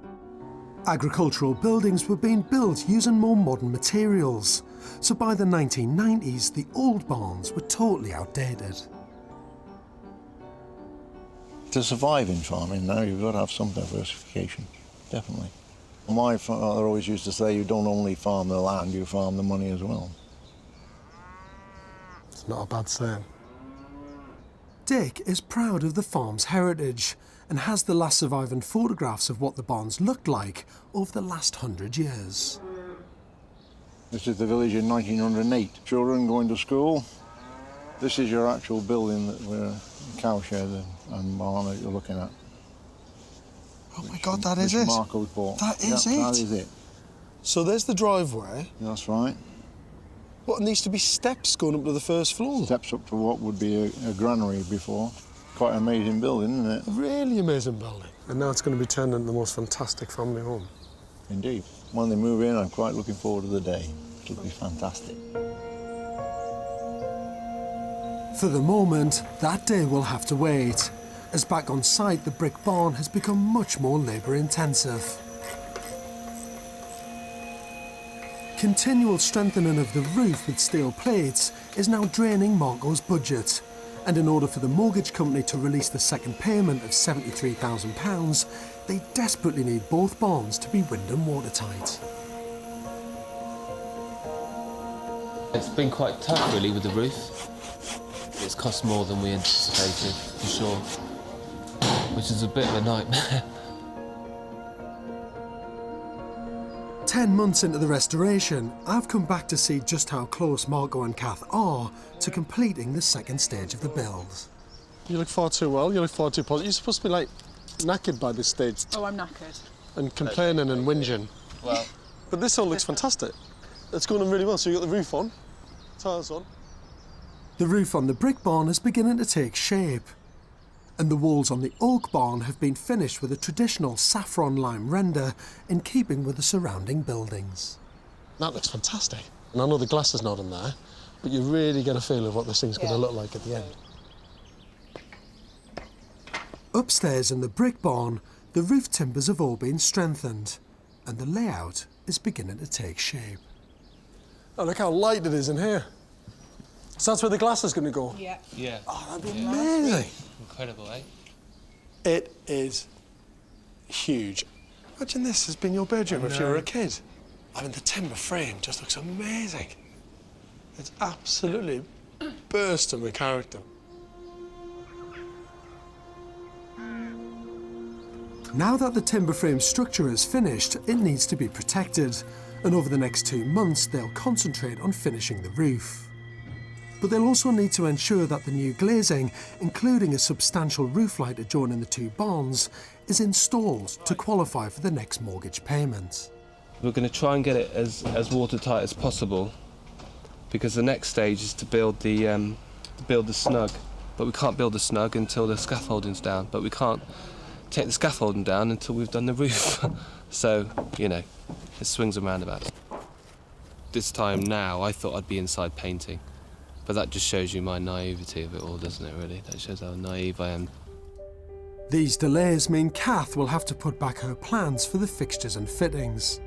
Without this vital next stage payment, everything comes to a standstill. All of a sudden, things aren't where they should be, the process isn't where it should be, and that becomes quite worrying. Once it's watertight, the major fixtures and stuff can start happening, you see, and it can't happen until then. I knew it was never going to be easy, and I knew that it would be tough financially. It's just a constant sort of learning curves that you go through with it, really. Not always feeling like you've got total control of what you're doing, and having to deal with each other's stresses as well, you know. With cash tighter than ever, restoration novice Marco has resorted to working on site himself. This is the lowest point of the project. The building is far from being watertight, and there are now no skilled builders on site. I'm concerned that Marco and Kath are in danger of being overwhelmed by this project. You're not doing building work, are you? Please don't tell me you're doing building work. Well, I've actually learned a skill. Why are you doing this? I've learned a skill. Well, because A, I want to be a part of the build and help as much as I can, but also it's probably this is the safest and easiest job to do. So. But how are things going generally with it? We've had a little bit of a grinding halt. I was expecting to see all the glass in and it all protected and looking great. Yeah, well, it's been a bit of a rocky road with that, really. We had a bit of a problem with the patent glazing. On any project, the glass is really important because you want to be wind and watertight, but it's even more important on yours, isn't it? Because of the bank. Yes, of course, yeah. Are you in a position now where you can't pay all your bills? Yeah, I would say so. I've been absolutely honest and clear with all the builders, telling them that, you know, we're on stage payments here, and as soon as the next stage comes, we can pay you the remainder, and everyone's been happy and fine with it. Because the bank will only release the next stage of your funding when it's wind and watertight. Yeah. We've got 2 more stages left, and which is the wind and watertight, and then the finished But this article. one is a long time coming, this one. Yeah. It's taking forever. They've hit the classic self-build stalemate. They can't finish the stage without money, and they can't get any money until the stage of work is finished. How's money going kind of generally in terms of the budget? I would say at the end we're probably going to be about 3 to 5% over. We're not going to do every single ensuite. But there is still a lot to do. There's loads. I mean, there's loads to do. yeah, Think about it. You know, all the plasterboarding, staircase to go in, kitchen to go in, loads of joinery work, skirting boards. I think you feel quite positive about it, but I don't, because I just don't see how Well, I'm just determined to do it. Done. I mean, I'll do whatever I need to do. I'll paint as much as all day and all night. You know, yeah, and we'll both do that. You know, and as long as you've got that kind of really. mindset, you can try your best. And if you fail, so what? At least you've tried. Yeah. Having taken on such an ambitious build, and now desperately short of cash, Marco and Kath are having to make compromises. This is Romy's room. You're going to plasterboard it out, paint it, decorate it, get the electrics working, have it as a working room, but just not finish that one suite. Yeah. It's like a little But story. then you've got to think about the floor as well, Well, because it eventually will be a bathroom. What's the floor going to be? Well, I would like timber. I think Marco wants carpet. in our room. How do we overcome that major decision in life? Coin. A coin? We're not having carpet in our room. No. It'll be carpet or timber. Well, carpet's going to be cheaper and quicker. Yeah. I'd It's do not carpet. necessarily cost effective though, because it gets filthy and then you have to change it. Well, the carpet? Yeah. Well, don't you wash it? We get a carpet cleaner. That's me on my hands and knees with a bucket and some Right. soapy water. We're digressing again, aren't we? Yeah. There's key decisions you need to make to finish it off Yeah. within your budget and to be able to move in. Obviously, it's a false economy, putting something down that you're going to rip up 3 months later and do it again. Yeah. What's the point in that? And this applies to every single part of the build when you're pushing to get something finished without enough money. Marco and Kath are desperately trying to drag these two barns into the 21st century. But there comes a point where hard work and passion for the building just isn't enough. On every restoration project, there comes a point where it's a bit of a crisis. And this is it. Because Marco is not wind and watertight, the glass isn't installed, and he hasn't got the rest of the money in from the bank. It doesn't get much harder than this. It's been 3 months since I last visited our two barns in Herefordshire. Back then, first-time restorers Marco and Kath had reached crisis point. Neither barns were wind and watertight, their funding had run dry, and Marco was left working on the build with no previous experience. It's now the beginning of a new year, and the good news is the bank have finally released the second payment from their overall £300,000 self-build mortgage. This has been a massive relief for Marco and Kath. I've come back to find out what they've managed to complete on this ambitious project. Morning! How are you? Welcome. So good to see you. Thank you well? you. How are you? I'm good, thanks. Is it done? It is it? done. Just about, yes. Is it? Can I come and have a look? Absolutely, Oh, yeah. lead the way. Please come in. At last, the roofs of both barns are finished and all the glazing has been installed. There's still a bit of work to do with the landscaping, but inside, Kath has been able to realise her dream interior fixtures and finishes. Oh, it looks great. It's brilliant. It's incredible, isn't it? It looks fantastic. With that beautiful light coming right down into the middle of the building. Beautiful, isn't it? Yeah, really pleased. And the timber frame is just stunning. I mean, now that you've got it all painted white, It stands out. it really brings it out, doesn't it? What was once an empty shell is now a bright and spacious hallway. But I can see that they've had to make compromises with a temporary staircase. They didn't have much choice with money being so tight. I've been waiting a long time for this, as have you, but it's been worth waiting for. That is amazing.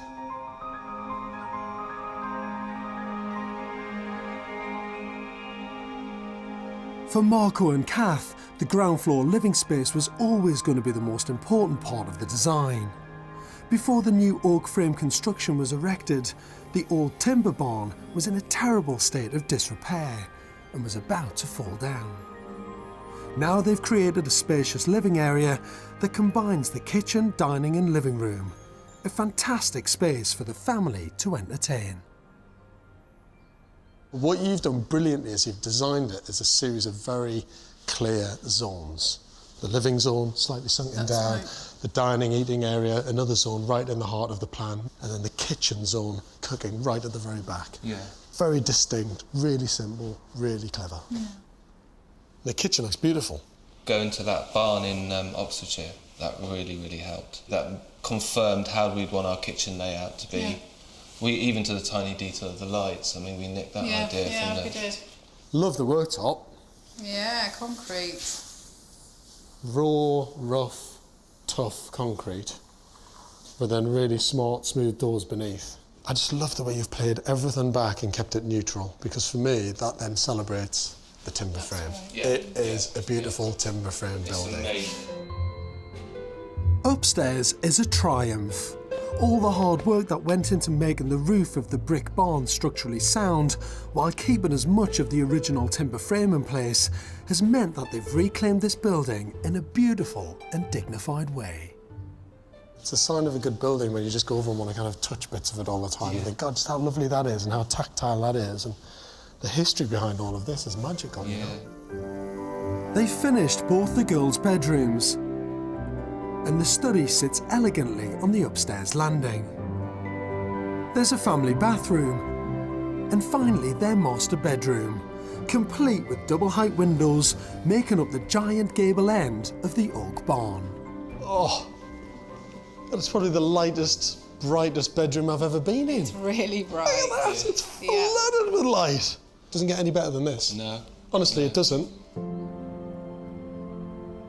Marco and Kath have pulled out all the stops to get to this stage of the project, but it's come at both a financial and emotional cost. We've had a lot of help and a lot of support. Yeah, a hell of a lot. Yeah, we couldn't have done it without a lot of people. No way. I mean, the restoration is stunningly beautiful, but it must have come at a high price. So how much have you spent, roughly? Do you know where? Roughly, we spent probably about 320 on restoring the place. Obviously, we borrowed so much and we've had to use a lot of savings that we had, all our savings basically. To have done this to this standard after what you've been through with the financial pressure, worried about cash flow, a few issues with the builders, to have done this for 320 grand is pretty amazing. It's a big, big building. Here they are. Hi. Oh, straight in. You can see your bedroom. Finally, the kids get a chance to see their new bedrooms. Marco and Kath have literally just moved in, and the whole project has taken them nearly 2 years.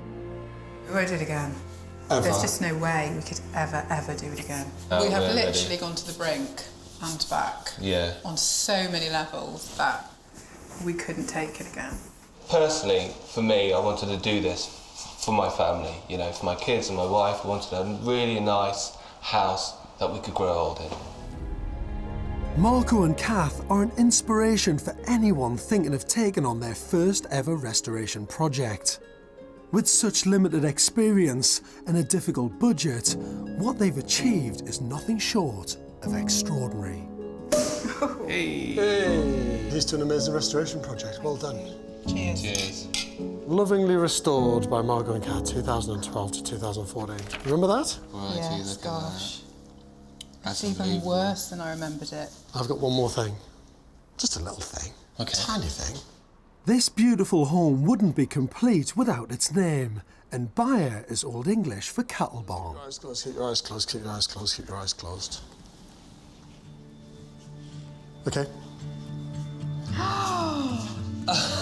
Wow, awesome.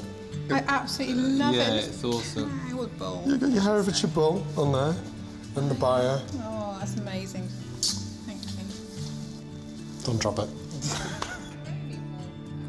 Finally, the family can enjoy life in their dream home, which is incredible when you think back to the condition of the original barns. Taking on an abandoned agricultural building is like walking into an architectural black hole, especially for the inexperienced restorer. Barns were built as utilitarian buildings and were never really intended to be lived in, and these were in danger of collapse. But Marco and Kath have saved them. They've been on the most difficult journey